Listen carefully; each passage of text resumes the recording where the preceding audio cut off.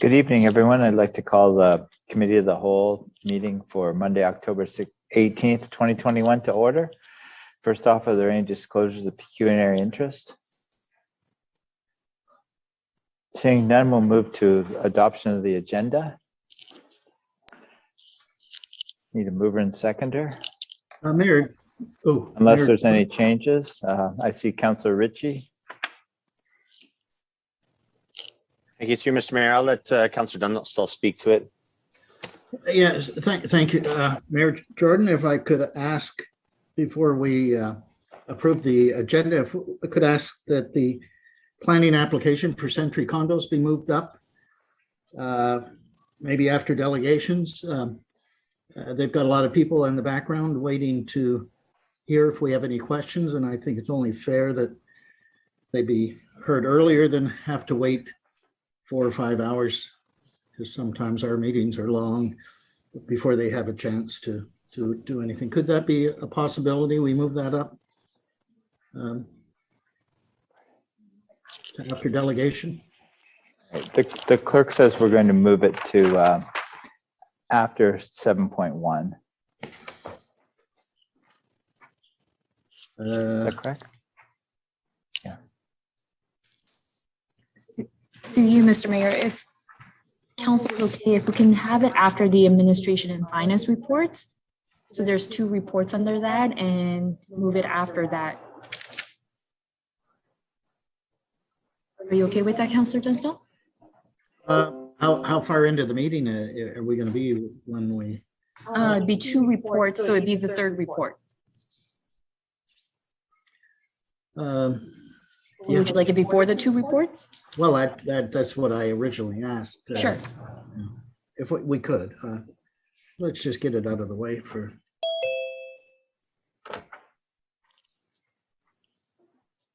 I guess I'm looking for a seconder.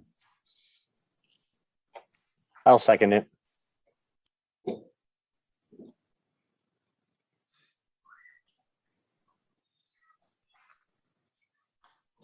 Councillor Bothwell. Thank you, Mayor Jordan. I've just provided the clerk with a notice of motion to be added to the agenda for this evening. Thank you. Great, that's so noted.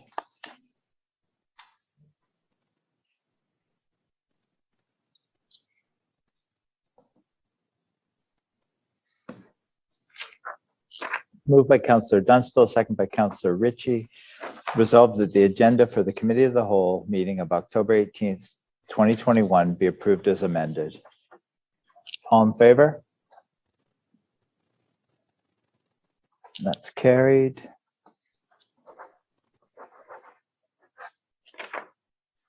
All right, now we move to the adoption of the previous minutes. Grimsby Library Board meeting minutes. Need a mover and seconder. Moved by Councillor Dunstall, second by Councillor Frake. Moved by Councillor Dunstall, second by Councillor Frake. Resolved that the Grimsby Library Board meeting minutes of October 6, 2021 be received. All in favor? Just point of clarity, Mayor Jordan. Can I just interrupt? Mayor Jordan, for you, it's titled the Grimsby Library Board, but it's the Grimsby Museum Board. All right, so that's a mistake. All right, I'm just reading what's written in the agenda. Can I just make a quick comment to that? So it's museum. So in case people didn't realize, these are the Grimsby Museum Board minutes that we're approving, not the Grimsby Library Board. I just want to give a just quick update. The Grimsby Museum is open, and we are currently updating our.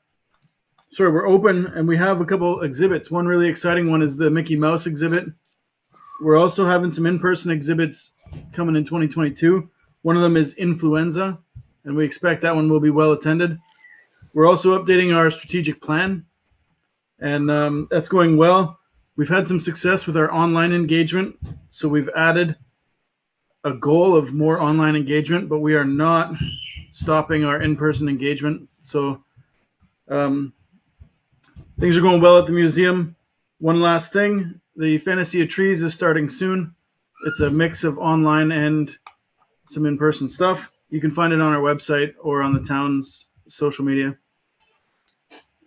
Thank you. And just a small addition that the museum, you do need a proof of vaccination to go to it. Thank you. Up next, we have the Joint Accessibility Advisory Committee update with Joey Hewitt and Stephen Barker. Welcome, Joey, and welcome, Stephen. I'd like to see you in person, Stephen, when you bring the dog. I think you're muted, Joey. I was muted. Yes, okay, that's better. Yeah, I would like to get out with my dog as well. He hasn't really been in a building for 2 years almost. I'm afraid he's going to forget. Thank you, Mayor. I'm Joey Hewitt, and I'm on the same committee with Stephen for the Joint Accessibility Advisory Committee. Just a background for any council that's not aware. In 2003, 6 municipalities came together to create the Joint Accessibility Advisory Committee. And the committee represents Town of Lincoln, Township of West Lincoln, Town of Pelham, City of Thorold, Town of Niagara-on-the-Lake, and the Town of Grimsby. In 2021, we actually expanded and we have now been joined by the City of Port Colborne. We welcome them and we will assist them, of course, to ensure compliance with the AODA, and we'll work to develop positive relationships within that local community as well. Our committee activities have been stalled, as most committees, this past 19 months, but we are still continuing to audit municipal facilities. And the committee originally did audits from 2003 to 6, but we're doing refresher audits at the request of staff to ensure AODA compliance. This year, we are auditing 5 facilities per municipality. This also includes parks and trails as well as buildings. We prepared refresher training in AODA compliance areas and have provided that to JAC staff contacts. We welcome items also for our JAC Facebook page, which we just started in the last year, to promote efforts by any of the municipalities regarding accessibility issues. We've also actually for the last year been working with Town of Lincoln's Age Friendly Committee on a joint events guide, which they're hoping to have out to all the municipalities early next year. We continue to promote our accessibility award. We use an audit checklist for each business. If a business scores 80% or higher, they receive the We Are Accessible Award, which the checklist includes wheelchair access, such as ramps and automatic doors, visual access, such as large print and braille menus for restaurants, employment, hiring of people with disabilities, and customer service. In 2025, that's the deadline for full accessibility in all municipalities in Ontario, and it's fast approaching. This means goods and services need to be accessible, customer service, information and communications, and that includes new facilities as well as old. And 2025 is coming. We don't really have that much longer. We're trying to convince businesses in particular to start budgeting annually to prevent having huge costs at the end of 2024 if there are any changes they need to make to their buildings, whether it's leased or owned. We continue to work with staff and council to ensure compliance with the AODA, and we're available to answer any questions or concerns, and we still are reviewing site plans. We ask council to assist us ensuring the municipality meets the 2025 deadline. And we ask council to promote our We Are Accessible award to local businesses. We also ask council to continue to communicate with us about your accessibility concerns and decisions. And I thank you on behalf of Stephen and the committee and myself for this opportunity to present to your council.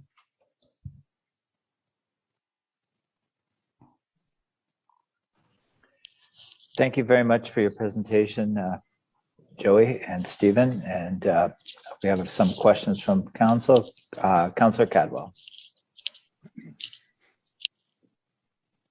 Thank you, Mayor Jordan. And hi, Joey. Hi, Stephen. Thank you very much for the presentation. You've been working with the town, involved with the town for a number of years with the accessibility, and it's great to hear that by 2025, everything has to be in place. But I just wonder if you could maybe comment, or maybe staff too, how things have been going with the town of Grimsby, how we're moving forward. I know that it is a priority, with the town, but any idea or any comments to how the town is moving forward along this path? Thank you. I could answer that, Joey, since I'm here. And by the way, I couldn't do the spiel Joey just did because it's very difficult on Zoom to. It's accessible, but not totally. So I apologize. I would have done it myself. As for the town of Grimsby, it's actually wonderful. Since I started on the committee now, which has probably been 12, 13 years, I've noticed a huge difference. And of course, I only went blind in 2009 and have only really become involved in accessibility just after that. So, I mean, I've noticed a huge difference, and I do have to thank the town of Grimsby because you're always so on the ball, and I appreciate that, and so does everybody else who's with a disability and accessibility issues. Well, that's great to hear, Stephen. Thank you. And as we move forward, it's just going to get better. Thank you. Yeah. Councillor Bothwell. Thank you, Mayor Jordan. Thank you very much, Stephen and Joey, for your presentation. I look forward to it every year. A couple of questions, and I don't know whether or not these actually impact you at all or not, but it'd be interesting to hear. So with the accommodation requirements that might be coming up with respect to COVID and vaccination status, does the JAC have any input or conversation with respect to the policies on that? And the accommodation measures that may be undertaken. And also, I'm guessing the last report that I can see that is in our agenda tonight is a 2019 annual update. And maybe, we don't have a 2020, I'm suspecting because of COVID, I'm not sure, or if there's one coming. In it, it talks about the 2018 elections and voting places. So I guess you guys are going to be starting to get busy working with our clerks again for the upcoming 2022 municipal election. Just wonder if those are on your radar as well. Thank you. They absolutely, I'm sorry, Stephen, go ahead. No, you go ahead. They absolutely are on our radar, and we've had a number of issues directly related to COVID, and specifically some of it was to do with the past federal election, but we won't get into that. Most of the COVID issues, I think, have not been that difficult because most people with disability ended up just staying home, to be quite frank. But we are looking forward to the new year with the upcoming municipal elections, and we're definitely working with staff on those issues as well. But I have to say, in the past, Grimsby's been more than compliant with the AODA, with municipal elections. I have heard no complaints as to any accessibility issues. I have to say, out of the 6 municipalities we represent, yourselves and one other town are right at the top of the list for being terrific with being compliant with AODA. Thanks, Joey. And I suspect that's thanks to our staff too for staying on top of it. Much appreciated. Absolutely. Counselor Vardy. Hi, Stephen and Joey. I have a question, and it relates to crosswalks and pedestrian crossings. Now, I'm always in my car, so I'm not out walking much, but do we have enough or any pedestrian crossings that have the audible sounds? I know, especially along Main Street, I know that would be a regional issue, but is that an issue at all that needs to be addressed? I can take that one, Joey. Yes. Right after I went blind, I actually, at the corner of Highway 8 and Bartlett, I requested an audible light. At the time, they didn't put them in unless you requested. And so these are these were iffy spots in the past because it's the town crossing with the region, like the region owns most of those that cross Main Street. So it was more of a regional issue. But at the time, Grimsby worked diligently with me to get that audible light in. It took a couple of years, but it finally went in. And now I think that's part of the plan. So if there's new builds and intersections, those lights automatically go in, which is, wonderful because it helps a lot for orientation and mobility around the town. But I would say our town's like very good for a small town. And even to the crossings at intersections everywhere, aside from the audible lights, Grimsby is very good with tactile on the sidewalk for blind and visually impaired people. So I have to say that they're pretty good with that. Now, is there, and I'm hesitant to ask this question because I don't want to single anybody out, but is it at all useful if we know where blind residents live to have cautionary signs to highlight drivers to vision impaired pedestrians? I've seen, I say I see all the time. I don't see, I hear, but I hear of these things. I know they're quite popular now too. I was having some accessibility issues on my street and went to the town and it was taken care of, and Reg helped with that. And I know that's an option. I've never requested one myself because I don't know. I just I haven't really had issues. My street's kind of a quieter street, but there is no sidewalk on my side of the street. So when I get to the end of my driveway with my guide dog, if my dog's not alert, I'll be out in the street. So, excuse me. So usually that doesn't happen, but signs are good for things like that. You see them in a lot of places. It'll say like there's deaf children, you'll see deaf child and blind person. So they are becoming more popular. I don't know. I just don't feel like I on my street, I'd feel singled out. I think if I had my own sign. I know I wouldn't mind my own sign, but Leanne crossing, take a picture. She's walking. So, okay, but it is an option for people who might want to request it. I think so. I think it's popular now, and I think it is an option. I hear about the signs in a few places, so I think it is an option. I think if it's requested, and that's one thing with Grimsby, if it's a reasonable request, Grimsby's always very good to listen. So I'm really appreciative of that for all accessibilities. All right, thank you very much, Stephen, and thank you, Joey, for your presentation. Thank you. Councillor Cadwell. Yeah, thanks, Mayor Jordan. Just as an FYI to everybody, the intersection at Livingston and Kidd Avenue has the audible chirp for crossings there. Yeah, right by the McDonald's there. So, yep, the region put that one in, which is fantastic. A lot of them now too, just so they're not irritating, the chirp doesn't go off all the time. You actually have to hold the button for a few seconds, and that activates the chirp. Because I always felt sorry for the people who live near the lights, to be laying in bed at night listening to chirping. But thankfully now they're activated by the person, so that helps a lot. Yeah, they are quite loud, Stephen. That's for Yeah. sure. Yeah, thank you. I never know if it's a bird or the actual light, so. Councillor Bothwell. I'm just going to add to that again quickly. The Winston Road one here at Place Polonaise also is a chirping. And in fact, we had all our windows closed and we could hear it when the pedestrian was crossing in our vehicle loudly.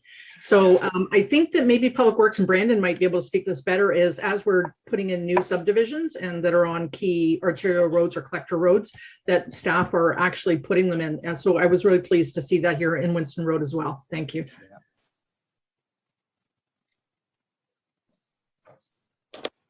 Through you, Mr. Mayor. Brandon? Yeah, sorry. Anytime the new subdivision design or a new streetlight system is designed, it does go through the region, and the region is, as far as I know, up to date on current standards. So, anytime they put a new signalized intersection in, they would make sure it meets the current AODA requirements.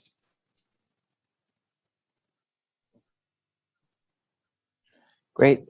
Seeing no further questions or comments, thank you very much, Joey and Stephen, for your presentation. you And we really look forward in 2022 to seeing you both in person. So, Yay. Yes. Thank you. and so you have a good evening. We just need a mover and seconder to receive the delegation. Moved by Councillor Frake, seconder, Councillor Bothwell. Moved by Councillor Frake, second by Councillor Bothwell. Resolved that the Joint Accessibility Advisory Committee update be received. All in favor? That's carried.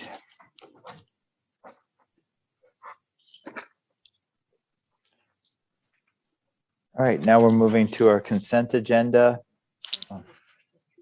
Oh yeah, which is 10. All right. Okay. All right, now we're moving to 10.2, the planning.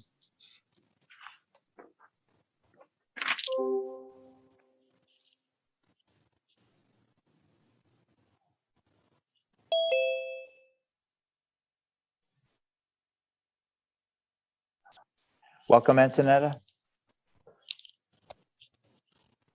Through you, Mr. Mayor. Thank you very much. Tonight, Walter is going to start us off with a presentation, and then I'll jump in for a little part, and then we'll conclude our presentation. So I think with that, Walter will start the presentation, and thank you so much to Peter, who's already promptly started sharing the presentation. Thank you, Antonetta. Good evening, everybody. Mayor and members of council and the public. This is a significant project that we're going to be talking about tonight. It's been a long time since it was initiated by the development with a development application for zoning amendment and official plan amendment. Could you next slide, please? The slides will generally go over the location of the site, just as a background about what has generally happened up until this stage. I'll go over some of the details of the site plan application. There will be a brief planning review, agency review. Antonetta will take over from that point and have a brief discussion about our urban design review panel that was commissioned for this particular project, and a couple of slides to discuss a few unique items that will be found on site, and then we'll conclude with our recommendation. Next slide, please. Again, this is a site that probably most of you are familiar with. It's the vacant lot downtown, located on the north side of Main Street East, just east of Elm Street. The site extends all the way to Doran Avenue. And there is, or was, a laneway that extended through the lot that dissected the property into two parcels. So the Doran Avenue parcel and the Main Street East portion of the lots. Thank you. There was a decision or a lack of decision made by council within the prescribed period of time. The applicant had appealed the official plan and zoning amendment applications.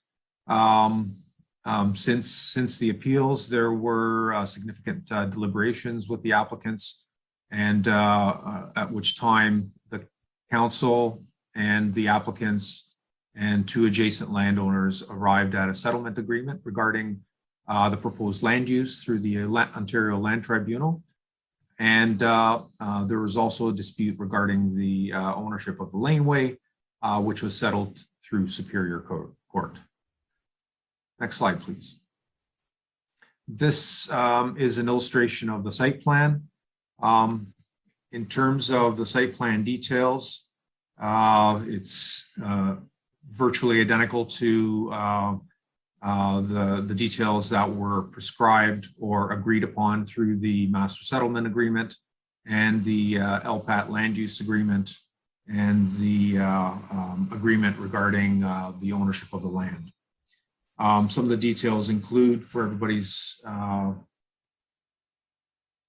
interest, is the height was maintained at 4 stories at the Main Street level, and it was dropped down to 4 stories as in accordance with the lay of the land to 4 stories abutting Doran Avenue.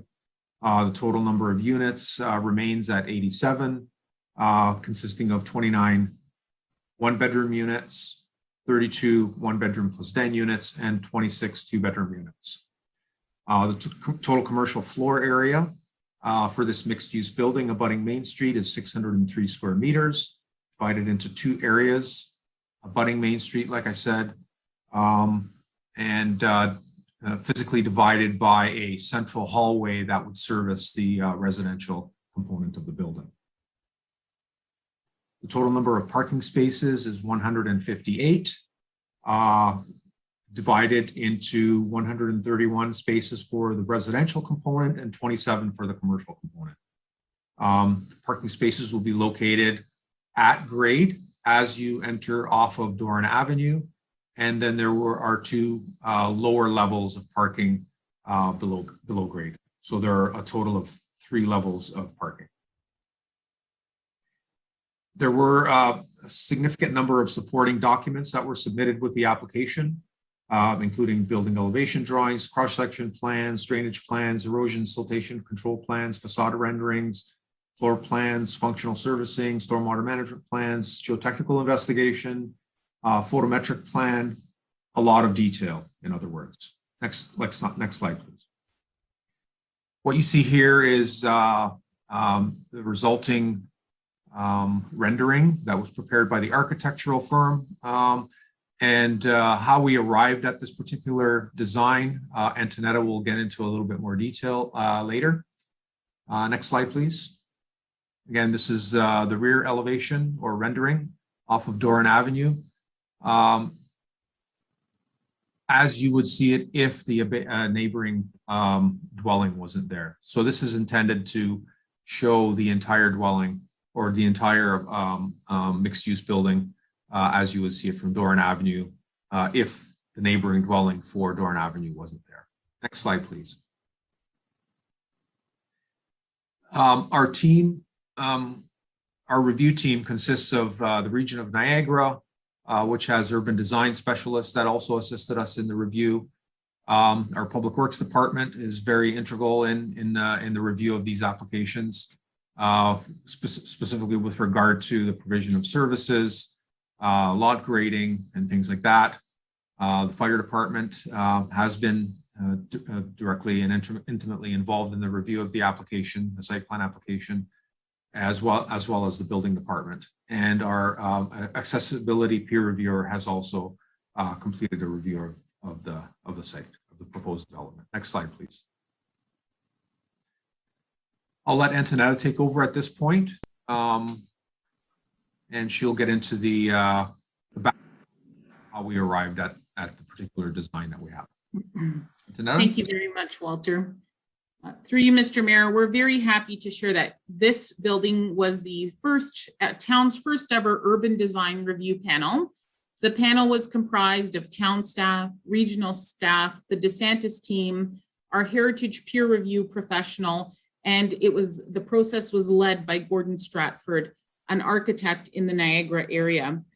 with a long and very, I think, notable history and resume.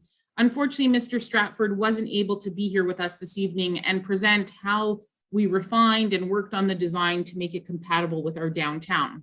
So instead, what we've done is we've taken a clip of the presentation that Mr. Stratford provided to the Grimsby Heritage Advisory Committee on April 13th. And that was a very long clip. We've condensed it to about 5 or 6 minutes just to give you a taste of the process that we went through. And if you're interested in learning more about the work that the Urban Design Review Panel did on this building or some more further details, I'm happy to send out the link to council to review that. I want to preface by also saying that the process was very collaborative, iterative in nature, and our goal is really to have this become a regular practice here at the town. So I think with that brief introduction, I'll kindly ask Peter to press play on this image here. There's the button. Yep. Did it in early February.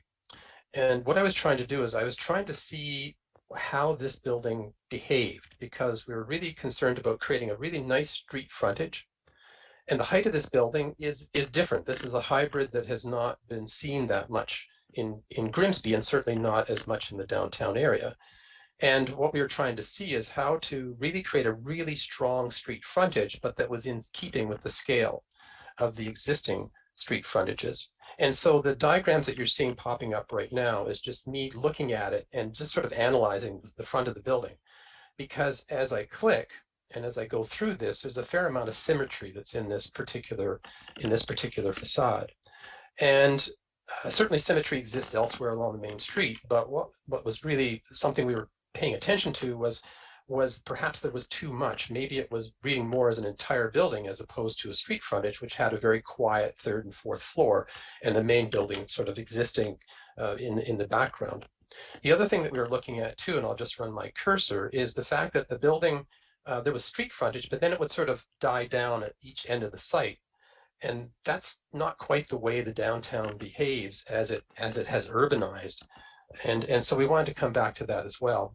And then of course, there seemed to be a lot of symmetry, and symmetry is not bad, but it was starting to make this building feel perhaps bigger than it needed to. So what we started to do was we started to look at response to context. And to do that, this is where the montage, the sort of street frontage comes in. And what I started to do is I started to look, and I just happened to pick some buildings that were immediately to the west of the site, but looking at the patterns of how big the buildings were when they were first built. And sort of looking at that and saying, okay, there's the beginning of a scale that perhaps can start to make its way into the new building.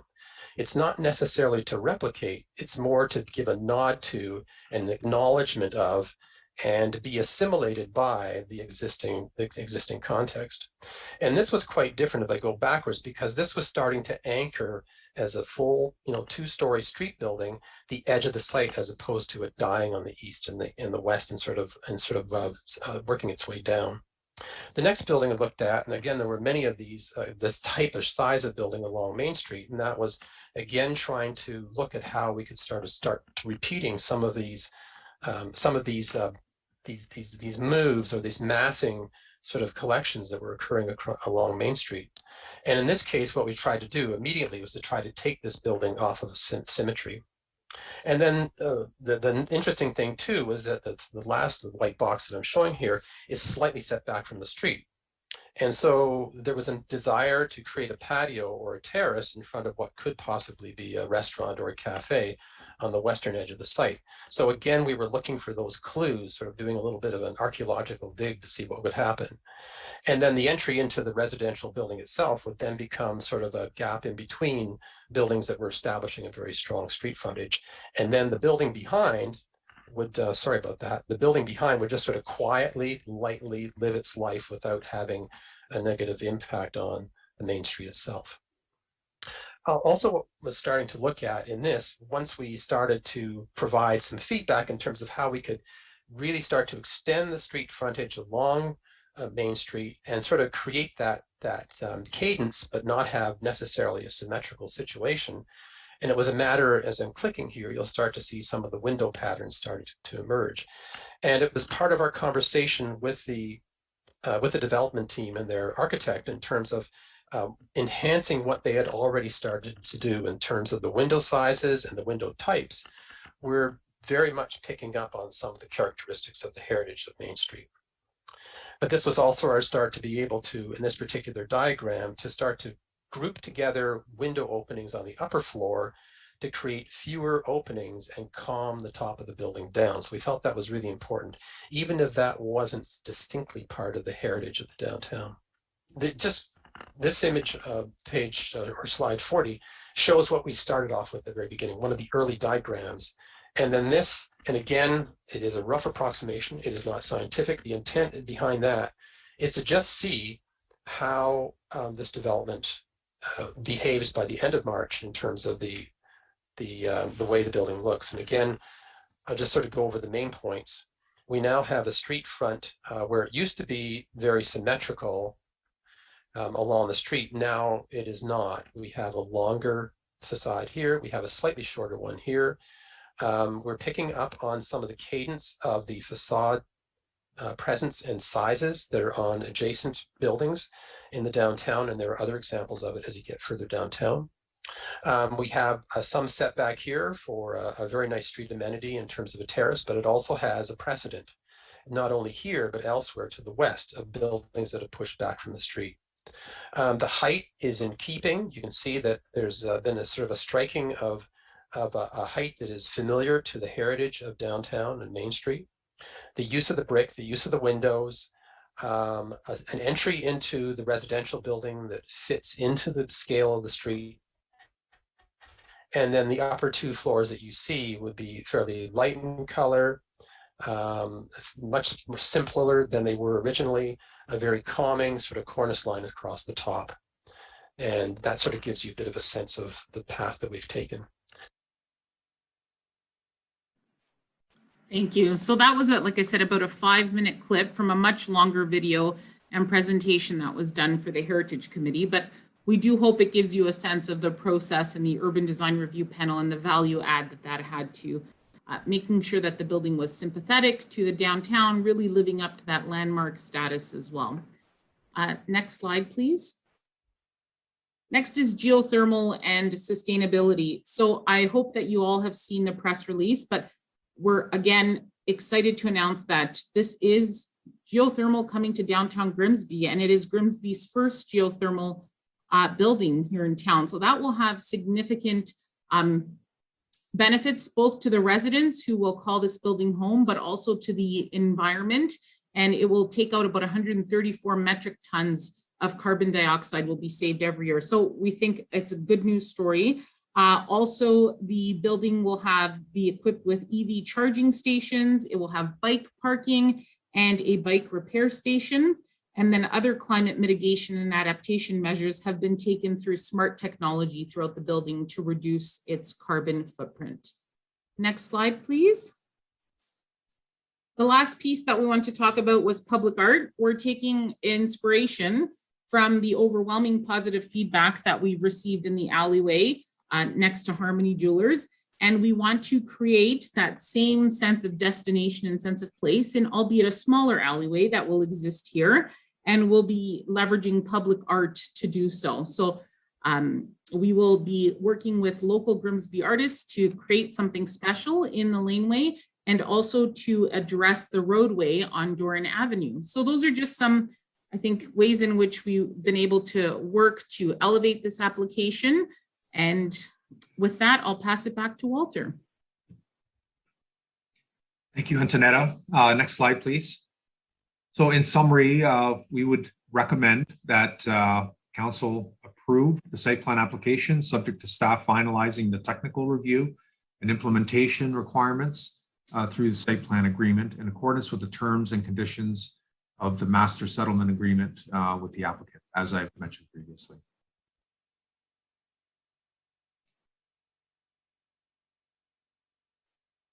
And thank you for the time, and we'll be happy to answer any questions you may have regarding this site plan application. Thank you for the presentation, Antonetta and Walter. Questions from council? Councillor Cadwell. Thank you, Mayor Jordan, and to Walter, Antonetta, and to be on the presenter. Thank you very much. Very interesting looking building. I think it has a good fit for Grimsby.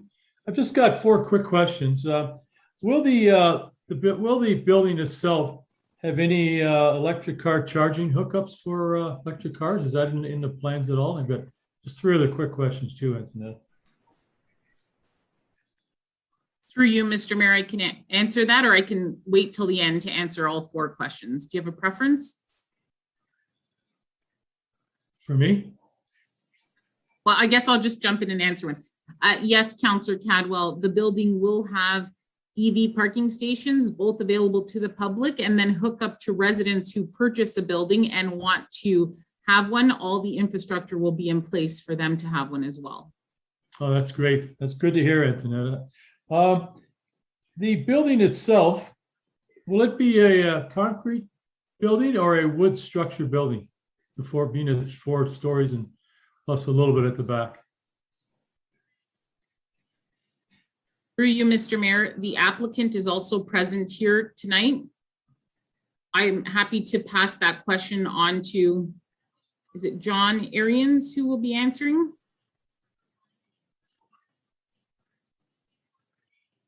Thank you, Councillor Codwell, through Mayor Jordan to you. It's my understanding that the building is concrete. Okay. I'll confirm that with the architect though, just to be on the safe side. I'll send them a quick text, but that's my understanding, sir. That's great. Good. Thank you. Does the front of the building line up with the Judge and Jester? How the front facade scape is to the in conjunction with the sidewalks and everything? It's going to be a continued line, so to speak, how the Judge and Jester building is? For you, Mr. Mayor, with the exception of where the restaurant is, the rest is fairly in line with the Judge and Jester. I think there's a setback to accommodate for the patio there. Okay, great. But I think it looks like Walter's pulling it up on his screen. Yeah, he can yeah. Perhaps jump Actually, it'll be slightly step back a little bit further because the region has requested a road allowance widening in this particular location. So it will be slightly further back from the Judge and Jester, but not very much. We're talking just maybe 2 or 3 feet. Okay, great. Yeah. Well, thank you, Antonetta, Walter, and John for answering my questions. That's it for me. Thank you. Just to follow up on that question, I can confirm that the building is concrete, sir. Thank you. Councillor Vardy. Thank you very much for the presentation. I've got a few questions. First of all, I want to applaud the fact that it's geothermal. And I think that's fantastic. And Antonetta, I hope as other developers come on stream with buildings that you'll encourage them to consider that as part of what they're doing. So this is great news. And maybe you can answer my questions as they come. How close are the renderings to what the building will actually look like?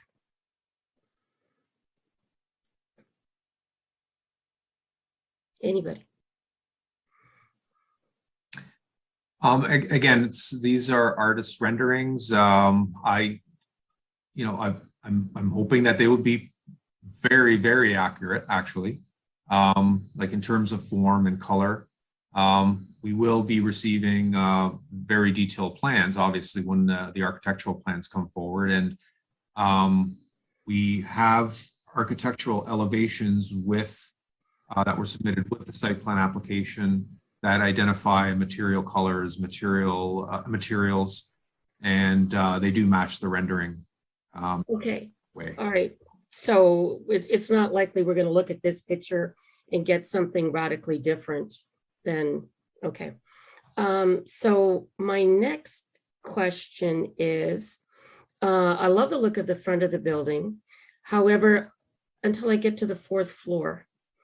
And, my question is, and I can't really tell from the rendering about the balconies on the 4th floor.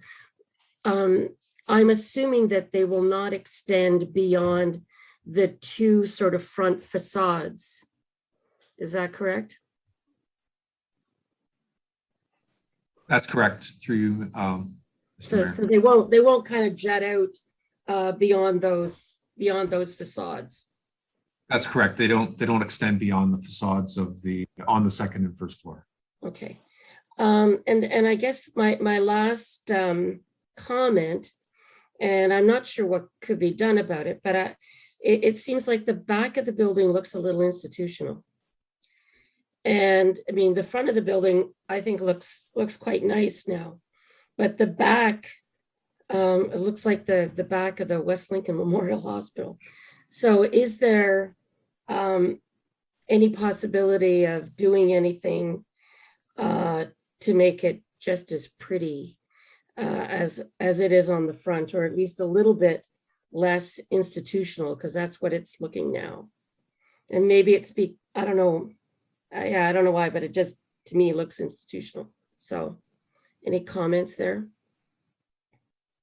I could make the one comment through you, Mr. Mayor, that if we could share the link to the Heritage Advisory Committee, Mr. Stratford does explain how we address the back and how we addressed a variety of issues and why it looks the way it looks and what was done to augment its appearance and make sure that it was compatible with that more residential streetscape on the back. So again, happy to share that link. I didn't know if you want to add anything else, Walter.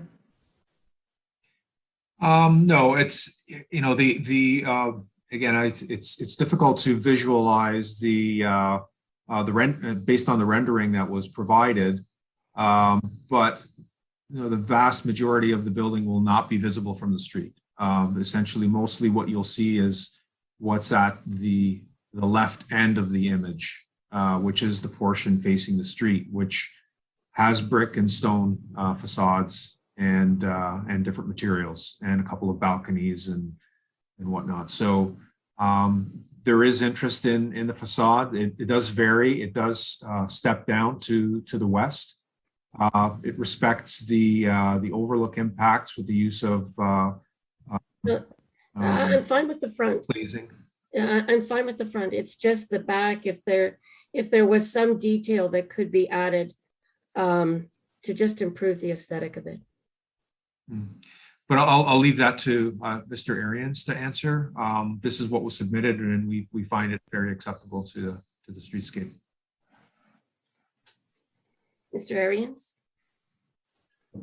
Thank you. And again, through the mayor, you know, we've been through an extensive design process. And as Mr. Basic indicated, what you see on the rendering is the view of the elevation absent the neighboring buildings. So you will never see that total view.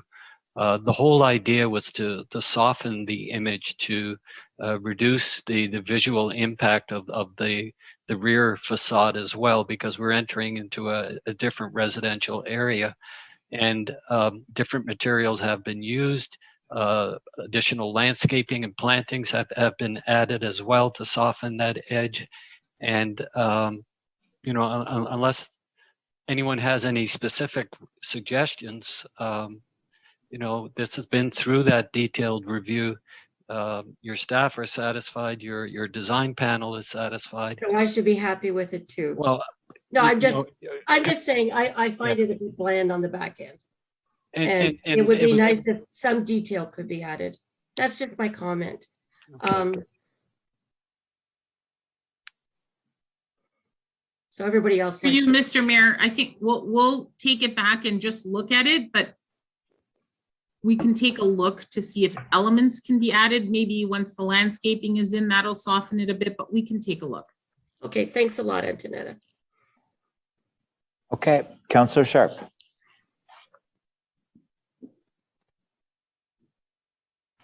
Yeah, thanks, Mayor Jordan. I just have a question about when it comes to construction. I don't know if we're there yet, but do we have a plan for construction laydown area for material and equipment? And what about road closures?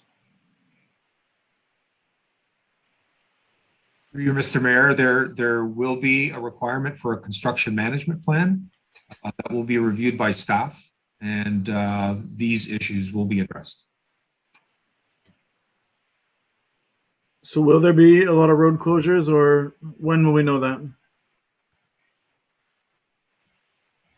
Once the construction management plan is submitted, again, there will be a review of the construction management plan, and there will be significant discussion amongst members of our Public Works Department, specifically the Building Department, and obviously the region of Niagara, because it is a regional road that state fronts. So there will be, we will need to address how the sidewalk will function along the frontage during construction, and where materials will be stored, phasing, like that. These will all be submitted for review, and they'll be reviewed by staff from the region end. Okay, thank you. Councillor Frake.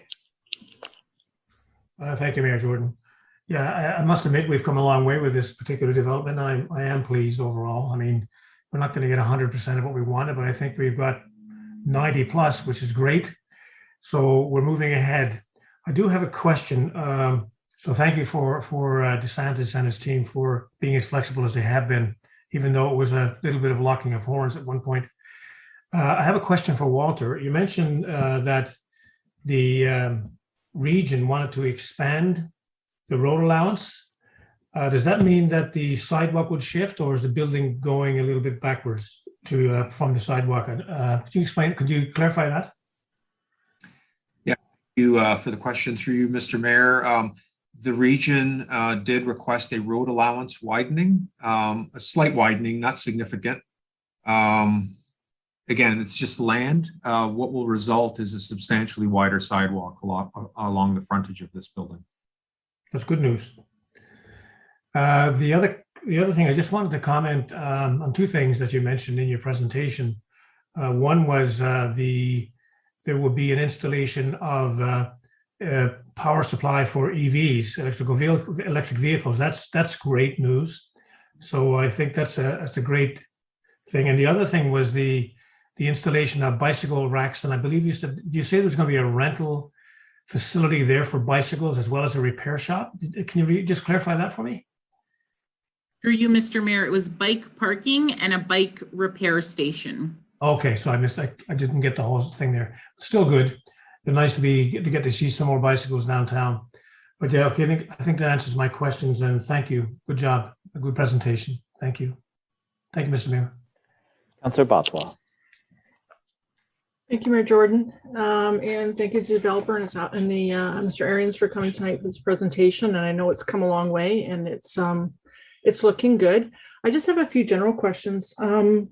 With respect to the master agreement, settlement agreement, are there anything outstanding in it that are with respect to land titles or anything else that has not been fully executed yet?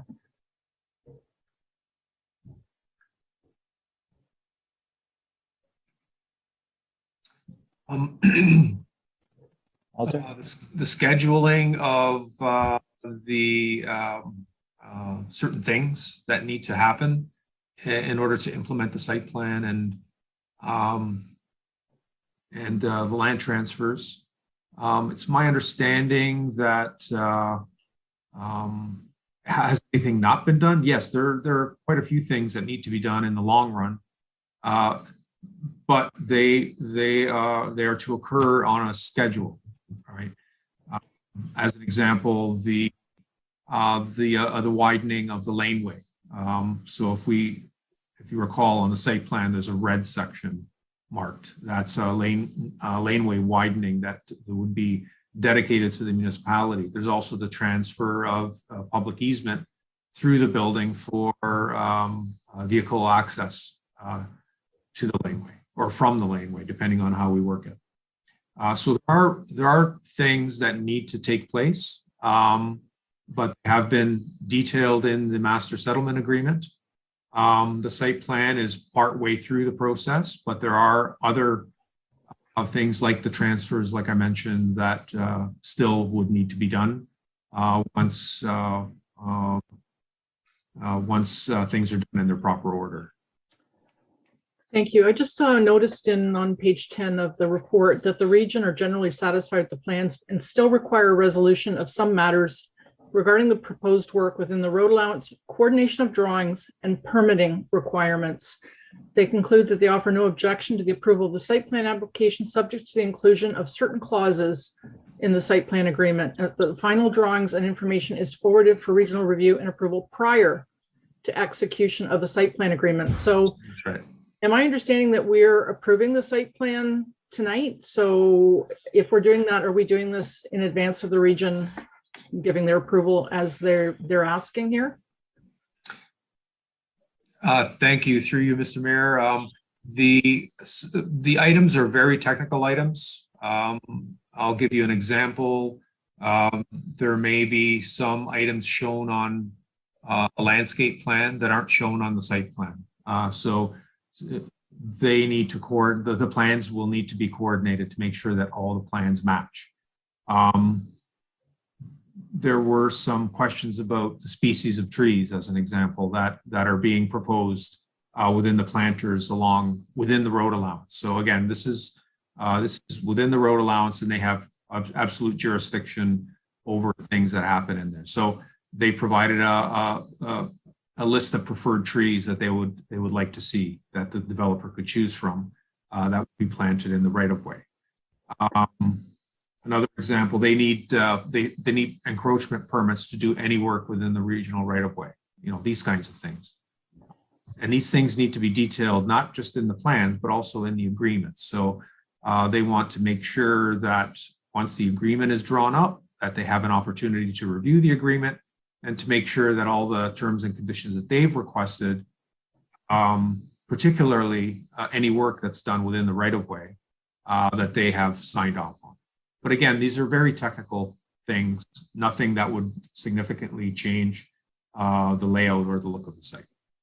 So basically you're asking that council approve the site plan tonight. Conditionally. Site plan application conditional on the site plan agreement, and all of the things that are requested in here will be, that we're counting on you guys to include them and ensure they're captured. Is that what I'm hearing? That's correct. That's correct. Okay. Just, I know this is kind of off a last kind of thing, but the loading, the height of the parking garage, the loading for people bringing in trucks to unload and park and whatever was an issue, just because it was a very low clearance. So I just want to make sure that when you're looking at that clearance level, that it's still going to be appropriate for the types of vehicles that are going to come in to do the, it especially came up with respect to garbage. And I think they said that the garbage would be picked up in the street, but it has to get from the interior of the building, from the far frontage onto the Doran exit for the garbage pickup. So I think I know you guys are on top of it. I just want to, as a reminder that was a key issue that came up too, about loading, unloading, and garbage disposal, and how it would get from one end of the building out to Doran and where it would go when it's out there. So especially in the winter, that just might be an issue. The visitor parking spaces, there's 27 for visitor and commercial combined. We also talked at the time about those being dedicated for commercial and being marked, because they're in an area where the public is going to have the easement through the building. And I just want to ensure with your site plan agreement, is there some type of condition in there that will ensure that those 17 commercial parking spaces will be dedicated and marked, and somehow there was going to be an enforcement issue as to who is responsible for enforcing that they do not get taken by residents of the building. So have you got a plan as to how you're going to handle that? Yes, that is being reviewed. They've been identified on the plan itself, and we're satisfied with the composition and the location of visitor spaces. They're all on the surface area, I think, with the exception of a couple.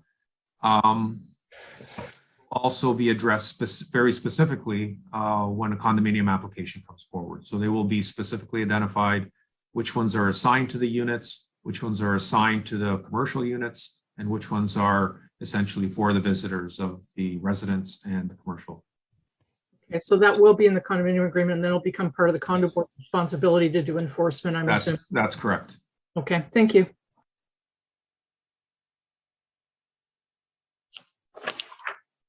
Great. Seeing no further questions or comments, thank you for your presentation, Walter and Antonetta, and you as well, John. We just need a mover and seconder for the resolution. Moved by Councillor Ritchie, seconded by Councillor Sharp.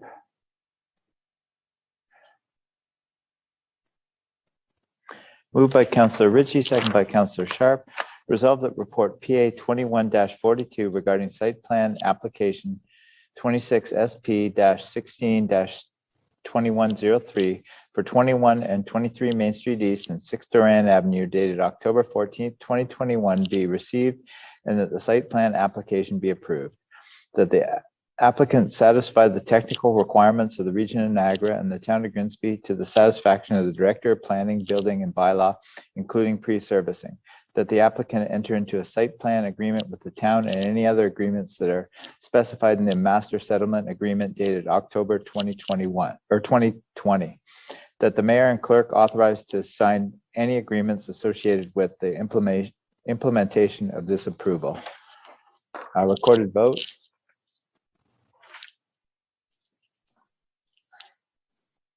Counselor Bothwell, Yes. Counselor Dunstall, Keep hitting the wrong. Yes.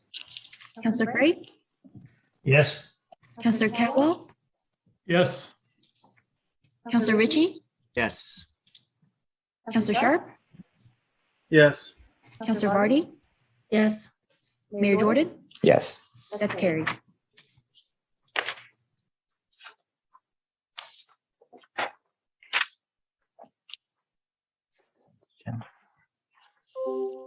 All right, now we're moving to number 6, the consent agenda. Counselor Bothwell. I can lift 6.1A, 6.1B, 6.2A. And that's it. Thank you. Okay. Yeah. Counselor Sharp. Oh, sorry, Mayor. Thanks, Mayor Jordan. Counselor Sorry. Bothwell still has another I'm one. sorry, Counselor Sharp, but I see that under planning and consent, the firearms and bows discharge is under consent, but it doesn't have an asterisk next to it. So I think we need to lift that one as well. I thought it was under reports, but it's under consent. Please, sorry, thank you. All right, thank you, Counselor Bothwell. Counselor Sharp. Thanks. I want to lift the item for the Spirits Festival and for the Santa Claus Parade.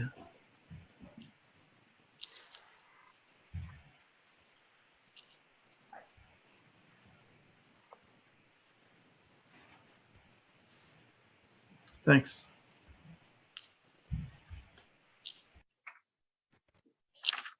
All right, the clerk's just preparing what's still in the consent agenda. Oh, Counselor Ritchie.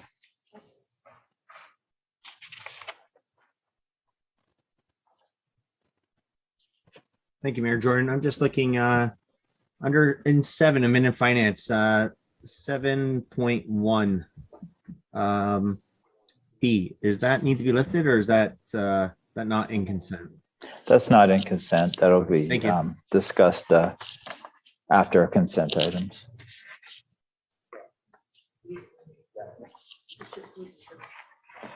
All right.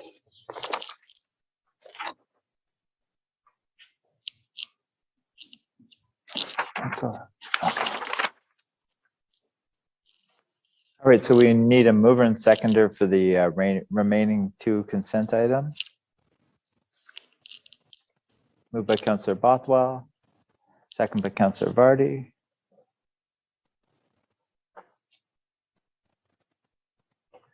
Moved by Counselor Bothwell, second by Counselor Vardy. Resolved that the Committee of the Whole hereby approves the following items and the various consent items be approved and the recommendation is contained therein.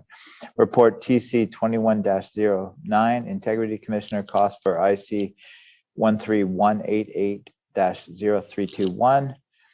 Report BYL 21-10, 9 Windward Drive sign bylaw variance. All in favor of those 2? That's carried.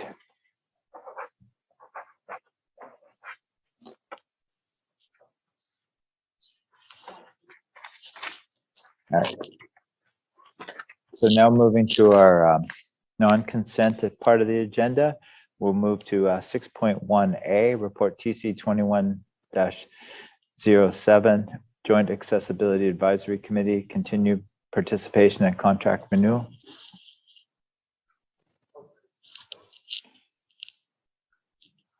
Councillor Bothwell?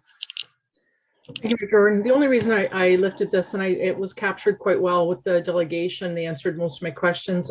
Just maybe if staff could answer the question as to whether we're expecting to get a 2020 update or not. The one that is attached is 2019. I know that a lot of the activities are continuing to be undertaken, and that shows in the work plan, which is great. And in the report, it actually asks us to support a budget impact. The original approval, we passed it actually in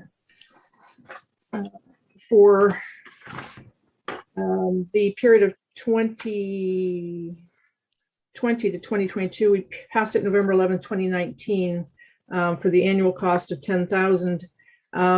This is asking us to consider an additional $10,000 for another 2-year commitment, but it asks under financial impact for both the 2020 and 21 budget. And I think that means 22 and 23 budgets. If the clerk could just clarify what the ask is under the financial impact, that would be appreciated. All right, Peter, do you want to clarify that? Sure, thank you through you, Mayor. To answer the first question, in terms of the annual update, I'm not sure if the group was. We're hearing you in a tunnel, Peter. Yeah, I'm hearing that as well. Hopefully that's better. Sorry. So to continue, sorry. Yeah, the consultant has not provided the annual update. I can touch base with them to make sure that they're going to provide an update soon. I don't know if they're impacted by COVID. The second question that you had was in regard to the financial impact. You are correct. The dates that were provided there are supposed to be for 2022 and 2023 respectively. Thank you. So I just asked that if we approve this, it's as amended. Thank you.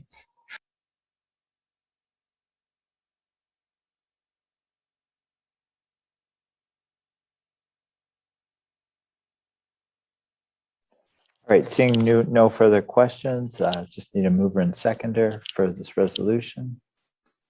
Moved by Councillor Frake, second by Councillor Bothwell.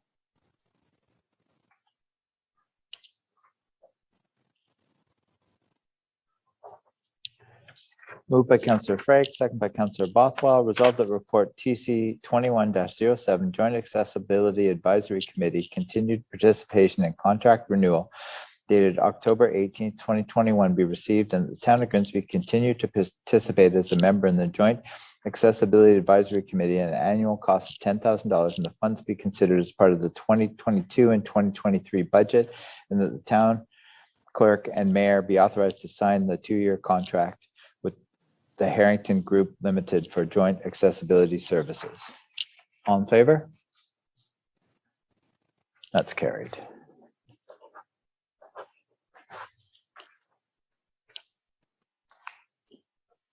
Now moving to report 6.1B, report TC 21-08 municipally significant event, the Spirits Festival.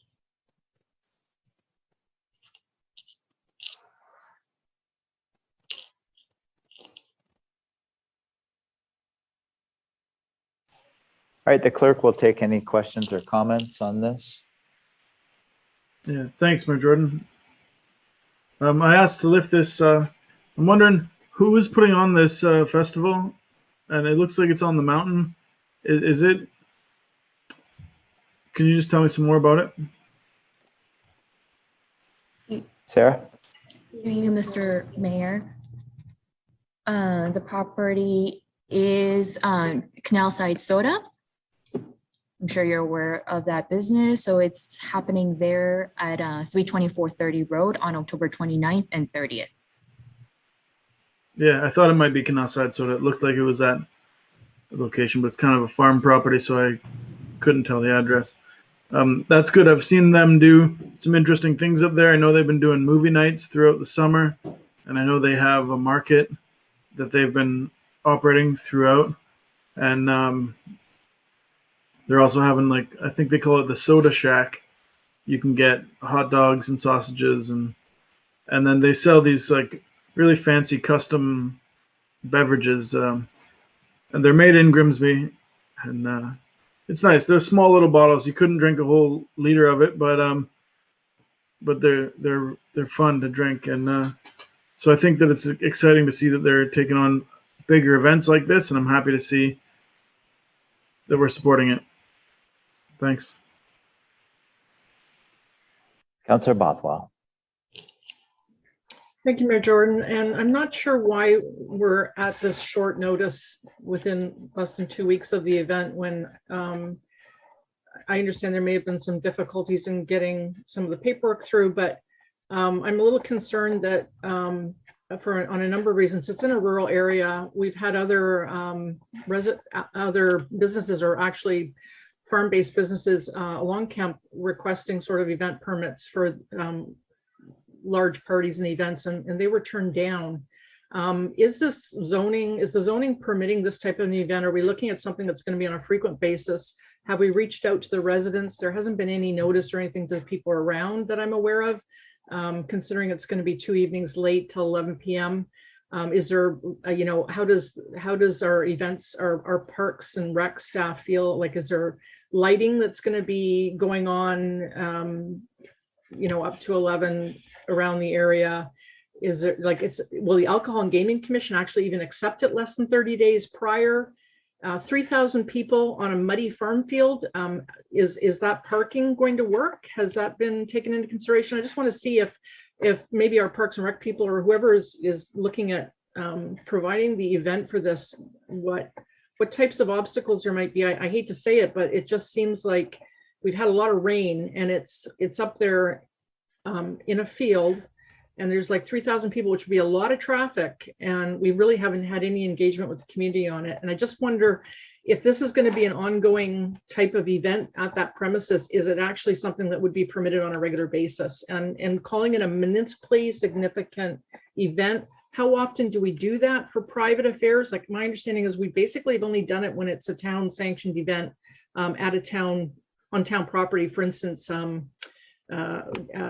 we had something downtown at the Peach King, I think, but maybe also why this wouldn't, something of this huge of a magnitude might not have been considered for Southward Park. So I don't know, I just have a bunch of questions that way, please.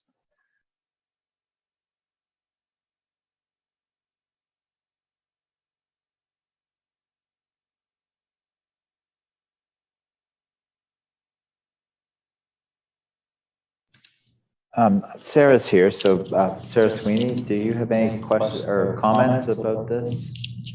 Maybe can help us a little bit. To be honest, I'm not terribly familiar with this event. Typically, when they're completely on private property, we only get involved if they ask us to. But we could certainly try to connect back with the group and try to provide them some advice and recommendations onto some of our best practices. I believe this came through the clerks more specifically, so I apologize, but I don't know a whole lot more about this particular event, but I'm happy to help if we can. So through you, Mr. Mayor, just to provide some clarification. So for the organizers to apply for a special occasion permits with AGCO, they require a resolution of council to deem this a municipally significant event. However, because the request was received later by the clerk's office, typically we require 30 days. We have made them aware that they might not be guaranteed a permit from AGCO. And because there were staff concerns raised with the event, we are asking that this be provided with conditions. Staff are currently working actively with the event organizers to expedite the matter and to resolve any of the concerns that we may have. Thank you, Sarah. So would you say that staff are supportive of this? And do we see this to be an ongoing, like, I don't know who to ask. If this is a function that's going to continue and they're going to do this like maybe next summer every weekend, is there something maybe from a permitting perspective, or how do we manage that if it becomes disruptive to the neighborhood and people are saying, what's going on? Every weekend there's something going on there and there's 3,000 cars. I just don't know how, how is that permitted? Maybe this is a planning question. Sorry. Sorry, Mayor. Antonetta fell ill and had to go home. But what we wanted to do was get it approved by council and then work through all the conditions. We're working with Fire and Public Works for this event. So again, we're going to check all the boxes before the event can be done, but we want to make every effort to try and make it happen and ensure there's safety. And Councillor Bothwell, if it's repetitive, will work with the individuals. But right now, it's just for this event. So we're saying let's get the nod from yourselves, and then we'll work through the process and get all the check marks with our staff. I thank you, Harry, but I just feel we're going a little bit backwards on that. And I think we should have had our ducks in a row first. And I am really concerned that if there's complaints from the neighborhood, or there's, we have alcohol being served here for 2 evenings quite late, just any concerns that might arise from that. I just want to make sure from a liability perspective that the town is fully aware if there's any resident concerns, how we're going to handle that. And I think we really needed a plan more than 2 weeks in advance of this size of an event with 3,000 people. That's just my feeling. Thank you. Councillor Frake. Thank you, Mayor Jordan. Yeah, I'm a big proponent and a supporter of large events in Grimsby because it adds something to the economy and to the overall industry here that we're trying to promote.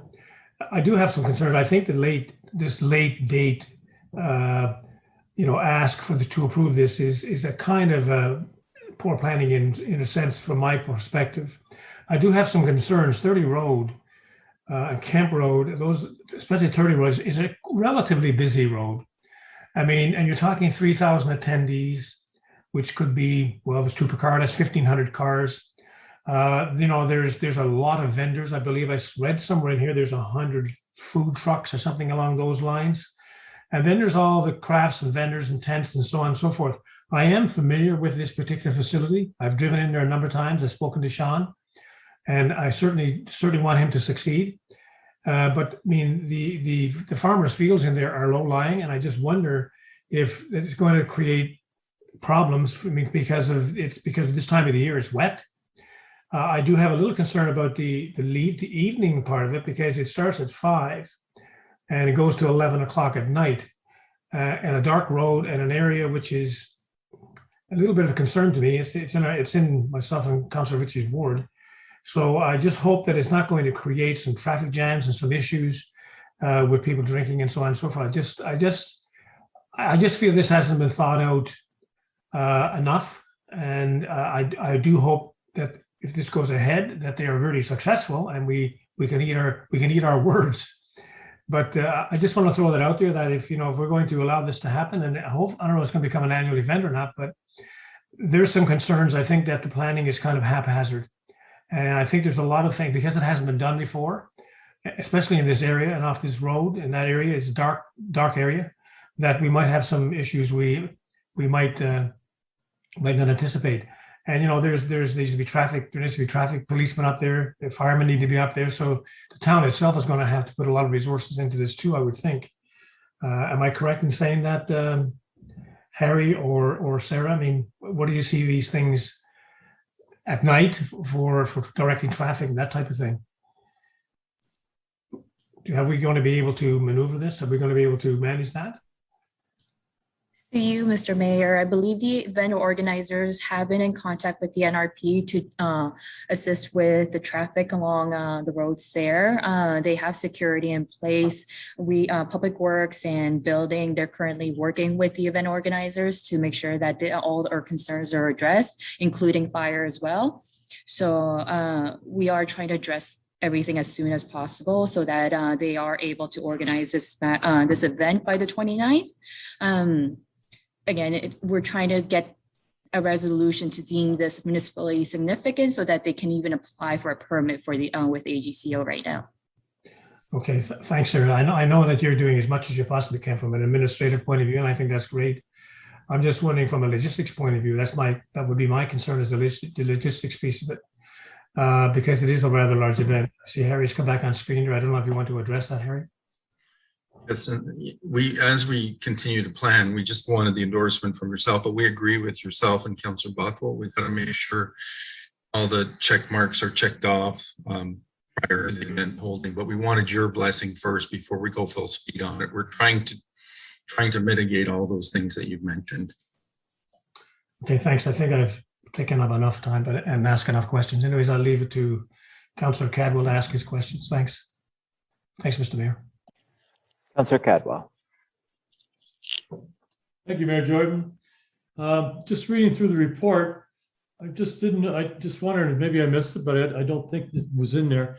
Do they have a planned rain date to this event? It is a private event, so I don't have any problems with it because I know our staff will be right on top of what the do's and the don'ts that they can do and what they can't do. So, but I'm just wondering, I didn't see a rain date, so I guess there is no rain date on this.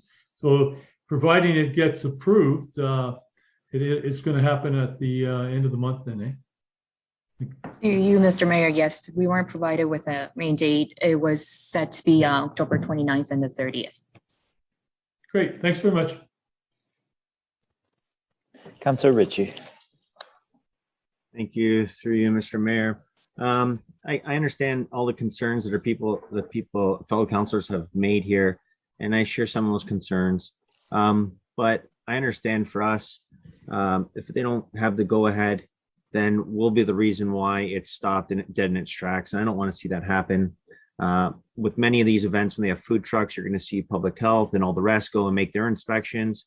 So I feel that if we were to approve this, there'll be many more checks and balances down the road that will all come into place. As far as it being a farmer's field, you know, that's up to the individual. If they don't want to attend because they think it's too wet, then they're not going to attend. But I think it's even though it's short, I wish them all the best.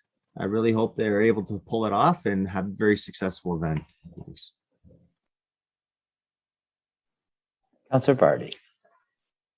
Yeah, thank you. I know it's late in coming, and again, I hear everyone's concerns, but I think we should give them an opportunity to try and make a success of this. And as long as we've got the safety precautions in place, you know, we'll see if it, you know, if he can't make a go of it. So that would be a good thing if he could. So I'll definitely support it. Thank you.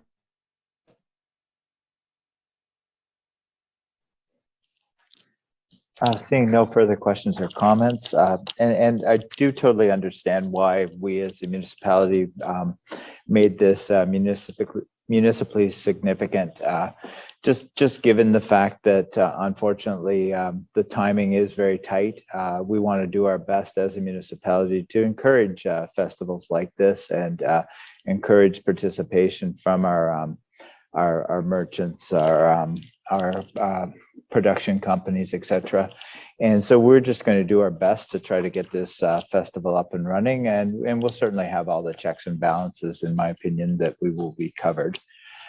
So just need a mover and seconder for this resolution, and I'll read it. Moved by Councillor Frake, second by Councillor Cadwell.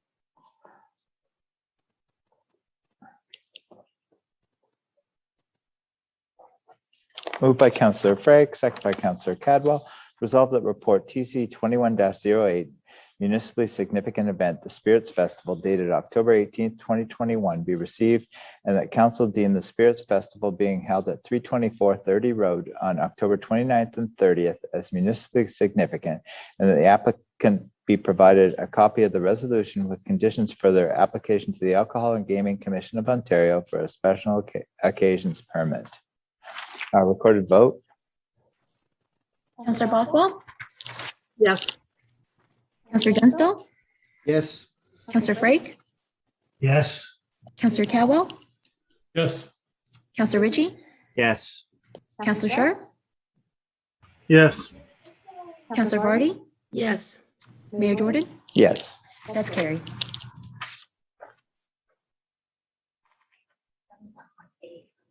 All right, now we move to item 7.1A, report FIN 21-27, reserve rationalization policy and strategy. Melanie, welcome. Welcome. Thank you, Mayor Jordan. I'm just going to get my screen. Oh, Peter, you got it there. Perfect. Thank you.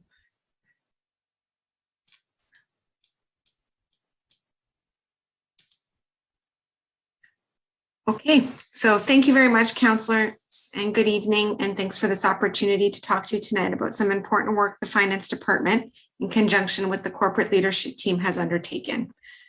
Next slide. So you may remember earlier this year some conversations during the budget deliberation, as well as when we presented our year-end transfer results report, where we identified that a comprehensive review of reserves was timely for the town, and that we would endeavor to undertake this work this year prior to the next budget cycle. So the presentation in the report FIN 27 in front of you today is the culmination of that work and the recommendations that we would like to review and highlight on how this is our next step in looking at funding sources for the town strategically. There are 4 main elements that we're going to go over here, identified as 2 through 5, that we're going to spend some time in the presentation that are outlined in the report. We want to go over the reserve rationalization, so how we looked at all the reserves we have and how we decided which ones to keep and which ones we should be closing. We want to look at how we set reserve targets and some methodology and a framework that we can continue to build off going forward. We want to talk a little bit about how those 2 items play into a reserve strategy and how we can leverage that strategy on a go-forward basis through all the activities that we do. And we want to round out the conversation with a reserve and reserve fund policy. And so we'll talk a little bit about what we included in that policy, draft policy, for your consideration this evening. Next slide. Next slide, Peter. Thank you. Okay, so before I jump into everything that we've done with this work, I wanted to remind council the reserves and reserve funds are financial management tools. They're one of many, but these reserve and reserve funds in particular allow a municipality to set aside a portion of its revenue over multiple years to pay for future projects, infrastructure, or planned contingencies and mitigate risk. They are an essential part of financial planning, and they address long-term objectives. So you can see, based on that diagram off to the right of this slide, there's lots of different tools we can pull on, but reserve and reserve funds are one of many that council controls, particularly with long-term objectives in mind. And when we undertook this work, we had the following goals that we were hoping to achieve, and that kind of guided the conversation with management team and senior leadership. We want to make sure we create a reserve and reserve fund framework that's transparent and accountable. We want to make sure that the methodologies we put in place with this framework can be updated as new information and data becomes available, because this isn't a static exercise.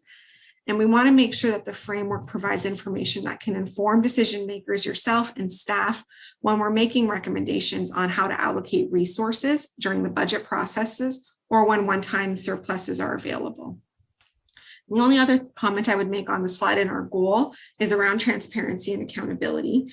I think it's important to note through this exercise that transparency and accountability doesn't come from the amount of funds we have available or whether we can or can't do all the great things we want to do.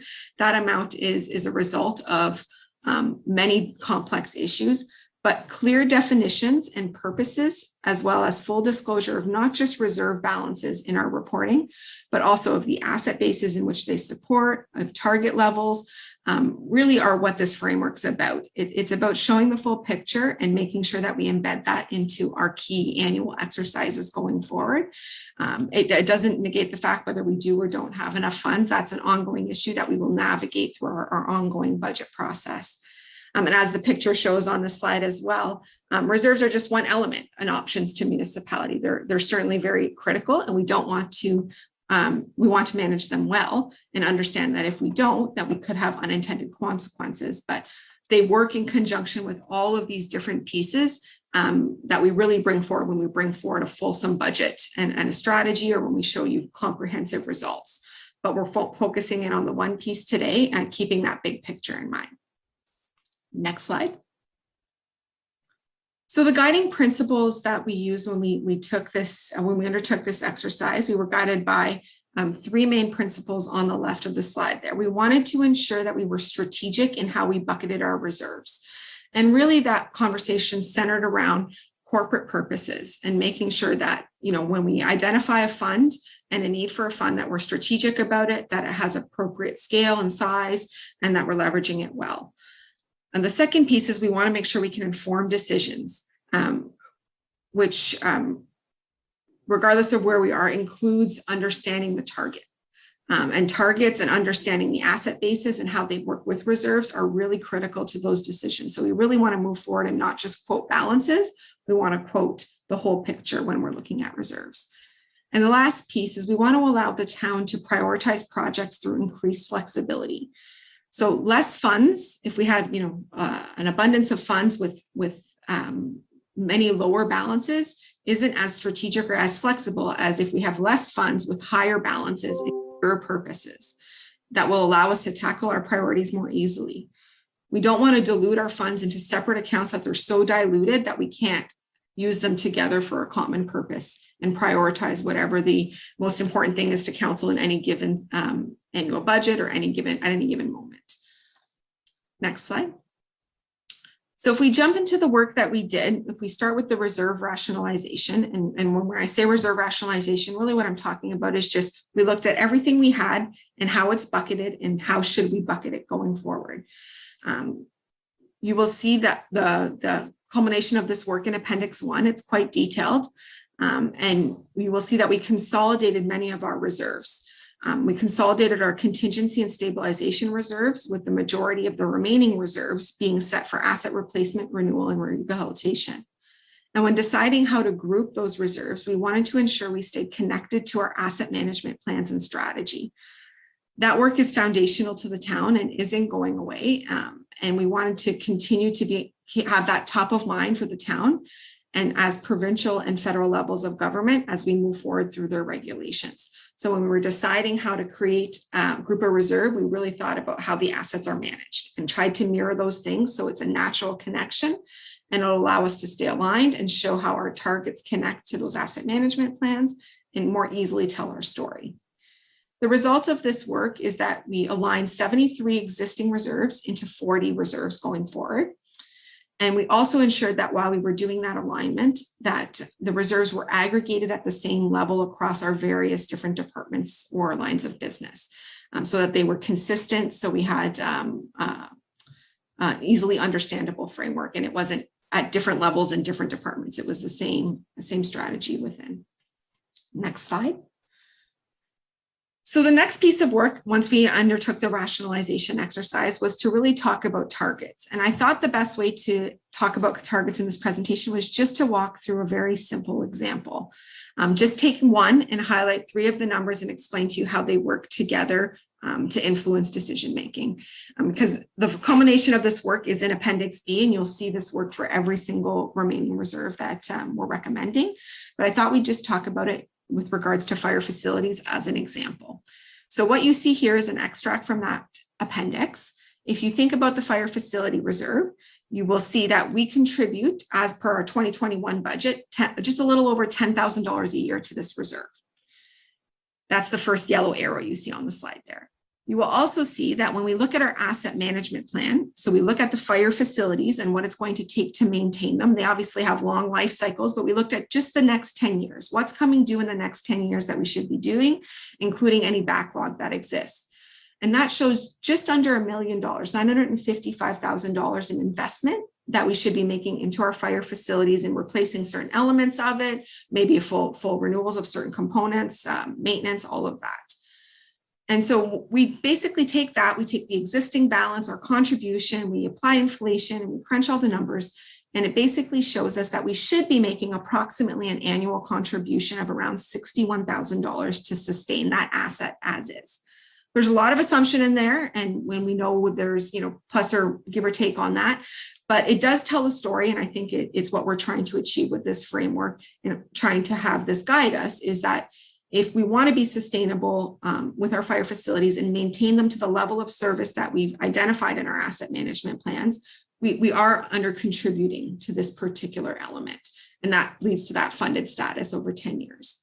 Again, we've color coded those statuses to not make them absolute numbers because there is a lot of variability. Some of these assumptions can change and this would be fluid, but we're trying to be directional in how we set these targets and looking at, trying to move closer to the annual contributions required where we can and be strategic in that regard. So you'll see this same exercise reproduced for all of the reserves in Appendix B. You'll also see that we included 20-year and 30-year numbers, again, for illustrative purposes and to kind of show the difference. Obviously, in this fire facility, if we were to replace it, and this is far past 30 years, but the total life cycle cost would be about $23 million, and that would include replacing the facilities many years down the road. So obviously, that's a very, very long-term plan. There's lots of variables that will happen between now and then, and our numbers have significant estimates built into them to come up with that 23 million. But it does show you a painted picture that if we wanted to fund that over 30 years, what it would take, just to give you a little bit of a range of what we're looking for. But certainly we're focusing in this report and with this initial strategy with the data we have at the 10-year kind of consideration, because we do see that as a little bit more tangible for us. Next slide, Peter. So once we've done the rationalization and we've given ourselves some direction on these targets, we considered what that meant for our strategy. So the results of this work did identify that we do need to find ways to increase our contribution to reserves to fund asset replacement, renewal, and rehabilitation over time. This is not going to be new information to anyone working at the town or to council. You would have heard this message in your previous budget deliberation, and this framework does corroborate that. With that said, with this framework in place and with this matching of reserves to asset management plans and determining these targets, we do have a better understanding of which assets need the most funding. And we can use this to influence our decision-making going forward into future budgets. And we do have some good news stories coming out of this, as we did identify some reserves and some asset classes that are actually substantial or adequately funded. And they were getting annual contributions, and we are able to, with this information, now potentially look at that differently and redirect that if we don't need to be making annual contribution to certain categories. So, and that will play into our budgets and our strategies, and any recommendations that staff would make going forward. We would be informed by this framework, and we would update these numbers annually and to inform our decision making. Next slide. And so the last piece we wanted to do with this work to try to make sure it was comprehensive was round it out with a formal reserve and reserve fund policy. And this is what you see in Appendix C. This document outlines and formalizes many of the practices that are already in place. Since I've been here, I can attest to the fact that we are managing our reserves mainly in the ways outlined in this draft policy and document, but we want to make sure that that's formalized, clear to all staff, and transparent. And the most important thing within this policy is to understand that it is very explicit and very clear that reserve activity is authorized through the annual budget process. So while we have a reserve policy and we're outlining some of the things that are best practice to have around our reserve and reserve funds, the ultimate decision for activity in or out comes through the budget process as a primary means. And certainly, obviously, if there are exceptions or really big projects that are going on, it can always be done through a separate resolution of council. But I would suggest that 95 to 99% of this activity is happening through the annual budget process when we're looking at everything comprehensively. And it also outlines statutory requirements, roles and responsibilities, and reporting requirements. And the piece I will say around reporting requirements is the framework that we're proposing in Appendix B is what I would like to, the level of disclosure I would like to see us including in our future budgets and future year-end reports, so that we're always explicitly clear on the purposes, on all of the other elements that support a reserve. And this framework and putting this in place will allow us to build off of that and to disclose that in our cyclical reporting going forward. So with that said, I will leave it at that. There's a lot of information in the appendixes to the report. We've tried to be comprehensive, but I'm happy to answer any specifics from council. Thank you for your presentation, Melanie. Questions from council? Councillor Bothwell. Thank you, Mayor Jordan. Thank you, Melanie. I know this was probably a lot of work put into this and a lot of thought, and there's no way I'm going to question your numbers, because I can't, there's no way I could even guess how you did your methodology to come to those 10, 20, and 30-year asset valuations. But just a couple of questions. Lincoln just undertook their own, and they had Watson Associates do a report for them at their September 29th meeting. And it's extremely similar to what you guys are proposing for our draft reserve policy here. So I just made a comparison between the draft policy they have in their September 29th agenda versus ours. And there's only just a little couple areas that I thought maybe we could strengthen the wording a bit. And that would be the internal loans and transfers. So we talk about lending between reserves and reserves funds shall be permitted in order to finance capital under operating cash flow deficiencies in order to avoid external borrowing costs. Internal loans transfers must be temporary in nature. I'd like to add, if you're open to it, that must be temporary in nature and authorized by council. This is the only section that does not have council's authority on making these decisions. The other two do for transfers to and from reserves, but not the internal loans transfers. And the Watson and Associates report for Lincoln does recommend that it also includes authorized by council under their lending temporary borrowing section. It says use, and it also says that when it talks about temporary nature, a documented plan to repay the reserve fund within a reasonable time frame is required. So you do mention that interfunding lending can be accomplished by allowing the reserve or reserve fund to go into a deficit position with a plan on how the reserve will be replenished. I'd like it to say, if possible, to go into a short-term deficit position with a documented plan on how the reserve will be replenished back to its established target, provided the following conditions are met. So it talks about within a reasonable time frame. So I think we also need to say within a reasonable time frame somewhere in there as well.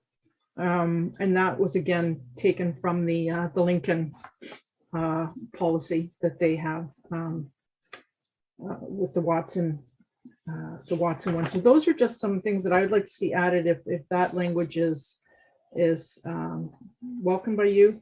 The other question I have is when it comes to the consolidation of the asset classes, and I look at Appendix A, it's collapsing the heritage, the economic development and tourism, and the noise wall rehabilitation. And it looks like they're being collapsed into planning projects, which is now being renamed corporate projects. So if you could clarify if in fact the collapse of that plus the physician recruitment are all being captured under a new reserve name called corporate projects. If you could just clarify that, please, Melanie. For sure. So I'll deal with the second question first, and then I'll circle back to the policy.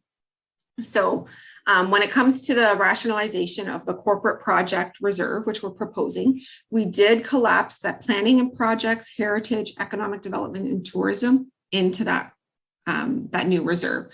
The noise wall rehabilitation was rationalized into the public works asset renewal and replacement reserve, since that's where we captured those assets. If you look at Appendix B, when we define the public works asset replacement or asset renewal and rehabilitation, we include noise walls. So we just moved that fund into there. The physician recruitment was a very small dollar balance remaining in there. So we actually collapsed that one into the council strategic priorities. I made a judgment call there that it kind of stemmed from that at some point, and that small balance remains. So that's where we consolidated that one. But the corporate does encompass planning, heritage, economic development, and tourism is where we started the funds from. And then the definition for the new reserve going forward, we did expand it a little bit to make sure that we could use that for any planning, master planning exercise that's going on that's cyclical in nature. I guess I just have a concern with calling it corporate projects. I think it does not, the new reserve name does not give it the sense that it is related to planning. And I think considering that heritage falls under a specific act, under the Heritage Act and the economic development, it just, those are planning activities. Basically, well, heritage is actually a little bit different, but I know it came up at budget time when we were talking about where the 100,000 for the Main Street East study was going, and it was supposed to be going into the heritage budget. And I don't see it in here in the surpluses as a carryover because we haven't expended it yet.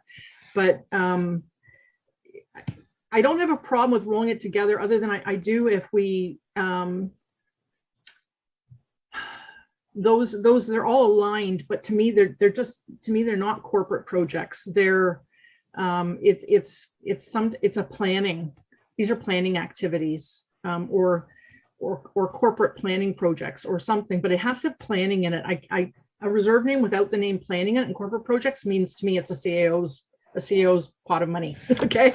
It's just corporation or councils. Like it doesn't relate in the naming convention. So I would ask if that could be reconsidered if they are going to be rolled in together. Section 37, community benefits. I see that you've created a new community benefits reserve, but my question is, we should already have a section 37 reserve created because we are apparently in receipt of funds already from the LJM development and the Rose Bay, and I don't see them in the reserve sitting here anywhere in their own dedicated account as they're supposed to be reported on. Can you show me where those are? That's exactly why we're creating it. So from everything that we can tell, that community benefit reserves wasn't established in the 2021 budget process. We do have funds received, and so we want to make sure that we align that and have that reserve properly created. So we've added it to the schedule with a proper definition, and that's where those funds will be going, the development you're speaking of. There was $100,000 received this year, and we're going to direct it there as mandated to. That's a statutory requirement. And so we're creating that reserve fund going forward. I'm sure that was always the intent, but we didn't, nothing I could see showed that it had been created up until this point. So we're trying to make sure that we've got our I's dotted and T's crossed there. Yeah, because I would think that we're in violation right there of reporting because we should have had it created at the time that we received those funds, and it's reported on annually. So especially the 200,000 that we received from LJM, that should have been tucked aside, and that was 2017, 2018, whatever. So I think that it's good we're doing it now, but I think we probably had a gap there where we weren't meeting what our requirements were, as you're saying. So it's good we're moving forward. How did you feel about the internal loans and transfers language? Yep. So I'll circle back to those two pieces. So the planning piece, I have no objection to calling it corporate planning projects if that helps with the clarity. I would fall back on in Appendix B. The definition as we've defined it is really important, right? So I can appreciate, we actually struggled with the titling on a few of them and went a little bit of back and forth, but the definition is really important. And we did try in that definition to be very specific: funding for all planning, heritage, various master planning exercises, and special projects. So I'm happy to take that feedback. I have no objection to adding planning to the title. I just wanted to make sure it was broad enough to capture all the various unique type things that do go on. And again, recognizing it's about $143,000 in that reserve. It's not a huge pot of money. We didn't want to dilute it any further. We wanted to leave it whole to allow us to leverage it as best as possible based on our objectives and goals going forward. So hopefully, if we add that title, that will be satisfactory. The definition still meets the purpose as you outlined, I think, Councillor Bothwell, hopefully. Mayor, if I could just ask Mel for clarification. In that, is there not some recreational master planning or trails planning? So we just need to come up with a different name. Well, and again, that's why the definition said various master planning activities. So we tried to make sure I'm happy to take suggestion. Maybe it's corporate master planning or something like that. Sorry, so I didn't realize you're going to roll in some parks and rec plans into that as well. I think there's some master plans. All master planning activities would flow from here going forward. Thank you. Look to fund it adequately to make sure that we can sustain that. So there's some other reserves that I'm missing that are being transferred into that one. Can you point me to which ones are moving? Where the rec master plan's in? There isn't one for rec master planning today, so we're incorporating that into this definition. Okay. So it does not exist in the current framework. Okay, I'm just a little worried, I guess, like if we're naming it and like, if we were to create a new one, like you said, for rec master plan, is it going to come to council, or you're just going to decide we're creating a new reserve called, or we're actually taking money and we're just going to put it in here and we won't have a way of, like, how will we know? So I will come right back to that policy Nothing can be done. Once we establish this and we make this our new baseline, if we agree that this is our new baseline, this is our new baseline. To create a new reserve, we would need to outline that in either a separate report to council or through the budget process. It would be laid out for you in the budget process that we're creating and how we're laying it in. So this is really the framework and the setting the new baseline, which hasn't been done in many years. And going forward, how we use it, what we withdraw from it, and how we contribute to it. 99% of that activity will be done through the budget. And if there's ever any exceptions or one-offs, they would be done through separate reports to council with appropriate resolutions. And at any time, we could ask for a breakdown of corporate planning projects or corporate projects to find out which ins and outs have been made into those reserves, right? And where they've come from. So if we could probably get that detail, that line detail if needed, right? Absolutely. Yeah, so I'll just get you to answer if you can on my internal loans and transfers question. Yep. So on the internal loans and transfer question, I guess so there was a few wording pieces there that I had no objection, reasonable time frame, document to repay. We could certainly bolster some of that language if it was helpful for clarity.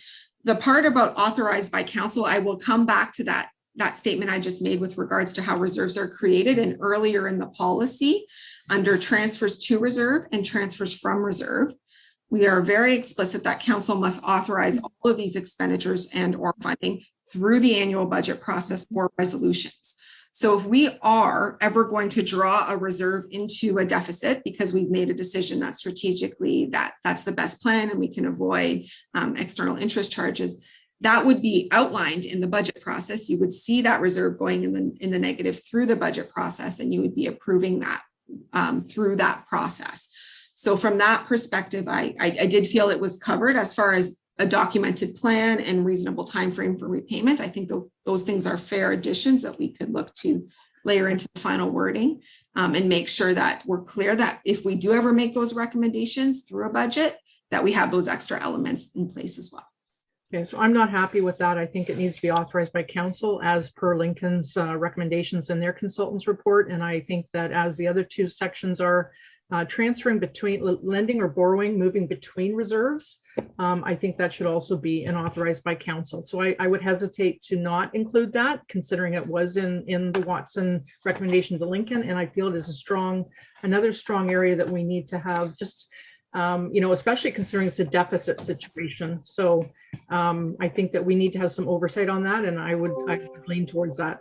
The library, I'm also a little concerned about the library being the merging and the wording of this recommendation without library's endorsement. So I think that the way the recommendations are currently worded, it's asking that we endorse the recommendations within Appendix A and B as they relate to the library reserves. And I don't think we can do that recommendation on number 5, considering that the library board has not made a decision on it yet. So thank you. Councillor Cadwell. Thank you, Mayor Jordan, and thank you very much, Melanie, for the report. It was a good bit of a lesson in budgeting too, for councillors and for the public, because you mentioned about the annual base budget contributions, and those are some of the items. Also with the wages for staff, that once we start our budget and whatever percentage we come to, but we're already at maybe a 1 or 2% costing factor to the budget year, aren't we? So through you, Mayor Jordan, I would say that, yeah, that is actually exactly right, Councillor Cadwell. There's so many factors that go into that annual budget, and contributions to reserves or increasing it in order to, better sustain our assets is just one component. You talked about staffing, we have contractual obligations, all of it built into our budget, and we're trying to stay within inflationary increases. So there's lots of pressures and lots of trade-offs that we need to make when we pull that full document together. Yeah, and thank you for bringing that forward, because that is a lot of the challenges as a council that we have starting the budget process. Like we get a lot of flack about where it's always at that high point at the start, but again we're already in a negative when we're starting, because with some of the contributions. But anyways, yeah, I just want to thank you very much for doing the work you're doing, Melanie, and highlighting and reorganizing the town's reserves and reserve fund policy. And again, as you mentioned in your report, this hasn't been looked at for quite a long time. I know I can reflect on that. And thank you very much, Melanie, for all the work you've done, to you and your staff. Thank you, Councillor Cadwell.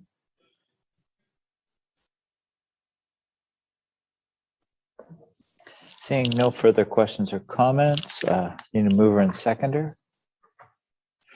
Moved by Councillor Ritchie, second by Councillor Cadwell.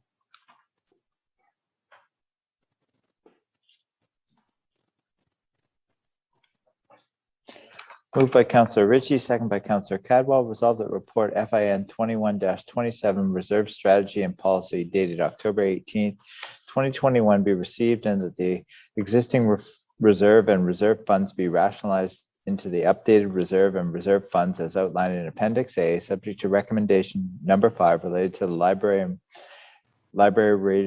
related reserves, and that the purpose and target for each remaining reserve and reserve fund as outlined in Appendix B be approved, subject to the recommendation number 5 related to the library related reserves, and that the draft reserve and reserve fund policy as outlined in Appendix C be approved, and that council endorse recommendations with Appendix A and B as they relate to the library reserves, and that staff be directed to seek approval from the Grimsby Public Library Board, and that staff be directed to prepare the necessary bylaws to implement the reserve and reserve fund direction in this report and repeal any historical bylaws and directions. Recorded vote. Rothwell, No. Councillor Dunstall, Yes. Councillor Frake, No. Councillor Cadwell, Yes. Councillor Ritchie, Yes. Councillor Sharp, No. Yes. Councillor Vardy, No. Mayor Jordan. No. That's defeated. All right, moving to report CAO 21-118 or -18 Administrative Directive COVID-19 vaccination. CAO Schlang. Thank you, Mayor, and thanks, Council, for allowing me to speak to this report. So after the last meeting, when Council deferred this item on a staff vaccination policy, I met with a number of staff, liaison committee, the Joint Health and Safety Committee representatives, the EOC, the corporate leadership team. And once I got the feedback from staff about that ourselves as leaders of the corporation, leaders of the staff side of the corporation, felt that I had to take every precaution reasonable in the circumstances for the protection of the employee. So to this end, I did roll out what I would call an administrative directive, which to me is more of a working document. If you look at much of how we've worked in the EOC, we've been very adaptable and flexible. Many things can change. And I really felt that allowing us to go with more of a working document or directive would allow me to be flexible over time. There was a number of principles that we developed this together, EOC, myself, and the corporate leadership team, was on accommodation. As I said to you before, in the last meeting, we reviewed about 15 policies. We felt that we needed a Made in Grimsby solution, which really does accommodate people that are not vaccinated, the staff that are not vaccinated. We'd work with them, we'd be collaborative, as well as the staff that are vaccinated, but perhaps do not want to disclose. I feel that's probably, anywhere between 4 to 8% of our staff at maximum. And then, but we also had to accommodate the 93 to 97%, the bulk of our staff that are expecting me as the Chief Administrative Officer and the leadership team to ensure they feel comfortable in the workplace. So I had to listen to those voices as well, the 93 to 97%. The underlying principles is we would uphold privacy, would go through HR, and we'd also uphold any type of medical or human rights exemptions, and that would all be confidential within HR. This was a global pandemic. I'm not going to argue the science. Many nationally, provincially, regionally, we've been told that vaccination works. We also had to think about the residents we serve. There's many residents that use our services and they need to be double vaxxed to enter them, but yet perhaps those that are providing the service to them do not. And there has been some questions related to that by our residents. So there was an expectations to provide a safe workplace, and as well as provide safeness for those residents that use our services. And I think what's really critical about this is that if you look at it, we're trying to accommodate as much as possible. There's no way, if you read many of the staff, and you probably read them, that there's termination clauses, there's suspensions. We want to work with staff. We want to be able to support them. We want to be able to pay for their testing. So to accommodate if they're not going to disclose or not get vaccinated, they're tested twice a week, especially a regular full-time. And we will pay for that and allow some time for staff to do those. And then, you know, we're going to learn a lot by October 29th, how many really did disclose. And maybe then I would, you know, work with those minimal staff and modify things. And we'd have much more flexibility as an EOC, Joint Health and Safety Committee, to modify and lighten up where we need to. But my intent is certainly not to ever terminate staff, but I have to accommodate all the different variables within a workplace. And I feel that this proposal I brought to you is the best way to do that and the most responsible way to do that. Thank you. Thank you, CAO Schlang. Before we discuss this report, I have a motion that I'd like to bring to the floor. Point of order, the mayor can't make a motion. Point of order, Mayor Jordan, you can't make or second a motion. I'm just bringing it to the floor under. Stop right where you are, Mayor Jordan. It's not allowed. 9.11 of our procedural bylaw, which allows me to bring it to the floor, and I'll ask for a mover. Stop right there, Mayor Jordan. You are not allowed to make or second a motion. End this right now. Under 9.11 of our procedural bylaw, I can read this out. Whereas the members of council. No, Mayor Jordan, stop yourself right now. I would like to make a resolution to excuse the mayor. Yeah, I'm going to read this out now. Do you have a seconder for that, somebody? Actually, the clerk will give a ruling. You can read. The clerk doesn't give a ruling, Mayor Jordan.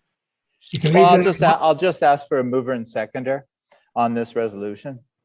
Mayor Jordan, you can read it out on my behalf if you like. All right, so I have a mover as You Councillor can't, Frick. Mayor Jordan, point of order, you cannot have someone, you can leave the chair and read out your motion. You just need someone to take over the meeting. Well, I'll just ask. You for a have that mover and authority to do seconder. it, and you can't read it out on behalf of someone else.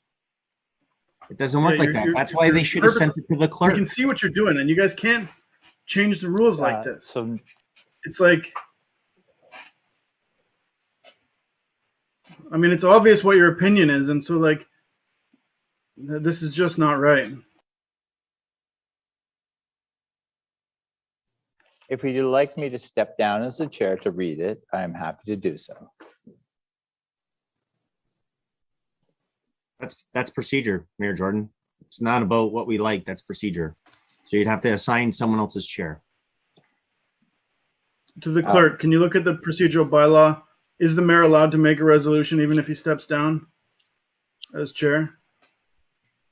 To you, Mr. Mayor, yes, the mayor can appoint, typically if the mayor steps down, then the deputy mayor would step up to be the chair for the mayor to be allowed to make his motion. So Does the procedural bylaw say that the mayor can make a motion? Or does it say the mayor cannot make or second a motion? Could you find that part in the procedural bylaw for me?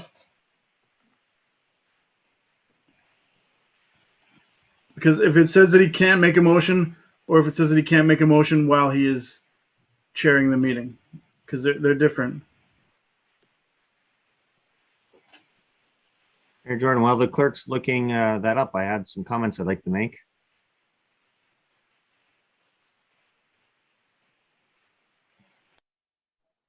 All right, Councillor Ritchie, go ahead. Thank you, through you, Mayor Jordan. I want to thank for the report.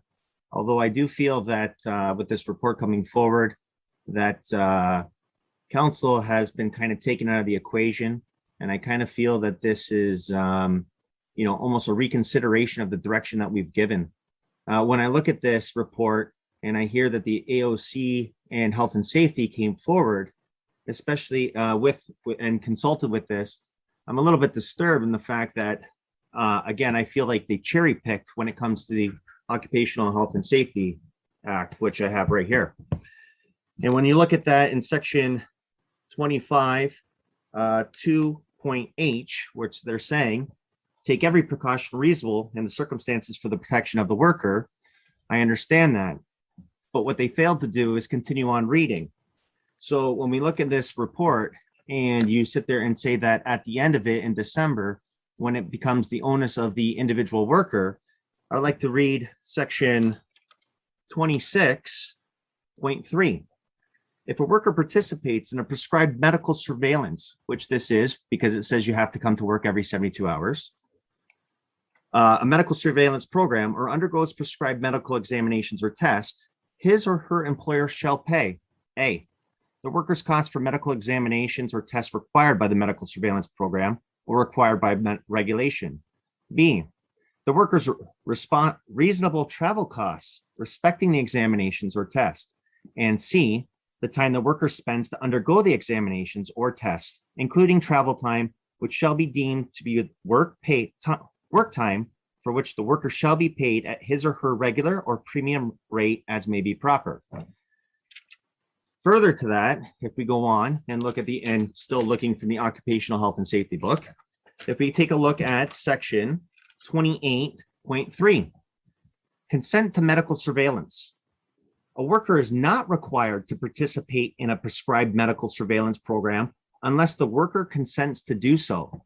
So although when we look at this, that I understand the CEO has a responsibility to act, and when people start, and I see this happen throughout the province, when people start going to the Occupational Health and Safety book and use these things to put in these surveillance and so forth, I would expect that they would read all parts of the Occupational Health and Safety Act and abide by all the rules.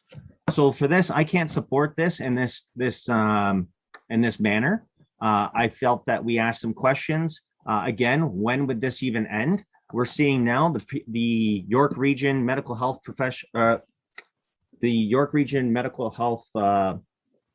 person in charge there came out and said that now unvaccinated make up the majority of cases in York Region. I asked that at the last meeting as well, saying that it's all good to put certain things in place, but when the vaccinated, and it's proven in wherever you want to go, Israel, the UK, so forth, when the percentages start to increase, when are we going to do something that protects the people that are most vulnerable, the individuals with the comorbidities? So that's what I look at. So I don't sit there and say that I think it's right to cherry pick an Occupational Health and Safety Act when we have multiple points there. So for that, I can't support this. And I'm a little disappointed that our Occupational Health and Safety officers and our EOC came to this decision without looking at all the facts. Thank you, Councillor Ritchie. We have had a clarification from the clerk, and I will step down as chair right now to read the resolution. Councillor Dunstall will assume the chair. Welcome, Councillor Dunstall. Mayor, could I just respond? We're gonna move forward with this CAO, and then we'll respond with that after. So, yeah, through you, Mr. Mayor, section 5.32 of the procedural bylaw states that the chair, if the chair desires to leave the chair for the purpose of taking part in the debate or otherwise, they can call on the vice chair, or in the absence of the vice chair, on another member to fill their place until resuming the chair. So the mayor would like to partake in the debate, so he is calling on the vice chair, which would be our deputy mayor. And if this, to the clerk, can I just ask a question? Can you read to me the section where it says that the mayor may not make or second a motion? Can you tell me what section that is? I'm just pulling it up on my computer. I'm not moving or seconding it, so. Okay. I'm So- in the chair, so Councillor Dunstall will proceed as the chair for this item. thank you. All right. Thank you, Chair Dunstall. I have a resolution that I'd like to put forward. Whereas members of council are not considered an employee of the municipal corporation, and whereas members of council would not be considered as staff under the COVID-19 vaccination status administrative directive, and whereas council chambers is deemed a workplace, and whereas staff and all patrons' health and safety must be protected in the workplace, whereas in-person meetings in the council chamber is deemed as working in a workplace and an indoor meeting space, and whereas the council, committee, and public have the option to attend meetings virtually, therefore be it resolved that members of council provide proof of COVID-19 vaccination to attend in-person meetings to the clerk, and that the committee members and public be required to show proof of vaccination upon entry for in-person meetings, as long as public health vaccination recommendations in public spaces remain in place. To you, Chair Dunstall, could you ask for a mover and seconder, please? Sure. Could we get a mover and a seconder? I'll move it. Councillor Frake. Yeah. Councillor Frake, seconder? I'll second it. Oh, Councillor Vardy. Okay, Councillor Frake, Councillor Vardy. Any discussion? Yes, now everybody's hand is up, but I can't see who's first, but I'm going to go to Councillor Sharp first because he's on my screen first in line. Councillor Sharp. Yeah, thanks. Thank you, Chair Dunstall. I really find that this directive is going around council as a policymaker for the town. We were actively debating whether or not we would implement a policy. We defeated it at September 7th meeting. We lifted it before it was approved by council. We deferred that by a vote of like 6-3 so that we could bring it back later. And then what feels like behind our backs, the CEO goes and makes this administrative directive, right? And it's like one of those things where you just kind of change the word. It's like what Mayor Jordan just did, in my opinion, was like, oh, I won't make the motion. I'll just like read the motion. I'll just leave the chair and read the motion and someone else will make it. It's like, you know, you can sometimes like say you're not doing something when you're actually doing it. And I find that the CAO, right, has gone what I feel like behind our backs and said, hey, you guys are the policymakers and you're actively debating a policy. And I'm going to just I'm going to take this off your hands and do it for you. Right. And it's going to be my way and that's it. Right. And you know what? I've had a phone call with the CAO and he told me, he says, I'll take full accountability for this. And I don't know who else you think is going to take accountability for this, Harry. Of course, you're going to take full accountability for this. It's like, so we've got people, I've talked to hundreds of people who don't approve of this vaccination policy. And you make up these statistics. When I say make up, I mean like out of thin air, because we have not requested the town to tell us who is or isn't vaccinated. And he says 4 to 8%. Last week he said 5%. Then he says 93 to 97% are vaccinated. I don't know if you can subtract 93 and 97 from 100, but it's not 4 and 8. It's 3 and 7. So like these numbers are completely made up, right? It's like I've got a feeling, right? You know, he's got two sticks holding them out, saying like, "Oh, I think I'm getting a feeling," right? It's craziness. And when I read actual statistics from Dr. Hirji, for people that are over the age of 65, there's like 99% of people who are vaccinated in Grimsby. We got those actual statistics.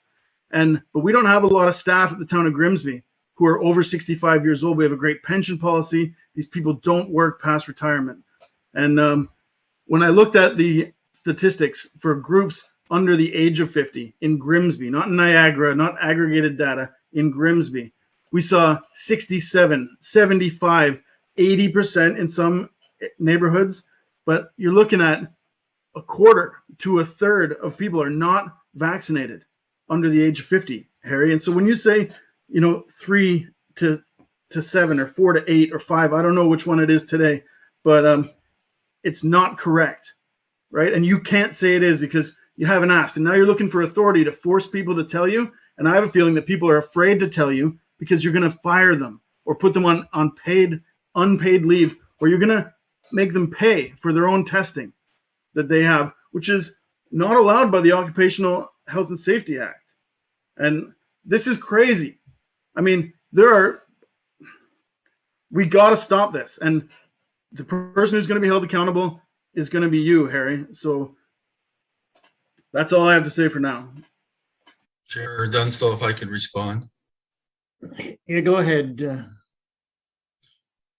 You know, again, when we reviewed a number of policies out there, we feel that this is one that we can work with our staff. I'm not wanting to terminate people. And the reason why sort of a working document might be better than a policy is we're going to know a lot more by the end of October. You know, who has disclosed, who hasn't. And certainly I would want to collaborate with staff to make sure that I'm working with them to make sure we have a safe workplace. This wasn't about a workaround. This was about the accountability that I need to take with a number of staff that are vaccinated and feel more comfortable being around others, that at least they know that we're taking precautions.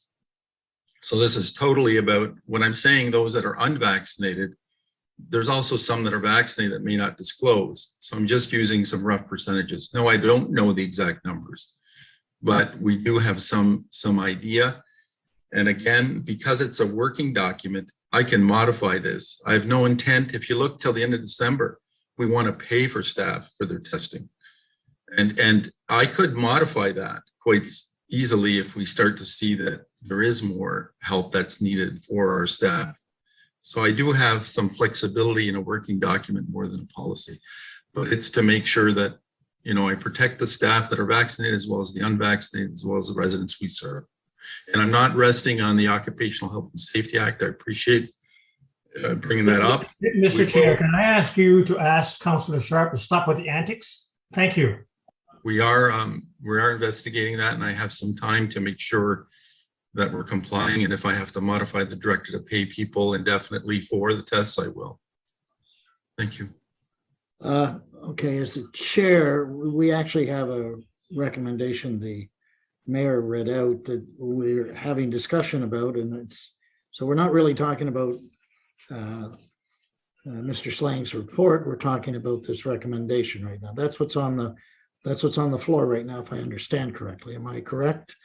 If I might ask the clerk.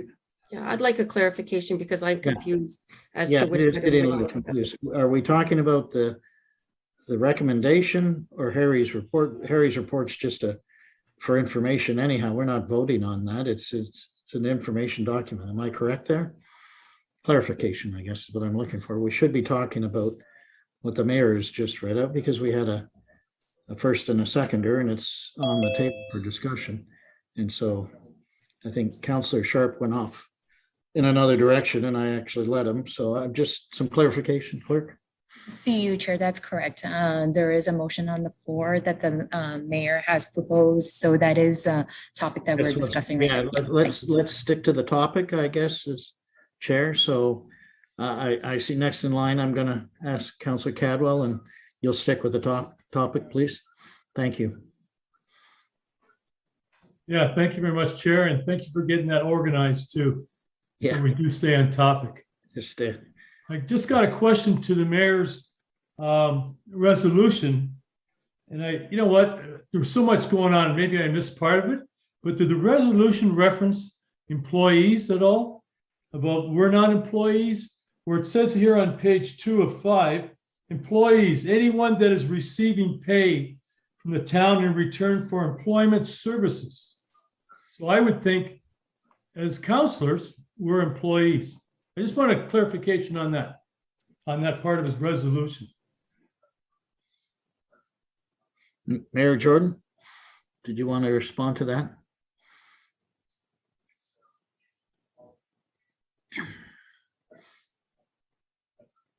You're muted. Yeah. Thank you.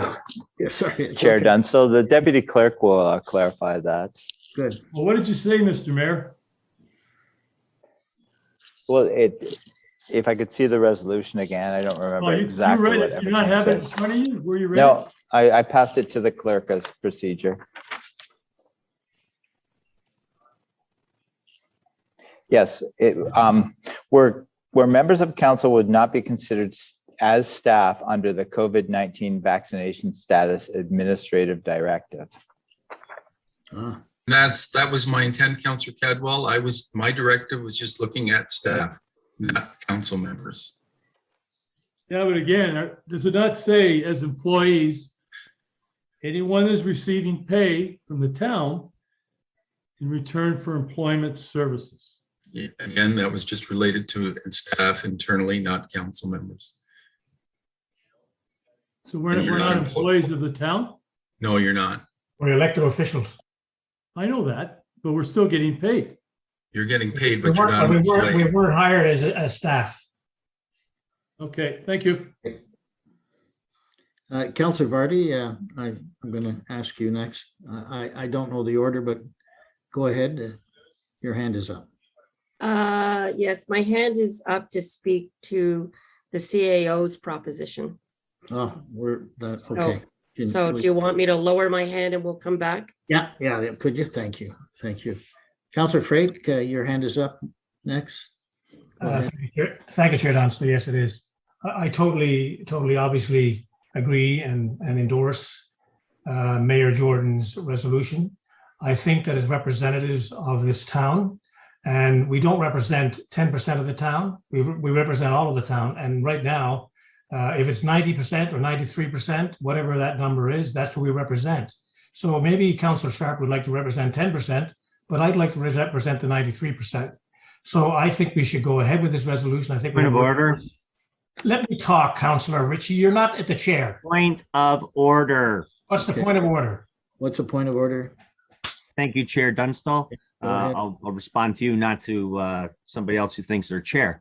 Comment is offside. He's making assumptions of Councillor Sharp, and he should be apologizing for his comments. He's making assumptions about the vaccination rates too, like 10%. We don't know that. No more to you. Yeah. So I know I'm not going to apologize. Sorry, I have nothing to apologize for. Retract it then. I'll retract it, but I certainly ain't going to apologize because Councillor Ritchie asked me. Now, Point of order, obviously, it wasn't an issue with Councillor Sharp, only with Councillor Ritchie. Point of order, Chair Dunstall. Yes. Once again, Councillor Frake is directing comments at me. I never talked to him. I talked through you, and he's talking directly to me. Obviously, he's not, maybe needs to reread the procedures again. I'm not sure, but constant comments. I have the floor. Oh, I had the floor. Thank you. Took it away. No, you do not. I've been recognized by the chair. Okay. Again, I asked him to retract his statements. Thank you. I will not. Great. You have the floor. Can you? Thank you. Anyways. Stick to the subject. I was.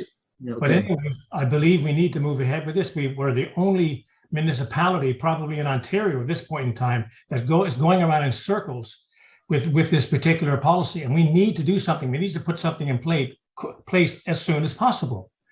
And we need to get back to, working in person at the chambers. We need to be able to get back in person, working with staff in person. I mean, right now we've got the Peace King Center open, and we're expecting people who go to the games and attend to events there, they have to come vaccinated or proof of with test. So I think it's about time we just bit the bullet on this thing and approved it and moved on. And I'll leave it at that. Thank you very much. Thank you, Councillor Frake. Councillor Ritchie, I think you're next. Thank you. Through you, Chair. So I'd just like to point out that all the places that you have to show proof of vaccination has been mandated by the province, not by us. So I know there's some confusion in regards to the public out there that sits there and says that it's not right. But again, we never made these policies. The province has made these policies. And if you actually want to look at what the province is doing, they sit there and say that they're going to look at the numbers after Thanksgiving weekend and the holidays, and they might make it voluntary. So it's ever changing all the way through. Now, when I look at certain things, one of the biggest things that I sit there and believe in is that, okay, so we want to make a vaccine policy that we need to disclose what's happening. So are we going to ask for every other illness out there, let them disclose because I might be able to catch, TB or something along those lines? No, it's a fundamental right that your medical information should remain private, or you have the choice to keep it private or not. And this here is, again, a situation I'm not going to support a motion put by whoever it is to sit there and say, no, we're all going to have to do this because this is what this is just the way everybody's doing things. Again, like I said, most policies out there went and said under the Occupational Health and Safety Act, point H, they didn't read number 26 or number 28, where you don't have the authority to do this. So, or that the worker has to voluntarily disclose. So when I look at these things, I sit there and think that this is the whole just a problem. point of order on that, or a point of clarification. Yeah.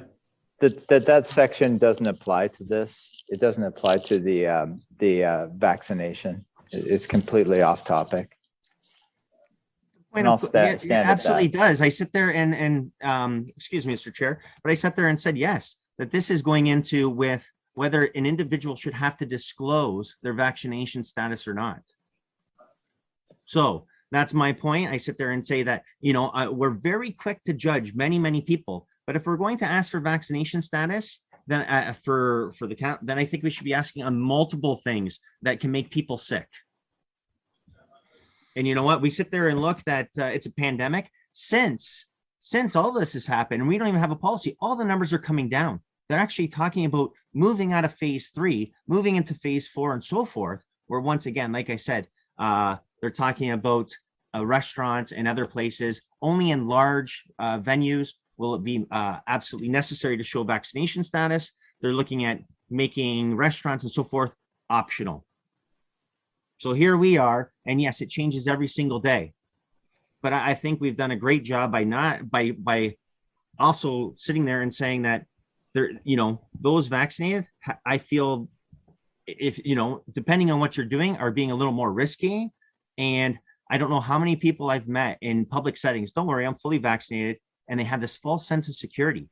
I really appreciate what the town has done and increased or maintained what their screening process and the safety procedures in place.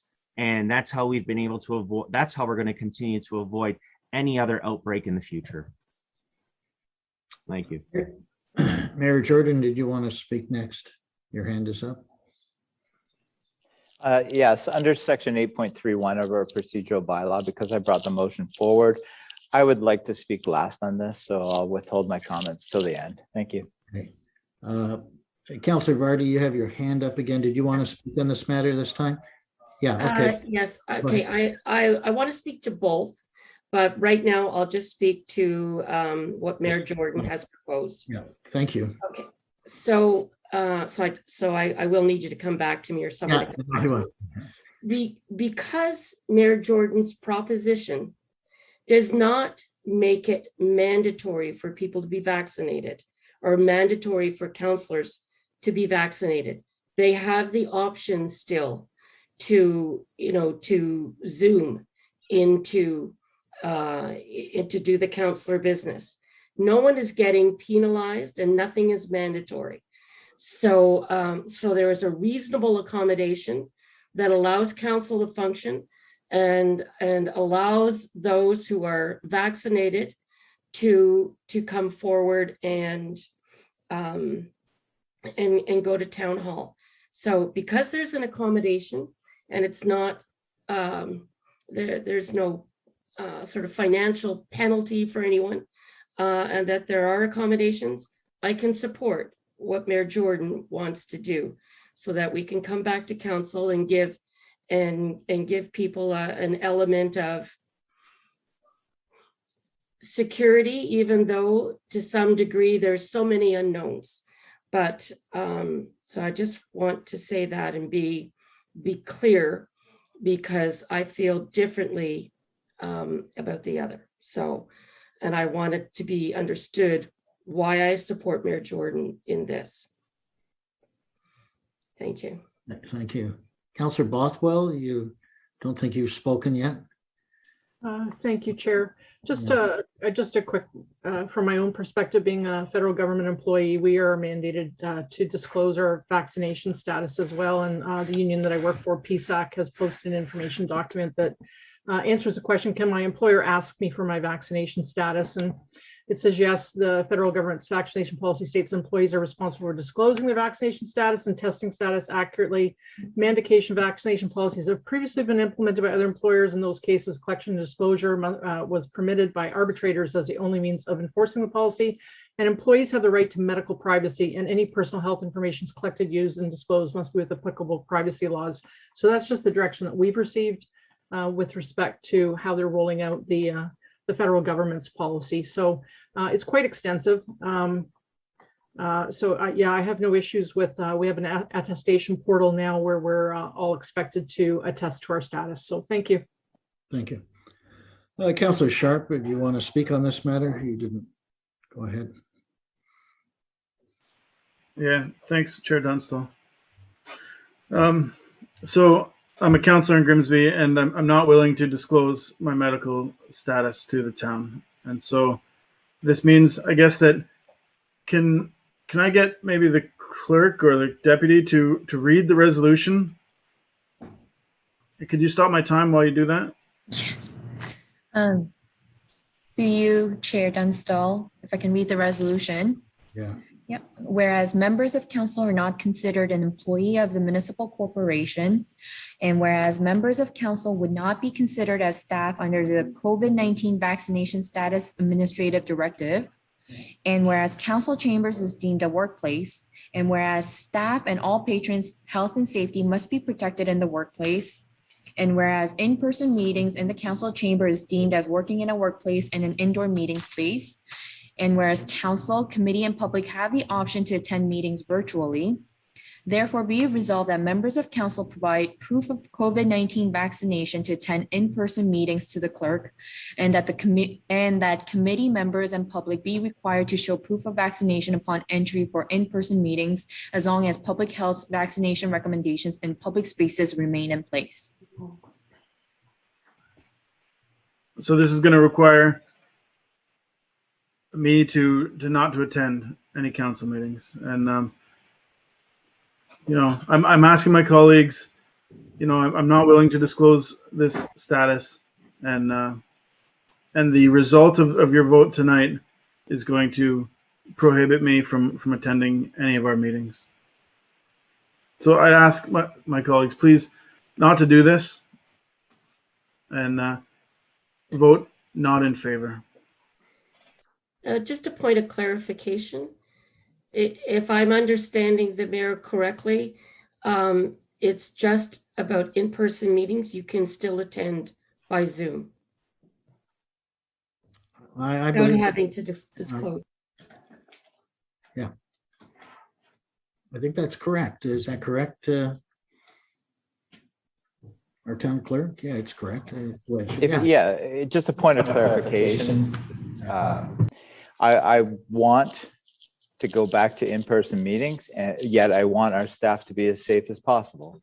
So the best way to do that is to have mandatory vaccinations. I was quite happy to send my proof of vaccination to the regional council today, and I was quite happy to say that regional council voted 28-2 in favor of mandatory vaccination. So I'll just leave it at that, and I'll save my rest of my comments for the end. Thank you. Councillor Cadwell, your hand is up. Go ahead.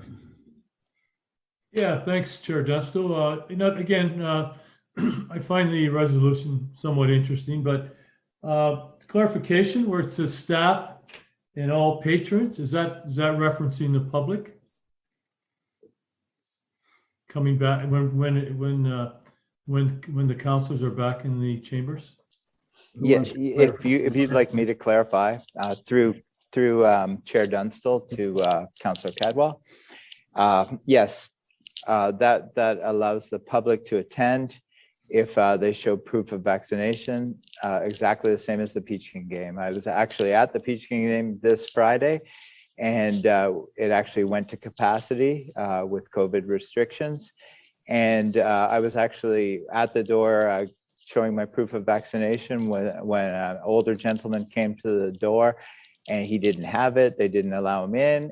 He said, "Oh, great! I'm early enough. I'll go back to print it off, and I'll be back." So it's something that's going to protect our residents and protect staff at the Peach King Center. And I feel that staff at Town Hall afford those same protections.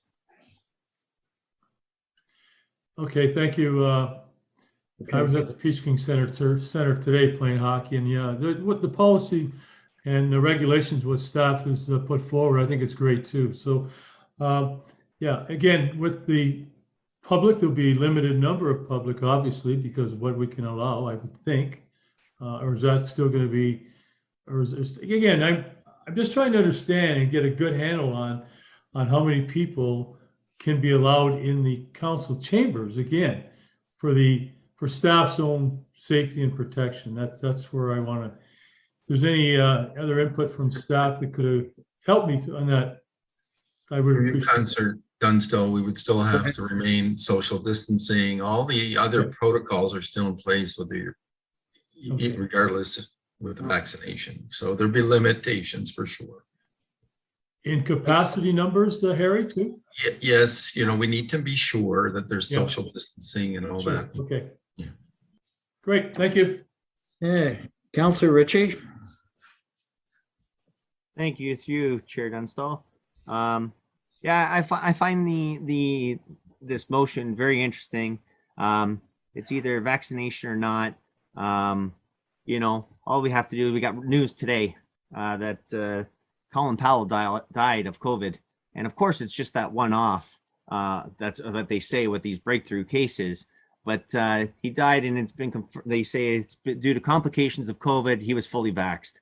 So once again, when I sit here and say this, I think that the strongest way to protect our staff is to have consistent testing throughout everyone.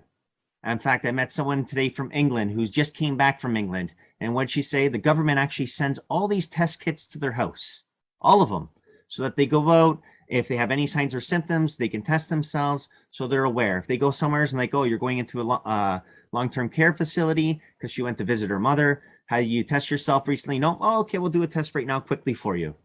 Because that's the way to proceed and protect everyone, especially those individuals with comorbidities.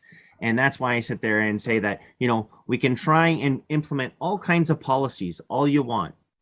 These are the exact same policies that many countries have implemented before, and it didn't work. None of it. It gives us false sense of security. Testing is the way out of this. Proceeding through and waiting for specific treatments, because the vaccinations do not stop people from getting COVID, and they do not stop them from spreading it. So for that, I look at these policies, there's no end dates, there's no questions to be talked about on any of these factors. So when I look at these policies such as this, I can't support them. I think it gives a false sense of security to people. Thank you. Councillor Sharp, you've spoken twice. I don't think Councillor Frake has yet, so I'm going to ask Councillor Frake he can have the floor. Go ahead, Councillor Frake. I'd just like to call the question, Chair Dunstall. Now, do we need to vote on call to question? Mayor Jordan Point did of clarification, is the call to question on the mayor's motion? Yes, yeah, it is. yeah, it would be. But the mayor had already said he wanted to speak last, and I think in all fairness, well, we have to vote on call to question. Thank you, vote? Chair Dunstall. I'll be very brief, and then I think we can. Point of order. Being last. All right, if Councillor Frake is going to withdraw the call to question, we have to vote on that procedurally. Yeah. Councillor Frake? You ever bend on anything? No. Point of order. No, I'll. Point of order. Will you knock it off? Councillor Frake's comments are offside. Would you leave maybe this he needs to to the refrain chair, himself. please? Would you leave this to the Because chair? it's inappropriate comments, Councillor Frake. Yeah, well, you deserve them. Point of order. Yeah, come on, Councillor Frake. Yeah, Maybe he well, needs to be kicked out. I just getting a little tired of being cut off by point of order every time I Kick open him my out. mouth. No, you know what? You don't even have the floor right now, and you're still blabbing. And so are you. I have the floor. I called the point of order. No, I call the question. Did you want? I'd like the mayor to speak, so if the two of you could just. Okay, can I you withdraw that? Withdraw that and then be first to speak after him. Okay. Mayor Jordan, you've got the floor. Thank you. I'll be brief. I said part of what I was going to say anyway. The fact is that this is the safest way to move forward. And I understand Councillor Ritchie doesn't agree, but he has his reasons for not agreeing, and I'll leave it at that. I want in-person meeting at Town Hall. I feel that the community needs it and deserves it. And I want to do it the safest way. And I hold staff in the utmost regard, and I want staff to be as safe as possible. And having our counselors come in to meet in public makes the staff as safe as possible. We will still practice distancing, hand washing, etc. in Town Hall as we have all along. And this just is the safest way to move forward, the safest way to allow the public to attend meetings again. And it is just the way that we can make all the facilities in town consistent. And there is an alternative for members of the public to still watch it as it's streamed. Counselors who don't feel that they should be attending or refuse to give up their medical conditions, they can still attend virtually. And I think we're moving forward and meeting in person. Certainly the region has followed that suit, and almost every other municipality in the region has a policy. So I will leave it at that. And yes, I'm finished. Thank you, Chair Dunstall. Yeah, thank you. Councillor Frake, you got the floor. Now may I call the question? You can call the question. Yes, yes. Do we need a seconder for call the question? Madam Clerk? See you, Chair Dunstall. I think if there are no more questions, and since Councillor Sharp already went twice, if we can just proceed with calling the motion instead of calling the question. Are you okay with that? I'm okay. Councillor Okay. Frake, you're okay with that? Yeah. I am, thank you. Yeah, so can we have a recorded vote on this? Sure. I'll just read it one more time, one last time before Yeah, that's voting, if you're good. okay with that. Yeah. Okay, thank you. The moved by Councillor Frake, seconded by Councillor Vardy. Whereas members of council are not considered an employee of the municipal corporation, and whereas members of council would not be considered as staff under the COVID-19 vaccination status administrative directive, and whereas council chambers is deemed a workplace, and whereas staff and all patrons' health and safety must be protected in the workplace, and whereas in-person meetings in the council chambers deemed as working in a workplace and an indoor meeting space, and whereas council, committee, and public have the option to attend meetings virtually, therefore be it resolved that members of council provide proof of COVID-19 vaccination to attend in-person meetings to the clerk, and that committee members and public be required to show proof of vaccination upon entry for in-person meetings as long as public health vaccination recommendations in public spaces remain in place. Recorded vote, Councillor Bothwell, Yes. Councillor Dunstall, Yes. Councillor Frake, Yes. Councillor Cowell, Yes. Councillor Ritchie, No. Councillor Sharp, No. Councillor Vardy, Yes. Mayor Jordan, Yes. that's carried. Now, I think I can turn the chair back to the mayor at this point, because we've completed that resolution. Mayor Jordan, All right. Allow you to resume the chair. Or however Thank you very much, former Chair Dunstall. I like that former part. Thank you. All right, where are we now?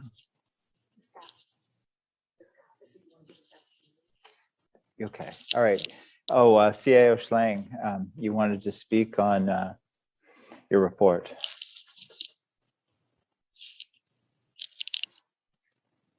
Through you, Mayor, I think I was given the floor by Councillor Dunstall. He let me speak about, Yep. that we would have the flexibility in a working document. So I'll just wait some more questions from council on this document.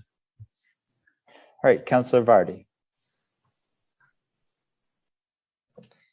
All right, thank you very much. I guess the first thing that I want to say, and I want to be clear, I'm not anti-vax, I am pro-vax. I believe in immunization. I worked in public health. the majority of my career. I am vaccinated, and I encourage others to get vaccinated. Here is my proof of vaccination, even though you can't read it. So that's my personal position for me personally. However, in looking at the CAO's report, that report, when it was initially presented, was sent back, it was deferred for comments. And what's happened is the CEO now has brought it back under a different umbrella, has not heeded the comments, and he's basically circumventing council on what is a very important policy issue, which is the purview of council, not the purview of Mr. Schlang. And I have to say, I really take umbrance at his doing this. To my mind, he should be admonished for circumventing council in such a blatant way. So that's one thing. With respect to the policy that he is trying to proffer here, I have a few problems with how it's written. First of all, forcing people to disclose. I am not comfortable with that. Encouraging people to disclose, okay. Forcing them to disclose, not okay. Making people pay for testing come January 1. I'm not okay with that. There needs to be an accommodation for those who are concerned about getting the vaccine. And as I say, while I personally support it, I know that there are others who have concerns, and I think we need to find a practical accommodation. I don't think people should be forced to pay for their own testing. And as Councillor Ritchie has pointed out, it's against the occupational health and safety policies. So that's another thing. Then finally, in this report that comes forward, our CAO, he said, well, I have the option to fire people or put them on unpaid leave, which is just as bad. And we know, well, the CAO says, oh, I don't want to fire anybody. Well, we know his past history about firing people. So I'm not all that confident about being accepting of that kind of blanket approval of what he's proffered, even though he's not brought it to us for approval. He has completely circumvented us for this. So, for these reasons, I'm quite concerned. I would like the CAO to follow council's original direction, which was to revise the policy according to the comments that were given to him and bring it back instead of what he's doing right now. So those are my comments. I am quite upset about this completely ignoring council. It's not your job. Your job is to take our direction on policy. Point of clarity, Mr. Thank Mayor? you. Councillor Ritchie. I was just wondering if Councillor Vardy put a motion on the floor to send this back and bring back a, what council had asked for and directed. I didn't know if she put a motion on the floor in that regard, or. I didn't, but I will. How's that? I'd like to put a motion on the And I'll floor second that motion. to have. Sorry, point of have order. the CEO. Councillor Ritchie is putting words in Councillor Vardy's mouth. Well, that's okay, because Councillor Vardy agrees with him this very infrequent time. So I'll put a motion on the floor that the CAO come back to us with a report incorporating the comments that were originally given to him the first time that it was brought forward, and to not circumvent council in the future. Just a procedural point. I'm going to allow CAO Schlang to respond to Councillor Vardy's questions and comments. Thank you, Mayor. First of all, as you can see from the administrative record, the working document, as an absolute last resort, we would adhere to perhaps unpaid leave. We've looked at this as a made in Grimsby solution. It hasn't been me in isolation It's been the EOC team. It's been the corporate leadership team. We've all agreed that we have to take a stand in this and put a line in the sand, but we're going to be working with staff. On the occupational health and safety, I have Thomas with me here. I do want to get him to talk about those two clauses a little bit, just for your consideration. But again, I'm willing to adapt. I'm willing to accommodate. As we work through this, many things might change in the next 2 weeks that I would be, as I said before, willing to pay for testing beyond January. So we are working on this as a team. You know, the EOC, the Team Grimsby's done a fantastic job managing the pandemic with the community, with our staff. We'll use this as a working document and continue to be adaptable. It makes it much more flexible for us to move when we have to, but definitely as a last resort. We want to work with staff. We want to accommodate staff. We're going to pay for their time, pay for their testing. And as we move forward, if we need to, we'll extend that date. But I do want Thomas just to talk a little bit about those Occupational Health and Safety Act clauses. And I don't want to stand by the act. We as a team, your leadership team, and my accountability to staff feel this is the absolute right thing to do, to move forward and then adapt as we have managing this entire pandemic. So thank Mr. you. Mayor, might I respond to the CAO's comments, please? Yes, Councillor Vardy, go ahead. You're saying all kinds of nice things. You're going to do this, you're going to do that. But what you've put forward is not that. So I'll trust what's written on paper, not what you say you're going to do. That you're going to be, so great. Oh, you'll give them testing, but you've proffered a report that says, no, you could put them on unpaid leave. You don't want to fire anybody. It's the last resort, but I'm sorry. You have a history of firing people. And I'd just like to remind you who your employer is. I'd like to comment. I have a responsibility to accommodate the vast majority of our staff.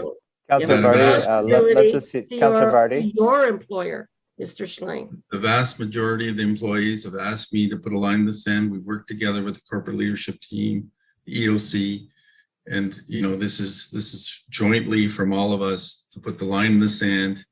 It allows us some flexibility and ensures that I'm accommodating not just those that aren't vaccinated, but those that are vaccinated. I'd like you to. Councillor Vardy, the CAO has the floor right now. Yeah, to you too, Councillor Cadwell. I mean, he's our employee. Councillor We Vardy. give a direction, and he's Councillor ignored Vardy, it. the CAO has the floor right now. Again, I guess the biggest thing that we worked with is that we have to accommodate the staff that feel comfortable that we have a direction in place immediately, and that the majority of staff want us to go forward with this. Thank you.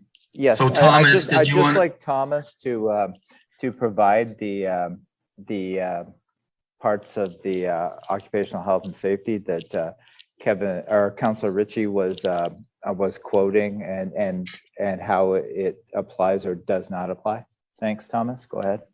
Okay. Hi. Thank you through you, Mr. Mayor.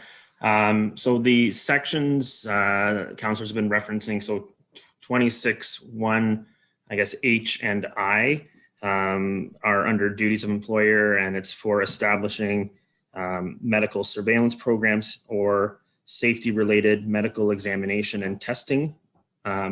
Both of those are identified as prescribed under the Act, as well as Section 28(3), referring to a worker's ability to not engage in those programs where prescribed. Under the Act, prescribed is in reference to a program being established under a regulation as set out under the Act. So in most cases, these are for, say, chemical or biological or designated substances such as lead, mercury types of things. So it's an identified or prescribed hazard under a regulation of the Act. Thank you. And respond to that, Mayor Thank Jordan. you, Thomas. Because the point that they're using. Councillor Ritchie, an H is also prescribed. So Point of let's order. compare apple to apples. Point of order. Thomas, do you want to re-comment on that? Because it's Councillor Ritchie interpreting something that I think you're the staff expert on that. Yes, really, through you, Mr. Mayor. I'm not sure which H section Councillor Ritchie is referring to particularly. Is it under section 26 or 28, Councillor Ritchie? Sorry. 25. Under 25? 25(2)H, which is opposed by 25(2)H? subsection 1, the employer shall. So 25(2)H is not reference to prescribed. 25(2)H is a statement under the act that the employer shall do all of the items listed within that section. There's no reference to as prescribed. It says that it's There is. It's in 25(1) EII. 25(1) EII. Can we get some order here? Thomas, go ahead. So 25(1) EII is not what we're referring to. We're talking about 25(2)H, which states clearly, without limiting the strict duty imposed in subsection 1, that the employer shall take every precaution reasonable in the circumstances for the protection of the worker. Again, But it says without limiting subsection 1, and subsection 1. Councillor has Sharp, you're out of language order. prescribed. I don't think the intent of the act is to limit one without the other. Prescribed is in reference to regulations under the act, and if it is not prescribed, it is in relation to the act alone. Thank you, Thomas. Now we move to Councillor Frake. Thank you, Mayor Jordan, and thanks, Thomas, for clarifying that. I know Harry and I don't always agree on a lot of things, and I understand why he's come forward in this case. And although he may have gone about it maybe a little bit differently than maybe he should have, I do endorse what he's trying to do. Although I would like to suggest that we pay for any tests that our staff have to take in order to come back to work. So in this case, I'm going to support this particular report and going forward with it. And I think we need to do it, and we need to stop pussyfooting around and get this done and get our staff back to work and make people safe.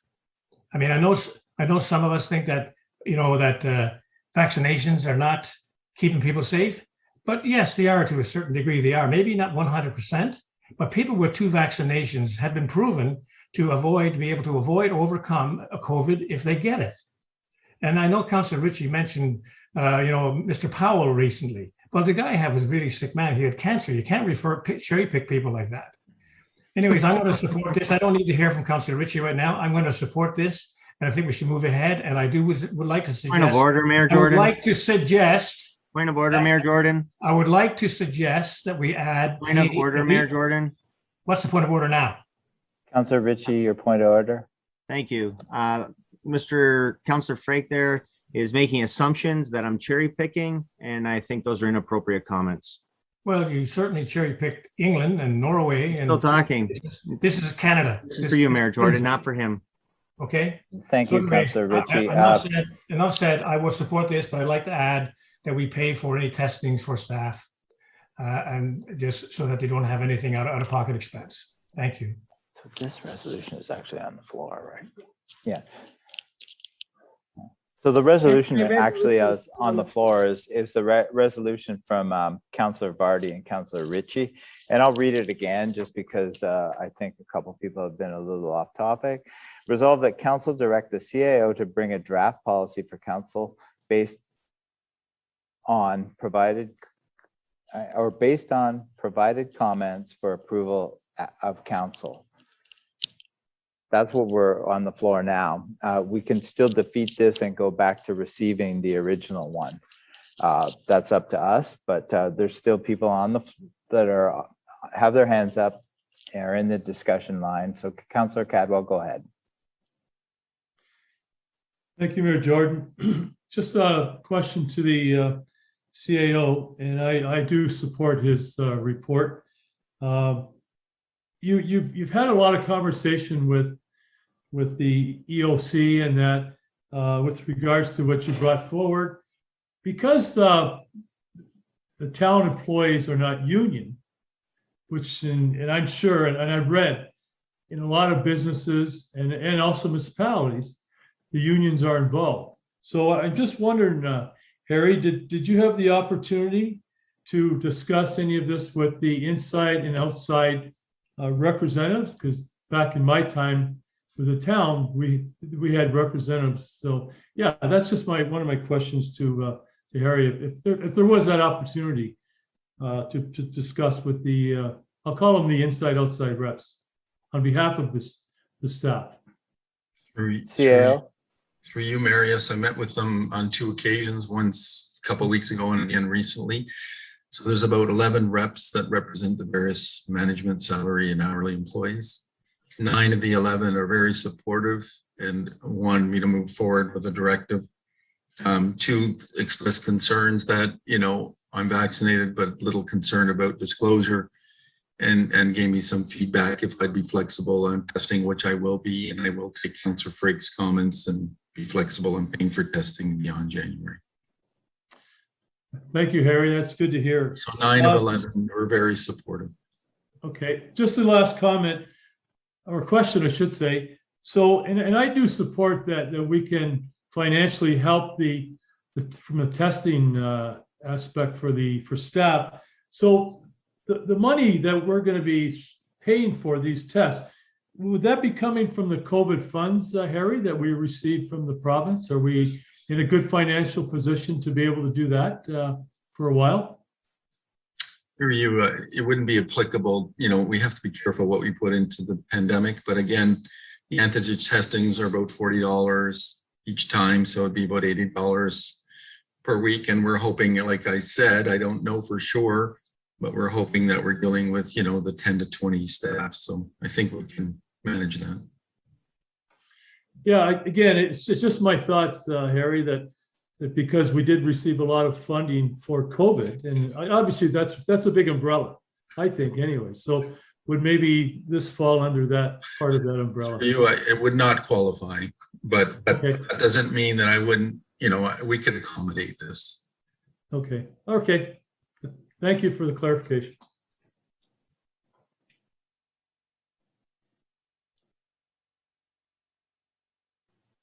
Councillor Sharp. Yeah, thanks, Mayor Jordan. So I have a comment quickly about what was just mentioned, is that for those $40 tests, those are supervised tests. You have to go to the pharmacy and get them. I know there's places of business that are requiring tests twice a week. They're providing tests for staff who have not disclosed. They can take them anonymously, and then they require them to affirm that they have taken the test and that they are not positive for COVID. And that saves a lot of money, because these tests to buy the kits are like $10 a test rather than $40 a test. And so a person who has not disclosed would have the opportunity to go to the health and safety room and pick up a box without anybody knowing about it. Take these tests home, stick them in your nose, you drip them on the little pregnancy test strip thing, and it says not COVID. And then that person, when they sign in for their daily sign in, they can check a box that says, I affirm that I am either vaccinated or I have taken the test as prescribed. And we need to trust our employees that right, rather than spend like 4 times the amount on these supervised tests at the pharmacy, making them drive to a place, subjecting them to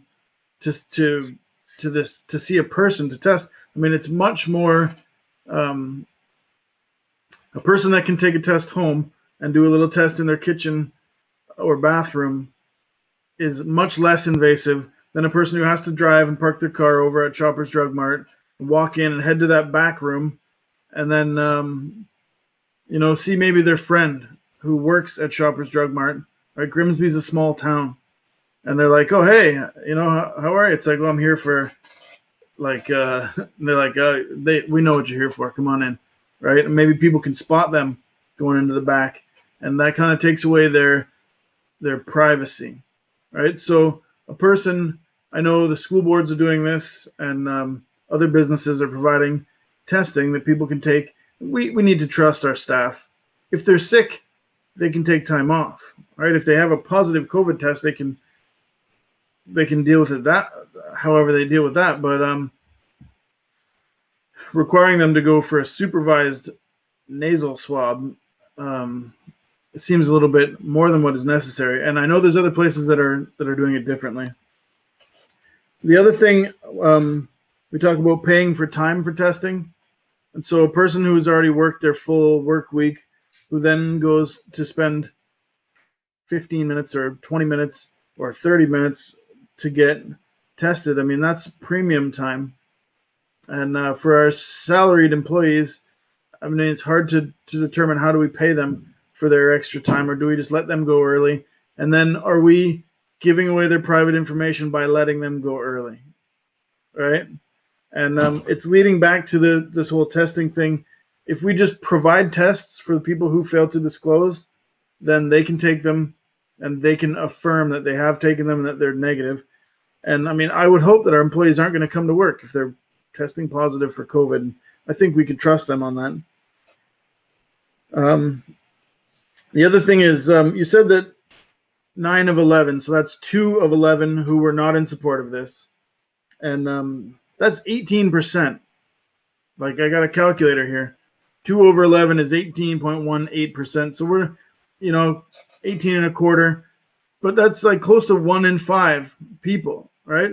So we have, I know it's only 11 people that are representing our 250, but 1 in 5 of our 250, that's 50 staff who don't support this if they're properly represented by their 11 representatives. And so 50 staff members is a lot. And I think that there might be more. I think that people might be a little bit afraid of reprisal for not supporting it. And there's people even who have been vaccinated who don't support these vaccine policies. The other thing is, there was some talk about the majority of staff agree with this policy and that the CAO agrees, but a majority of staff doesn't make policies, right? They work for the town, they're employees, and the CAO is also a staff member of the town. The people who make this policy is the town council, all right? And this came through as like a directive, right? And we already talked about that, but I think that was really inappropriate. So just a point of clarification, Councillor Sharp, that's the other resolution. This resolution isn't that. So you're talking about the first resolution that's not on the floor right now. Okay, so then we're talking about keeping staff as safe as possible. And like, so maybe if they want to be safe, they should get vaccinated and that would keep them safe. But like if getting vaccinated doesn't keep them safe. So then the last thing, I know I just have 1 minute left. If there's anyone out there from town staff who is worried about this policy, my information is posted online. You can get in touch with me, and you can call me. My number there is my cell phone, or you can email me. And I don't want you to be worried about your job, and maybe we can get someone to represent you at the town of Grimsby. Thanks. Councillor Vardy. So I would just like to say that I would hope that once we vote on my motion, that if it passes, that the CAO would bring back a revised policy with the comments that people have made.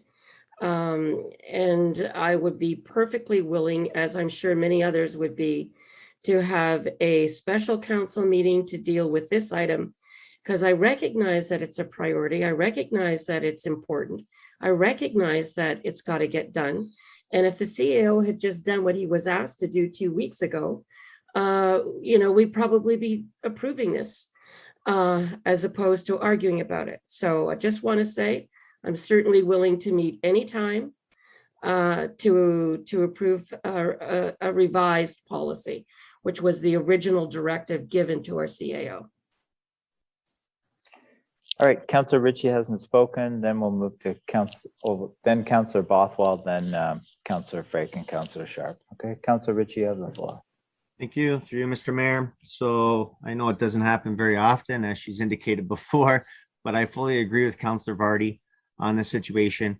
I think this is very dangerous precedent that we're looking at here when we take a look at something and say, you know what, council's given direction and moving forward, and guess what, it just doesn't matter anymore. You know, I'm gonna use another tool here to circumvent everything that's happened to date and go in this direction. And that's where I think it's very dangerous, because if it's this first, what's next? So again, I agree with Councillor Vardy. I'm available myself at any time for a special council meeting. We can look at it. I think if we're going to talk about certain factors when it comes to these policies, that, you know what, why even put it in there? Like Councillor Vardy said, you know what, there should be no threats, no coercion, no nothing. And those are the things that I think we need to sit down and talk about. So yes, I fully, you know, again, I chuckle because Councillor Vardy said it before. It doesn't happen very often, but I fully support her on this. Councillor Bothwell. Thank you, Mayor Jordan.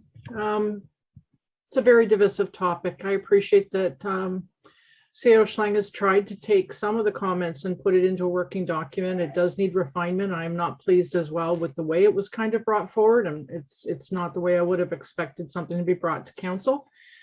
Although I do support what he's trying to do, and I do recognize that many other municipalities within the region of Niagara, as well as the region of Niagara, are supporting these types of policies. I mean, we're surrounded by them. They're everywhere, and we're not unique. So I'm sure they've taken ones that are, you know, the best of what's out there. I would recommend that two things, that he has indicated that he would continue the testing past December 31st. I think that's critical. I also think that this is, as a living document, needs to be reviewed before the declaration of the first dose of November 12th, actually October 29th. And as he said, things are fluid and changing constantly. So the requirement to make the declaration and then the ongoing testing for those who choose not to, or for whatever reason don't, I think we need to have a policy here that is going to be then reviewed every 2 weeks, just because of the fluid nature of the changing provincial directives and et cetera. So, and during that period that we continue with the testing, and that there be no repercussions, penalties, or any kinds of feelings by staff that they're being pressured to have that first dose by November 12th. I think that we need to have that reviewed before we look at implementing that next step. So I would just like to see those kind of considerations be brought forward, but I know that he's trying to bring something forward to keep everyone safe. And I think that we have to do something at this point. Thank you. Councillor Frick. I just want to call the question. All right, we need a 2/3 vote. Do we need a mover and seconder on that? Need a seconder to call the question. We've got Councillor Dunstall.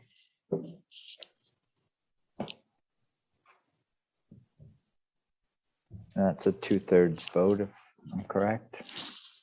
So we'll call for a recorded vote. I'll read the resolution. I'm the only one with my hand up. If you just let me talk for a minute, then we don't have to call the question. The question's been called, and then we have a mover and seconder.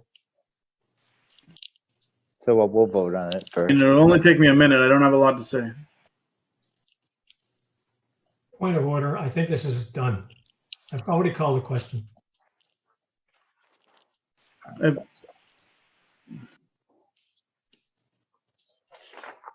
Moved by Councillor Frank, second by Councillor Dunstall. Resolved that the question be called in regards to the COVID-19 vaccination motion.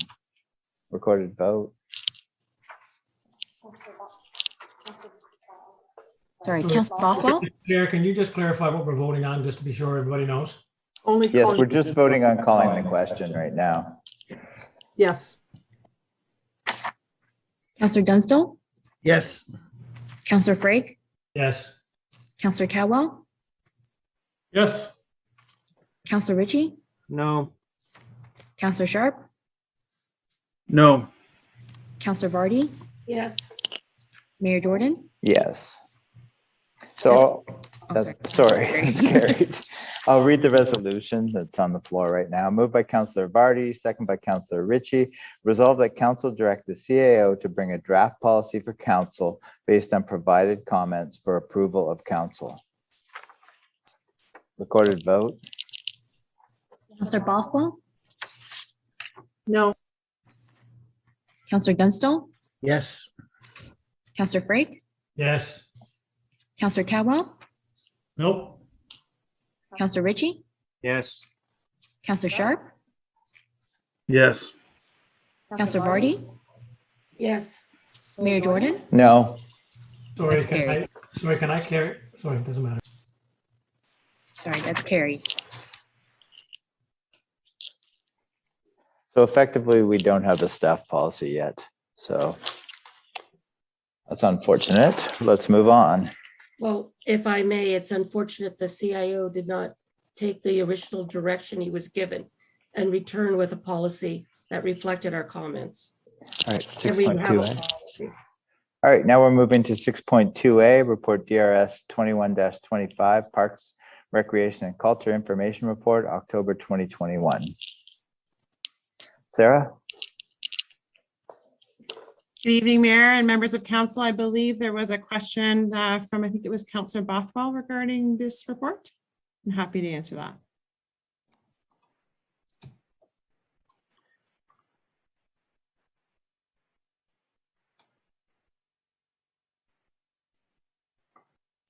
Councillor Bothwell. Thank you, Mayor. Just was waiting to make sure I had the okay to go ahead. Yeah, sorry. Been busy tonight. Sarah, thank you again very much for the update. It's really appreciated. Again, you put a lot of time and effort into helping the community understand what's going on. I really like the initiatives. I know you've got a lot on your plate. I just want to ask you about Mayfair Park lease amending an extension agreement. So it's a great idea. The pickleball courts are going there. Right now it's the Steve McDonald Leash Free Dog Park. I've had some members of the community, and I know you've heard this before. I just wonder if there is an option.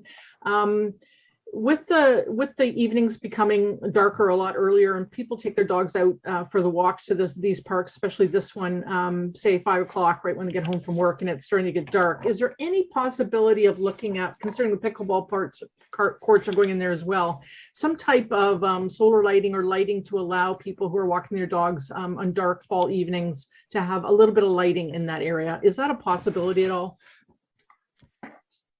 Through you, Mayor Jordan, it could be a possibility. I'd have to look a little bit more at that park and what exactly that would entail to do that in terms of how much lighting and how that would go. Also making sure we wouldn't be impacting the residents on the other side of the street. We try to be the friendliest neighbors that we can be. So we could certainly take a look at that and come back with some more information as to what that might look like and what the cost would be to do something like that. We hear that as well. I know with dog parks, and they are very valued, and it is unfortunate that come the evenings when it's dark earlier in the night, that certainly it does limit the use of that park. So I do hear that comment, and we can certainly take a look at some options and bring that back at a later time. If you can keep that in mind as you're looking at designing the pickleball courts and any improvements, it would be much appreciated. And that's just from some local residents. I know there was a few of them. One spoke on behalf of a few, so I'll leave that with you. And thank you for the Casablanca beach work and the community benefits work that you're combining, so we can look at how to best do the cross-functional sort of whatever you call it, the synergies between the two to get the most bang there for what we need. Again, you're hearing that parking is an issue. I can see in your report that you note that you're going to talk about that. It's not primarily a focus, but it is certainly on your radar. I just want some reassurance for the members of the community with the build out that's happening, that people love to be down here. It is extremely busy down here on weekends and every evening, actually. You get home from work and everybody's out walking. It's great. The businesses are really benefiting from it. And I really hope something good comes out of this. Can you give me a bit on the timeline as to what we're looking at putting these pieces together, please? Sure. Through you, Mayor Jordan. So thank you for mentioning the survey and the plan that is out for everybody. Please do take a look at the Let's Talk Grimsby page. The concept is all there. We're asking for surveys to get feedback from the community, both in the area and throughout Grimsby. And it's really important to helping us shape what the final design looks like. In terms of parking, you are correct. The decision, we're really focusing on the park design specifically on this work. And it's not to say we don't recognize the importance of parking, we do. And there will be a collaborative effort with planning, public works, and Parks and Recreation working together towards what is the best parking solutions that we can come forward to, recognizing too that it's not limited to the park as well, right? The parking really is covers quite a variety of facets. And so we think we need to look at it a bit holistically for that whole area. So we will be bringing that forward. I don't have a specific timeline on that, but I can tell you we have had several discussions about it. So it is definitely well understood to be something we need to explore further. In terms of the concept plan timing, we have the concept plan feedback out for 3 weeks.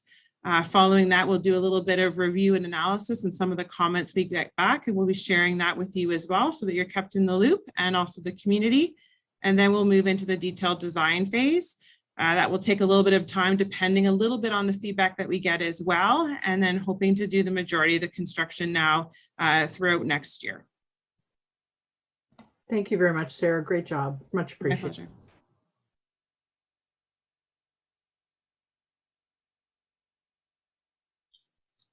All right, I need a mover and seconder for the motion. Moved by Councillor Dunstall, second by Councillor Bothwell.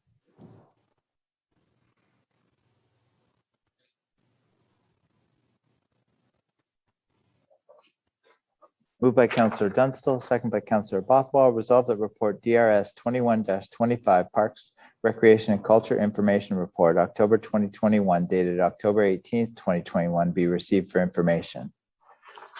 All in favor? That's carried.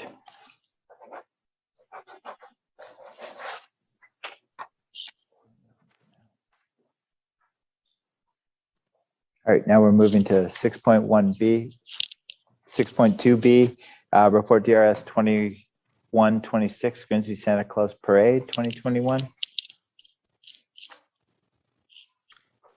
Sarah, go ahead. Mayor Jordan, I believe it was Councillor Sharp that had a question about this report, so happy to respond to his question. Yeah, I did. Thanks, Mayor Jordan. Thanks, Sarah. So I have been asking earlier in the week about the Santa Claus Parade, and we're excited to go, and we're excited to attend just the regular Santa Claus Parade in the 64th year in Grimsby. And so I know we were waiting for council to approve it tonight, but I think that we're talking about December 4th, which is not too long from now, and I'm hoping that our regular contributors to the parade are already planning and building their floats, and I'm really looking forward to seeing the parade this year. And great job they did on it last year in the circumstances that we had, but I'm looking forward to seeing lawn chairs left out at 8 a.m. on Livingston to gain your spot. And so I want people to know that we're planning a parade this year, and to pick your spot and get ready. And thanks. Thanks, Councillor, for that. If I may, Mayor Jordan, we are excited as well to move forward with this. And I just want to thank the community partners who have already expressed with such enthusiasm to participate in the parade. It's really exciting and great to see the enthusiasm and interest that we're already seeing from many of our favorite floats and contributors to the parade. So while we expect it may look a little bit different in some aspects for this year, I think we're going to see a great turnout and lots of interest, which is great. Thanks, Sarah. I just want to echo the positiveness of having actual traditional parade. It's very exciting. Councillor Cadwell. Yeah, thanks, Mayor Jordan. This is great news. So I guess you spoke with Santa Claus, Sarah, and he's in for this, is he? We did. We called him first. Great. He did say he was in, so that matters. Yes. Yeah, and hopefully we'll be able to see the Burlington Team Tour Band if that all works out too. That'd be fantastic. Great work, Sarah. Thank you. Thank you.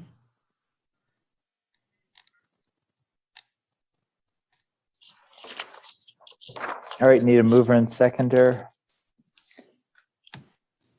Moved by Councillor Cadwell, seconder Councillor Barty.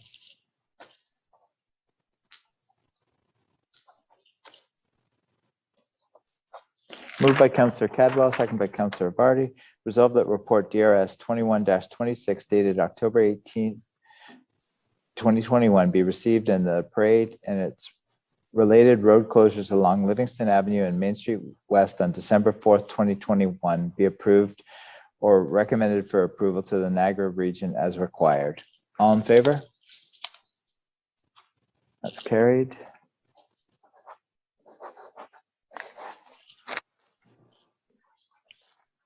Now we're moving to report 8.1A, DRS 21-24, Grimsby 2022 Centennial Celebrations.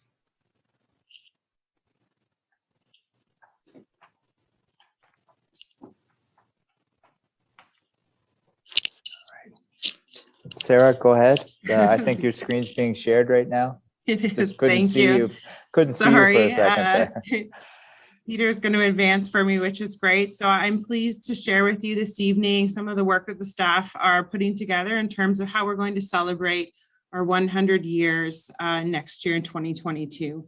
We are bringing this to you now to give you a sense of where we're going, but we are also looking for support from you as a council team as we are needing to make plans that will impact the 2022 budget. It's necessary to make some of these plans now so that we're ready for next year. So we'll take you through some of what we're working on. A lot of this is still a work in progress. Some of this will probably change and evolve and potentially even grow as we move along, but gives you a bit of a sense of what we're doing. So what are we celebrating? This just gives you a bit of a timeline of the history of Grimsby. And in 1922, the town of Grimsby was officially formed as the town of Grimsby. So we are in 2022 celebrating that 100th year. We know that there's lots of other important dates and historical dates, and we will be acknowledging those throughout the year as well, but that is the anniversary that we're acknowledging. Next slide, Peter. And we organize the celebrations into 3 buckets. The first one is commemorating our history. The second one will be celebrating our legacy and our future. And the third will be connecting with residents and visitors. Next, yeah, thank you. So commemorating our history, we're looking at a variety of things, including some additional historical legacy boards. We're also looking at some public art projects, museum and art gallery exhibitions, and we're also going to be working with the Historical Society on some of their speaker series that have been very successful in weaving them into our 2022 celebrations as a partner.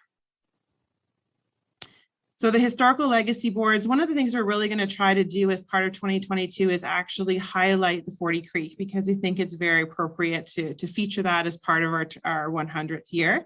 And at least 2 of the legacy boards, maybe the third one, we're a little bit unsure about the one location, the community co-op, but there'll be one at 40 Mile Creek and one at the Gibson Street Bridge, aligning that with the replacement of that bridge as well.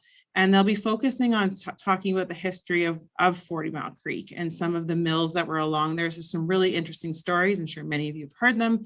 And we're going to try to feature those as part of the legacy boards that we will be building. The boards will be looking consistent with what you see, some of the other boards you see in other parks. So it will have that continued flow, but we're giving them a little featured sort of look for the 100th year. We're also looking at doing some public art projects in a variety of different formats.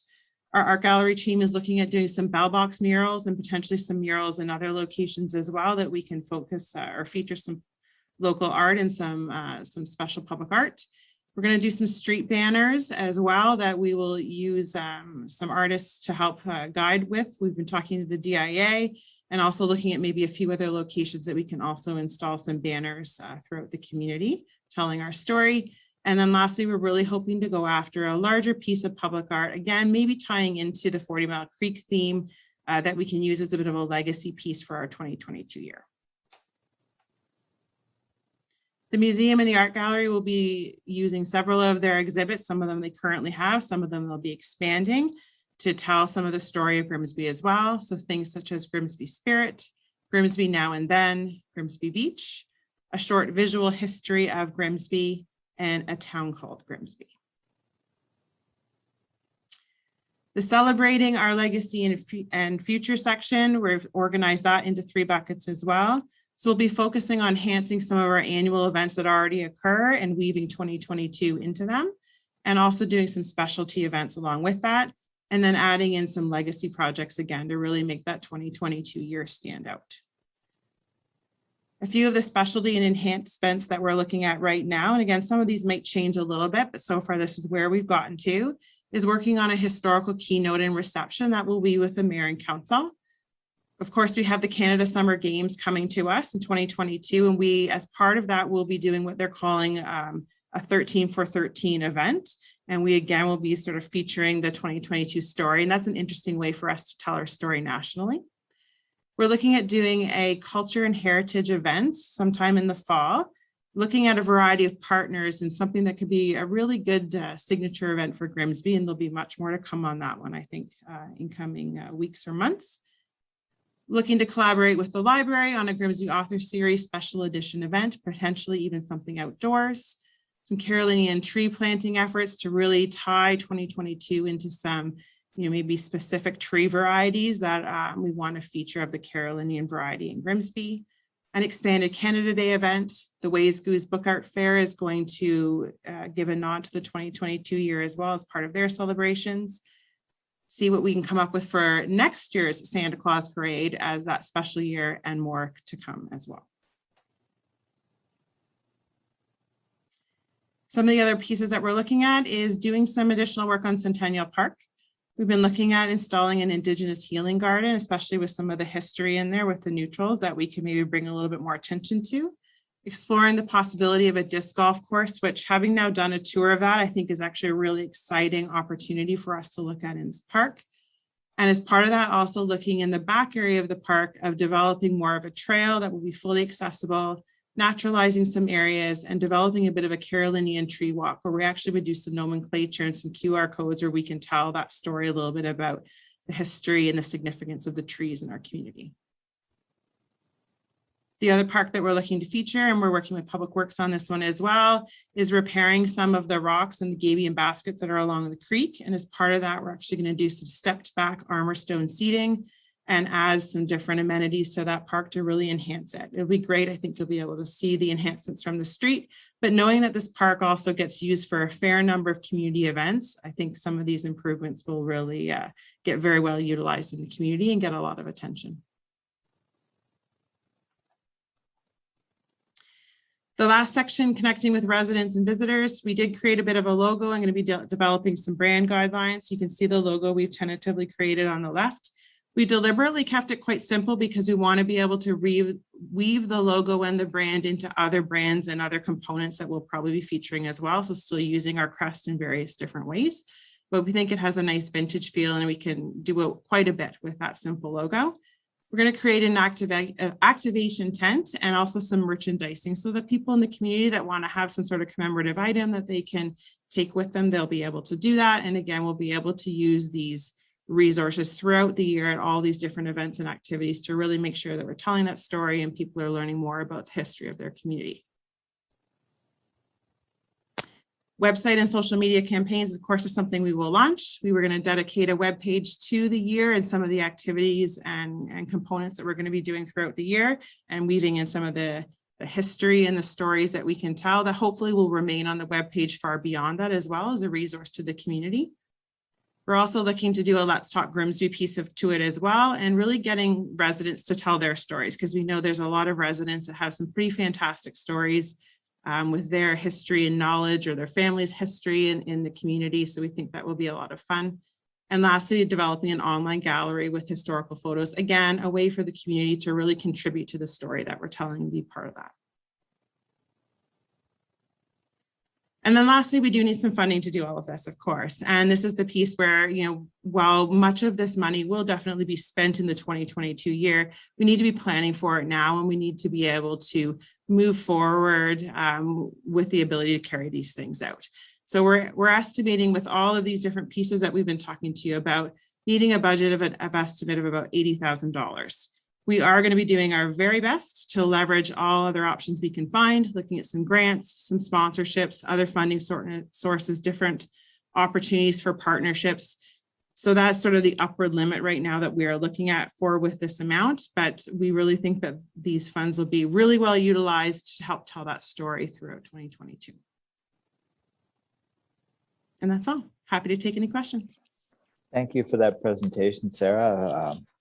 I know we had the first village meeting, April 5th, 1790. And it's exciting that the actual town and corporation is celebrating 100 years in 2022. So that's really exciting. Councillor Cadwell.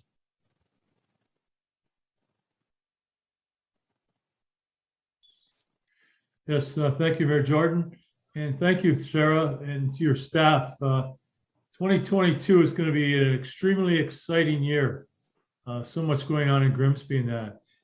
Just watching that, and having read your report, I'm just wondering if maybe if we could reach out to the school board.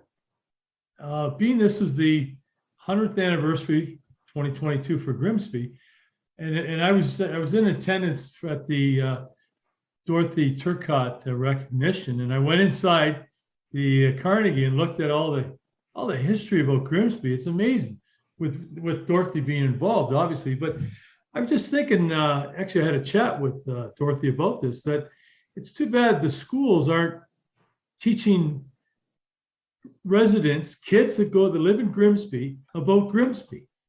So I wonder if maybe we can, especially being the 100th anniversary next year, maybe the school board would really, we could work with them on educating the kids, going to maybe doing some school tours at different places, but mainly, educating the kids about the history of Grimsby, because there's just so many wonderful things here. So anyways, maybe you can reach out to them and maybe they might want to get involved. I'm going to speak to Matt Miller, that's for sure. So anyways, yeah, great presentation, Sarah. Thank you very much. If I may, through you, Mayor Jordan, one option might be as well to let the schools know about the exhibits that we have going on, particularly the museum, the art gallery, and find some school programming to weave into it, and they will do that. So that's just one option, but definitely that's a great suggestion, and we'll take that back to the team. Yeah, and I also think too, Sarah, maybe I believe in your report, you're looking at having guest speakers speak of Grimsby. Mm-hmm. Well, what better place to, send them to the high schools and just to educate too. So yeah, thanks, Sarah. That's great. Councillor Bothwell.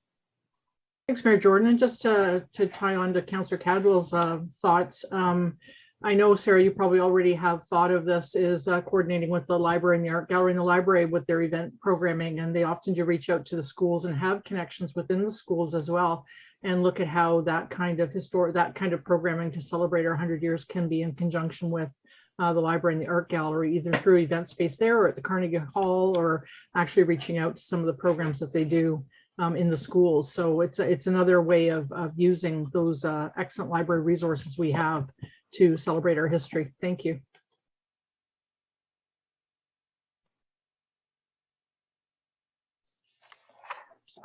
Again, thank you very much for the presentation, Sarah. Seeing no further questions or comments, we're very excited about 2022. I'll put Councillor Cadwell as the mover and Councillor Bothwell as the seconder.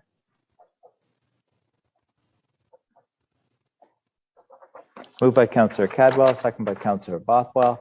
Resolved that report DRS 21-24 Grimsby 2022 Centennial Celebrations dated October 18th, 2021 be received for information, and that Council endorses the Grimsby 2022 Celebration Project Plan and authorize staff to proceed with the planning of the project as outlined in this report for the 2022 budget year. All in favor? That's unanimously carried.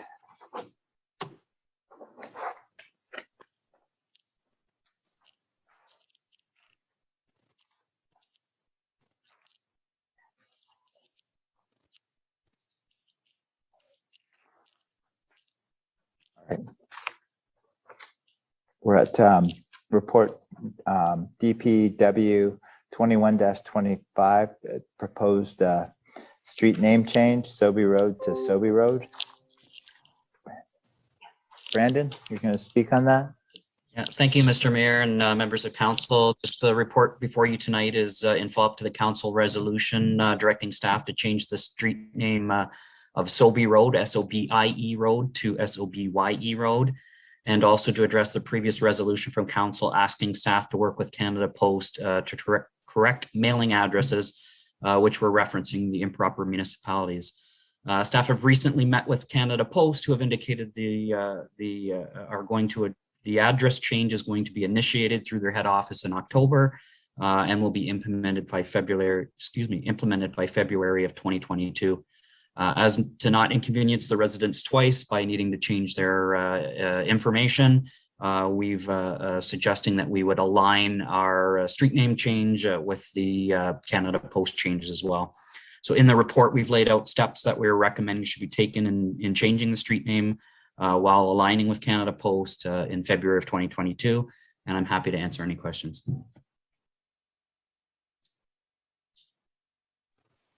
Councillor Bothwell. I'd just like to thank Brandon for bringing this report forward and continuing to advocate on behalf of May, Annabelle, and Sobi, and Marilyn, who made the recent delegation. I've been in touch with them, and it's great to see this progressing. Just a point of clarification, and I know, Brandon, that we're looking at this as a street naming policy or renaming policy, but Canada Post is a correction. And this is a correction. So it's an administrative action. It's just, there's a little bit of a difference just in the sense that the Ottawa street naming policy actually has a section on administrative corrections when there's an error made. So I'm hoping my notice of motion too, which we will read later, will help give you a request that staff look a little further into it. So we have some policy moving forward that we can refer to on how to better define our street names and how to do some of these types of administrative corrections without a whole lot of work. So thank you again for bringing it forward. It is much appreciated, and I look forward to seeing the completion of this come through in January, February. So much appreciated. Thanks, Brandon. Welcome. Yes, I echo Councillor Bothwell's accolades. Thanks again, Brandon, for moving this forward. Need a mover and seconder. Seeing no more discussion. Moved by Councillor Bothwell, second by Councillor Vardy.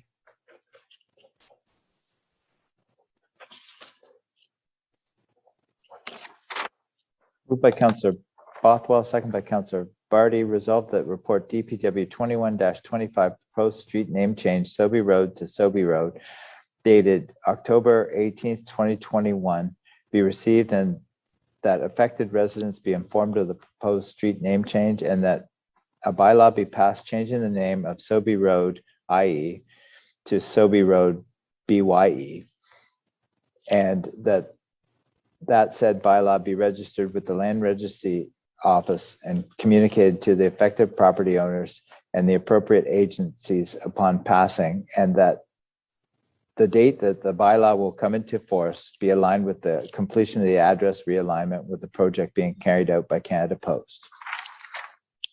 All in favor? That's carried.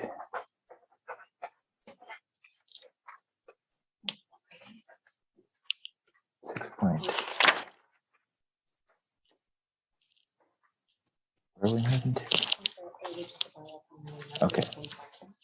All right, now we're moving to 6.4A, BYL 21-09, proposed firearm and bows discharge bylaw. It's been deferred from October 4th.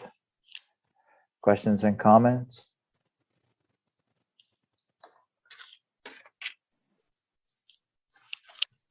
And Henry, did you want to comment, or do you want to listen to questions and comments from council first? Up to you. Through you, Mayor Jordan, I would just like to listen to the comments or questions that they had. Great. Thank you. Councillor Bothwell. Thanks again, Mayor Jordan. I appreciate that Mr. Bosey brought back this amendment with the buffer zone of 100 meters from a dwelling. It helps. The only concerns that I still have with it is that I still feel that bow hunting should not be within the residential urban boundary. And I think the yellow on the map, the yellow area below the escarpment just bothers me, that it's basically, and with the buffer of 100 meters from a residential dwelling or building and 8 meters from a road, there's limited areas where that, where anyone would potentially even want to bow hunt. And to me, there is many other places within Grimsby that opportunities can take place. So I just feel, there's a lot of modifications that have been made to the bylaw with respect to the lobbying by OFA in order to permit gun hunting within Grimsby. But I think the bow hunting area on the map, that's the only reason that I would not pass this tonight, is because I really feel that we need to remove that, and it should not be within the urban residential boundary.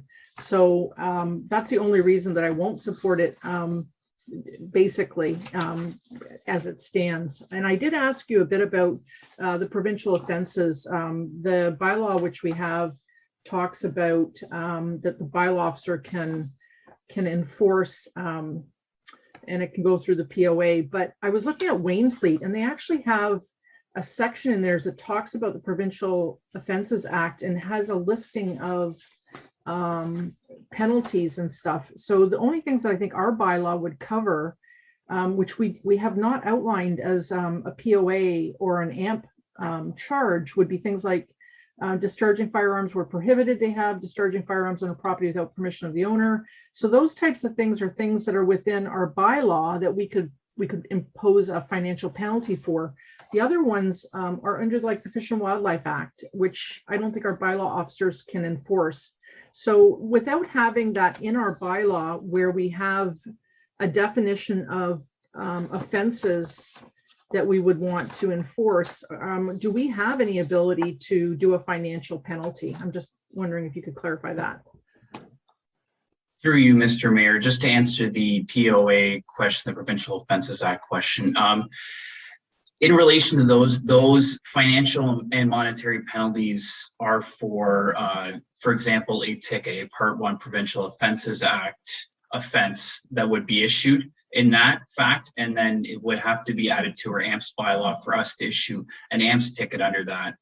With the current bylaw, we have this as set up where a bylaw officer were to find a property contravening this proposed bylaw, sorry about that. The bylaw officer would be completing a court brief and a summons and bringing it to the actual provincial offenses court for a review by the justice of the peace before the summons was signed. And then essentially at that point, if the justice of the peace determines that there has been an offense committed here, they would sign the summons and a court date would be set, and then the judge would make the monetary penalty and not the actual bylaw officer. So the judge would use their judgment in each manner and set out the fine or penalty as per se for each individual case by case. Thank you, Henry. Mayor Jordan, I appreciate that, Henry. Thank you very much. Is there a way I can bring an amendment to the recommendation or the motion tonight to remove the permitted bow and prohibited firearm area and to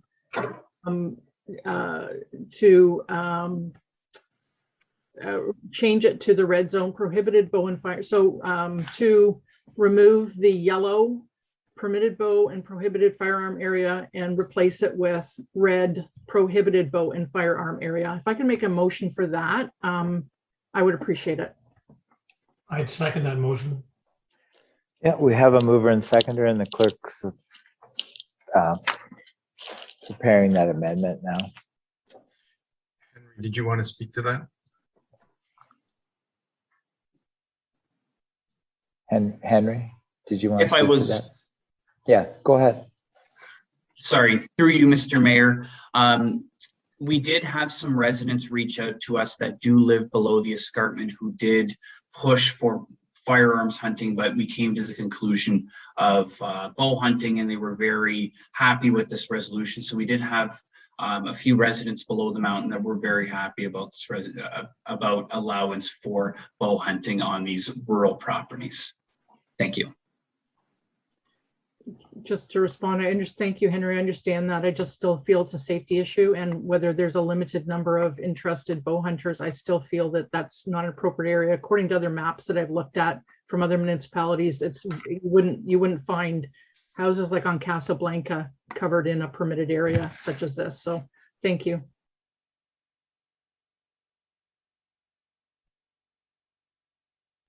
Councillor Frick. Thank you, Mayor Jordan. Anyway, at the expense of echoing all the same things that Councillor Bothwell said, I feel that anything below the escarpment should be excluded from this map.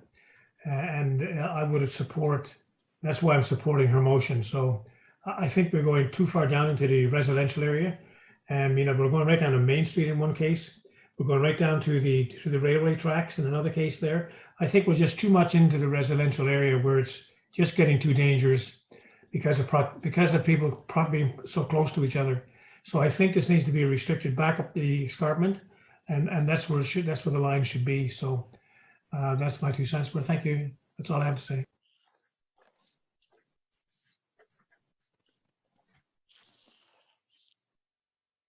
Councillor Sharp.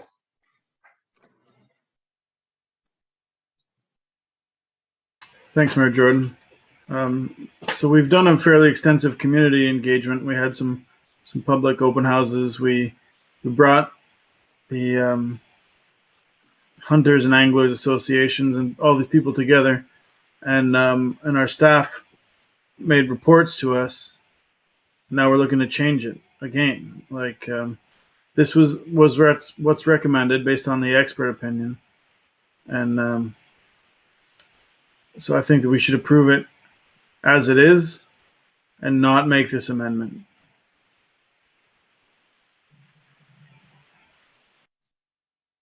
All right, we have a mover and seconder on the floor, so the amendment is up for voting. Moved by Councillor Bothwell, second by Councillor Frake.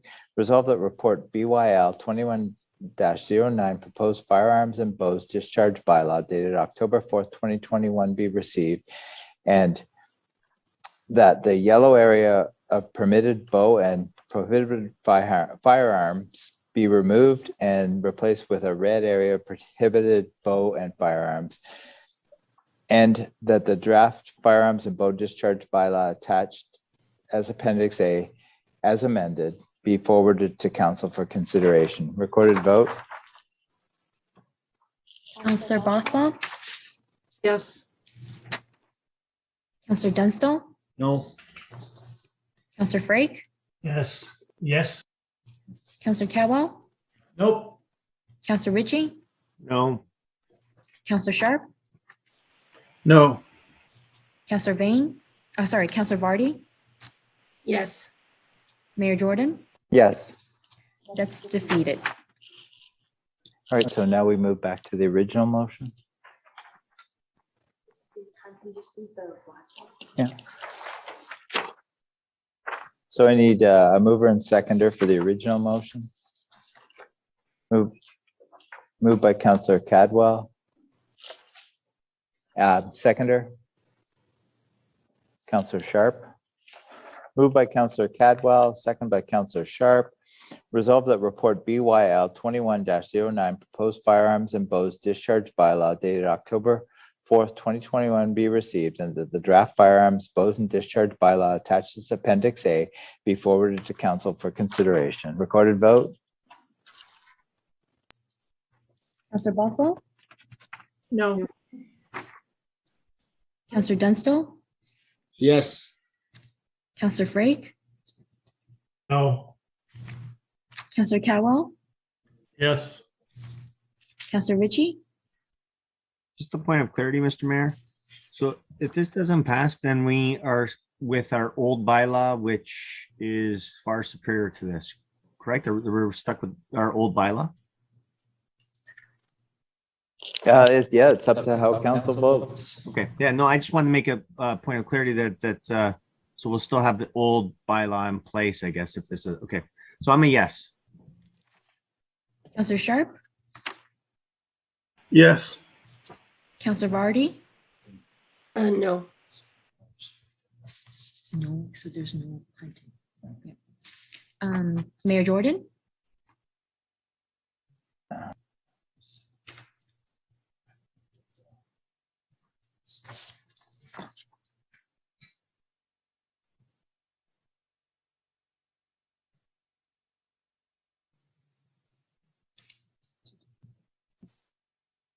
Yeah, I vote no. that's defeated. CAO Schlang.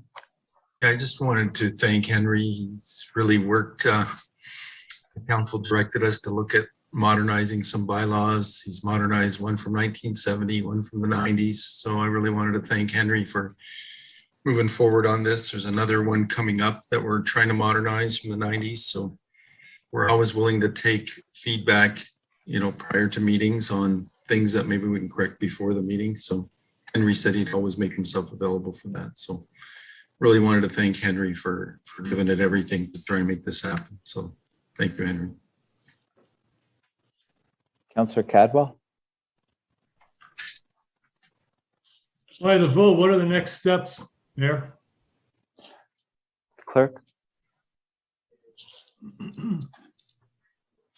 Through you, Mr. Mayor, as the new proposed bylaw is defeated, we would just continue on with our 1970 bylaw, which is to prohibit discharge of firearms and boats.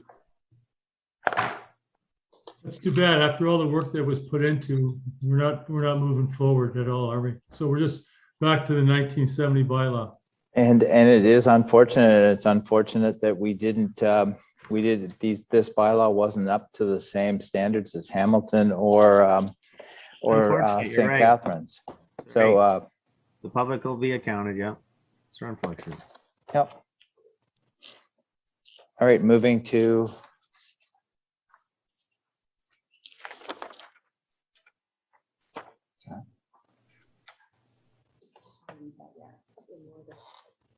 is this the street name change? Okay, all right. Sorry, we have a notice of motion, and it's brought forward by Councillor Bothwell.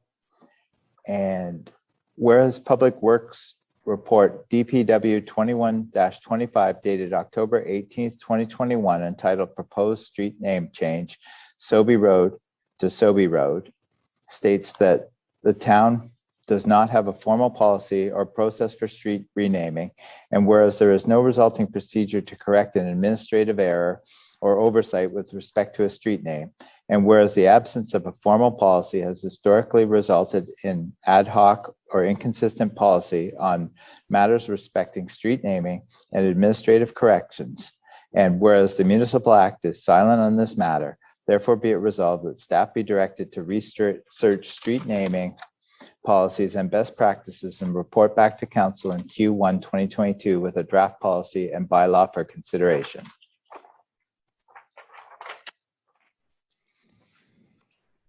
I acknowledge that this notice of motion will be given consideration at the November 1st, 2021 Committee of the Whole meeting. All right, now we're moving to correspondence.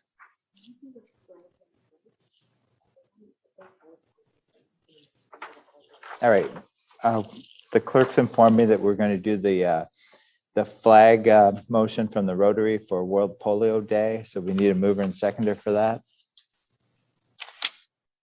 Moved by Councillor Frake, second by Councillor Bothwell.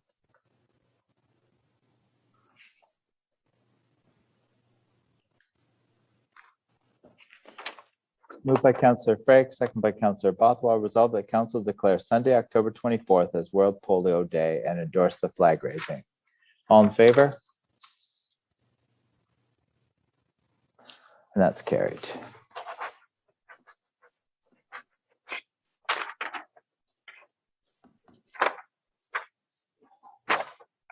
Mover and seconder for the rest of the correspondence. Moved by Councillor Dunstall, second by Councillor Ritchie.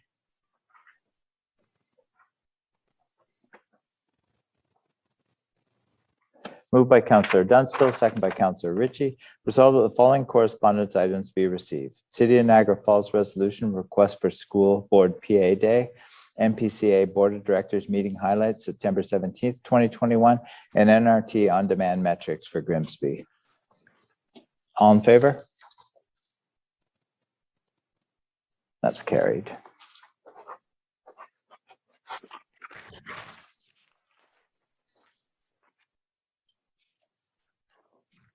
Next meeting of Committee of the Whole is scheduled for November 1st, 2021 at 6:30 p.m.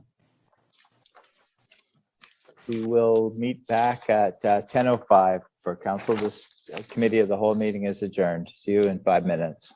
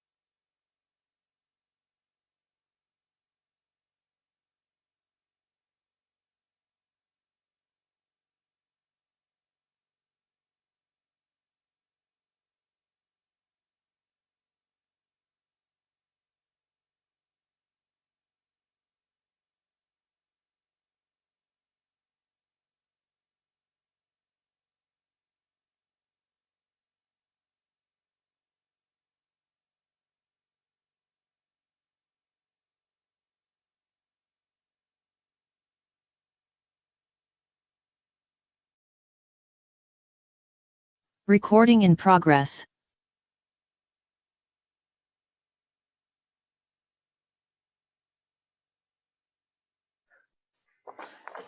Good evening. I'd like to call the Town of Grimsby Council meeting of Monday, October 18th, 2021 to order. First off, we'll start by everyone standing for the playing of the national anthem.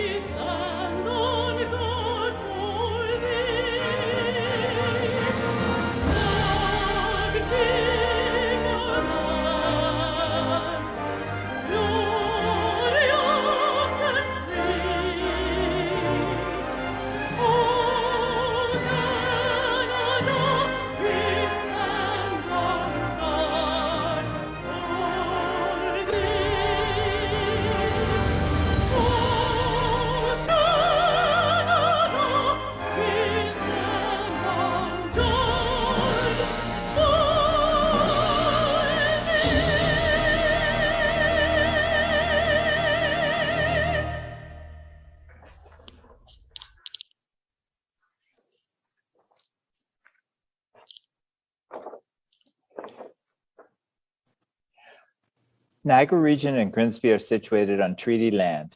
This land is steeped in rich history of the First Nations, such as the Hattawendorong, the Haudenosaunee, and the Anishinaabe, including the Mississaugas of the Credit First Nation. There are many First Nations, Métis, and Inuit people from across Turtle Island that live and work in Niagara today. The Regional Municipality of Niagara and the Town of Grimsby stands with all Indigenous peoples, past and present, in promoting the wise stewardship of the land on which we live. Are there any disclosures of pecuniary interest? Seeing none, move to number 5, approval of the agenda. Need a mover and seconder. Moved by Councillor Dunstall, second by, Councillor Frake, you have a. Yeah, I'd like to lift the special council minutes, October 14th, item 6C. All right. So we have a mover and seconder to approve the, Councillor Bothwell. Thank you. I just have an administrative correction to the Committee of the Whole minutes of October 4th. Okay.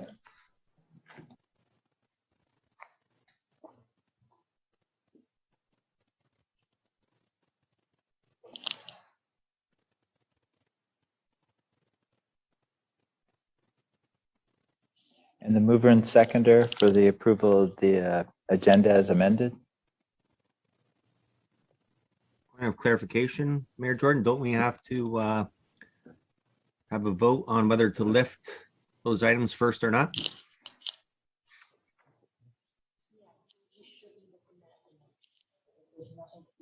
Okay, yeah, so we're not changing it. So really the agenda should be approved, not as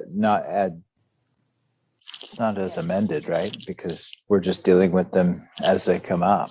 All right, so the agenda really isn't amended. So we still have Councillor Dunstall as the mover and Councillor Ritchie as the seconder. Moved by Councillor Dunstall, second by Councillor Ritchie. Resolve the agenda for the council meeting of October 18th, 2021 be approved. All in favor? That's carried. All right, now we move to number 6, adoption of previous minutes. Questions or comments? Councillor Bothwell. Thank you, Mayor Jordan. And just as to the clerk, I believe in the minutes, 7.4A, under planning and development consent, with reference to the buy local campaign closeout, should be moved under section 8.1 reports administration and finance, which is where the agenda item originally belonged. If you could just confirm, I believe it's just a matter of moving it between sections. Okay, all right. All right, do you have the motion?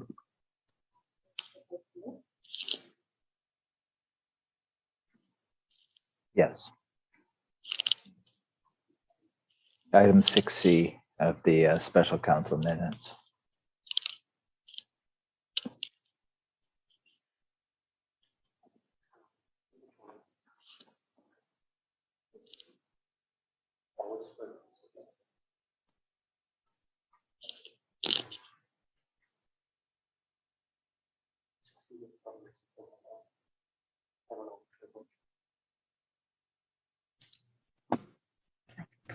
Yeah, you can clarify. Mr. Mayor, Councillor Frake, you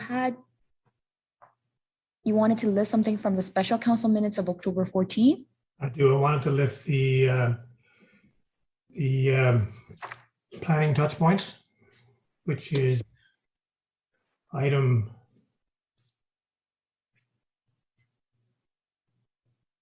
5A on the minutes.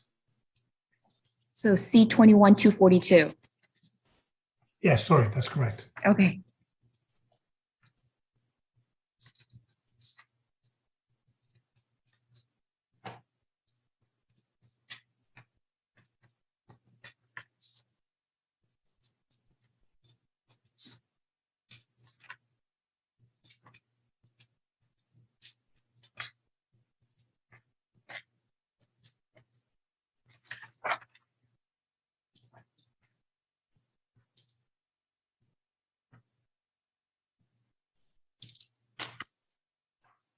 We just need a. Oh, you're muted. Just need a seconder for Councillor Frey.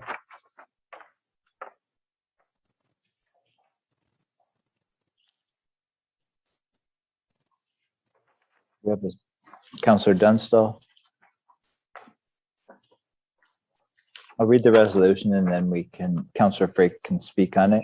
Moved by Councillor Frey, second by Councillor Dunstall, resolved that item C21-242 be lifted from the special council minutes of October 14th, 2021 for separate consideration. Councillor Frey? Thank you, Mayor Jordan. Oh, sorry, we have to vote to have it lifted, so recorded vote.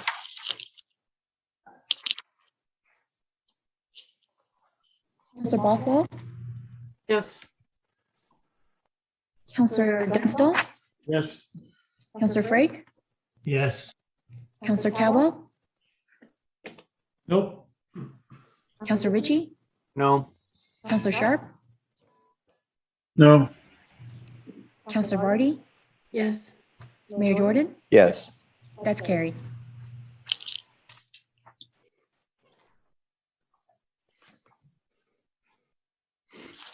Councillor Frey, go ahead. Thank you, Mayor Jordan. This is not that complicated. I just wanted to go to the dashboard, which is the C21-242, and I want to go to page 8, which under other activity, NEC applications. I just wanted to know I don't know if this is relative but I'd like to find out. I'd like to get some type of background here. There is a development that's happening south of Golfwoods Road, Golfwoods Drive in Ward 1, where recently there's been a huge problem with over flooding coming down the escarpment from where the development is happening. And I don't see that particular development on the NEC applications list here. Now, maybe it's outdated, I don't know, but I'm just curious as to why it's not on there, and can we get it on there and get an update on it?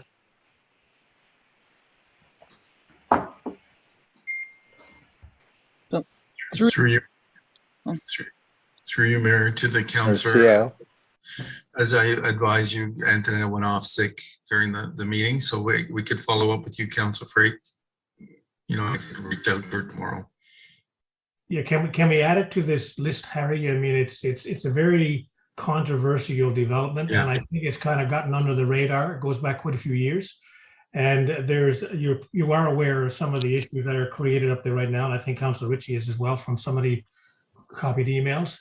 So I don't know if it should be on that list, but I think it should be on that list. I think we should keep watch of it because it's a pretty development. It's way up the escarpment. There's thousands and thousands of trees been cut down to make way for this development. And it seems to have slipped under the radar somehow or other. So yes, you can come back to me, or I'd like to see it added to the list as well, if that's okay. Okay, I'll take that, Richard. Thank you. All right, thank you. That's it. Thank you. All right, thank you, Councillor Frake. So approve these as amended. Or was there? Yeah.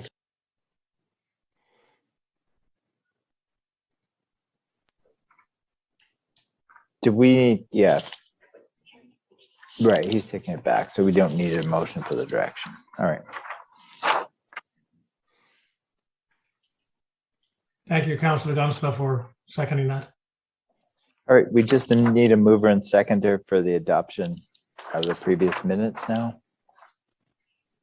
Moved by Councillor Ritchie, second by Councillor Bothwell.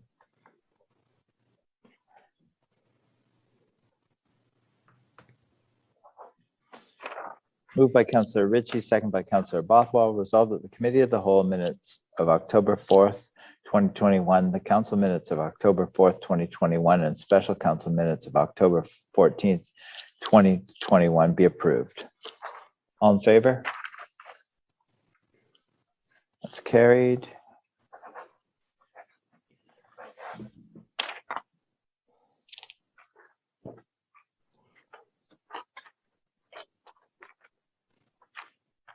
All right, need a mover and seconder for the bylaw 2177 to appoint an auditor for the corporation of the town of Grimsby.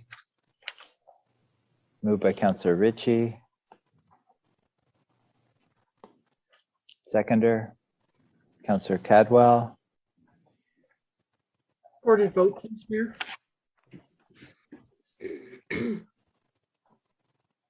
That's noted.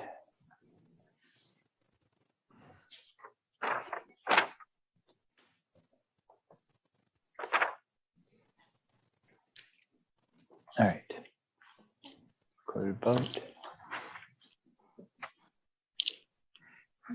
Councillor Bothwell, No.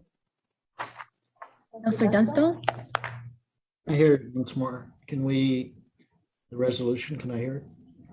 it's the first reading for bylaw 2177. Okay. Yeah, Yeah. thank you. Yeah. Yes. Councillor Frake, No. Councillor Cowell, Yes. Councillor Ritchie, Yes. Councillor Sharp, Yes. Councillor Vardy, No. Mayor Jordan, No. that's defeated.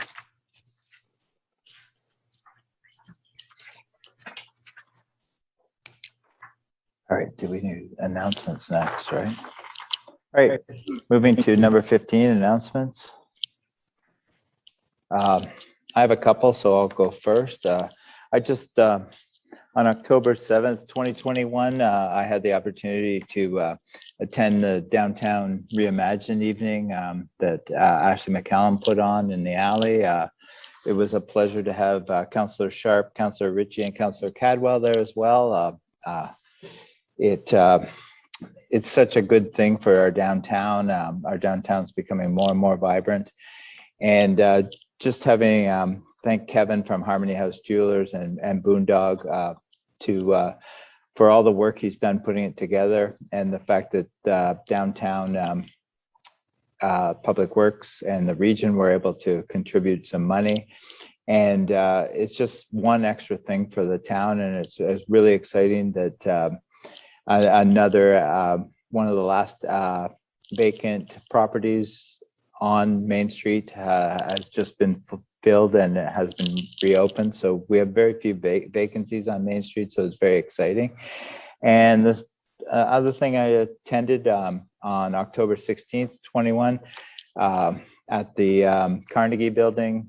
It was a tribute and a lifetime recognition award for Dorothy Turcott. And as most people in the community know Dorothy Turcott well, she has been contributing to our town's history since 1962. Almost 60 years. She's been, and she still continues with a column, A Little Drop of Ink, that she writes every week to this day. So even though Dorothy is retired from the, and I'll use retired in air quotes, from the archives, she still is active in the community. Former member of Heritage, written several books, and when we say history in Grimsby, Dorothy Turcott is always there.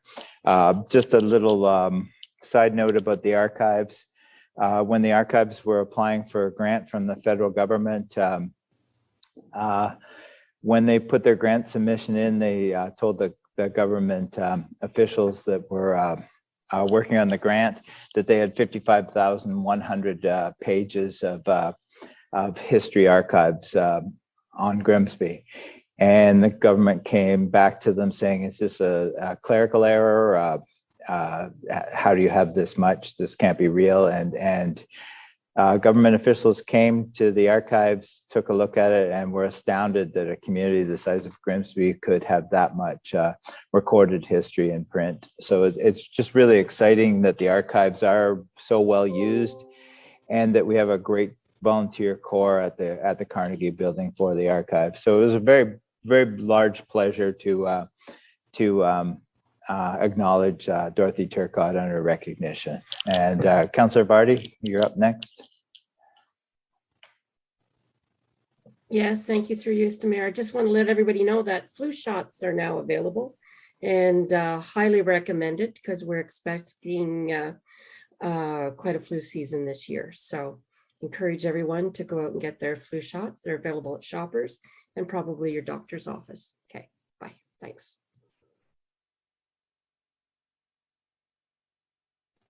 Councillor Cadwell. Yeah, thank you, Mayor Jordan. I too was also in attendance at the recognition dedication for Dorothy Turcott. Very nice touch. There's a bench now that sits in front of the Carnegie Building that's got her name on it, and that was fantastic. Also, I attended the event on October the 6th. It was called Spotlight on Niagara event. It was held at the Gabe DeSantis office building next to the QEW there. Again, it was in support of businesses. Gabe DeSantis company, it's his headquarters, that's his location. Solid Steel is also located there too. So it's quite a building. It's a beautiful building, beautiful office building. So it was very nice to see and hopefully he'll be filling that building up with businesses too. Councilors Ritchie, Sharp, Dunstall, and Regional Councilor Furtick were also in presence, and Mayor Jordan was also there too. It's a great evening, great celebration. Also, let's see, the Joint Fire Service Committee, we're going to be having our first meeting on November 4th. So really looking forward to that with the committee, councilors Ritchie and Sharp, and the councilors from Lincoln and the CAOs. Really looking forward to meeting with, having our first meeting on that. So the other thing too, I just want to make it's kind of sad in a way. Grimsby's got two very talented high school football teams. I've attended one of the games at GSS. Some friends of mine were at the game at BT, and there's nothing in either newspaper promoting sports recognition of kids, of Grimsby kids playing sports in Grimsby. So anyways, GSS has their last home game this Thursday against Fort Erie. So be there rooting them on. Thank you. Councillor Bothwell. Thank you, Mayor Jordan. I just would encourage everyone, if you haven't checked out Let's Talk Grimsby, to get to the website. There's some awesome, that's a way that we're using to get our community engagement and to really get your feel for some of the things that are happening in Grimsby. And as Sarah was saying earlier, the Director of Parks and Rec, the Casablanca Waterfront project is on there. The community benefits, the Section 37 community benefits for the town is on there to have your say. And the Main Street East Heritage Cultural District study, the first public information meeting is actually on October 20th, I believe at 6 p.m. You can still register if you want to delegate to speak via Zoom for that meeting on October 20th at 6, and it's on the Let's Talk Grimsby website. And if you don't want to talk, but you want to observe the discussion, you can watch the live Zoom link via the town's website as well as you are tonight. So if you haven't had an opportunity, there's also how do you want to vote in the next election? There's an opportunity for you to say what methods that you would like. So there's a lot of opportunities for public engagement. We really, really, really need everybody to tell us and to participate in these surveys and provide your input, because that's what helps us make these decisions. So please go there and register, or you don't even have to register. You can just have your say. So just a reminder to everyone to please watch for what's coming. Thank you. Thank you, Councillor Bothwell, and just thank you, Councillor Cadwell, for reminding me of another of the many things I do representing the municipality at different functions. It was an honor to welcome Gabe DeSantis and his commercial building to Grimsby, and Salit Steel, a company that has over 1,200 employees. It's just a really class AAA facility that is all state of the art, and it's really nice to have this corporate center as part of the community. So I just wanted to add that. Thank you, Councillor Cadwell, for reminding me. So the next, seeing no further announcements, the next council meeting is scheduled for November 1st, 2021, following the Committee of the Whole meeting. And we need a mover and seconder for first reading of bylaw 2178. Mover and seconder. Moved by Councillor Bothwell, second by Councillor Frake. Moved by Councillor Bothwell, second by Councillor Frake. Resolved that leave be given to introduce bylaws 21-78 and that same be read a first time. All in favor? That's carried. Need move and seconder for second and third reading. Moved by Councillor Vardy. Second by Councillor Bothwell. Moved by Councillor Vardy, second by Councillor Bothwell. Resolved that leave be given to introduce bylaws 21-78, read a first time, now be read a second and third time, and finally passed, and the mayor and the town clerk do sign and seal the same and rule council to the contrary notwithstanding. All in favor?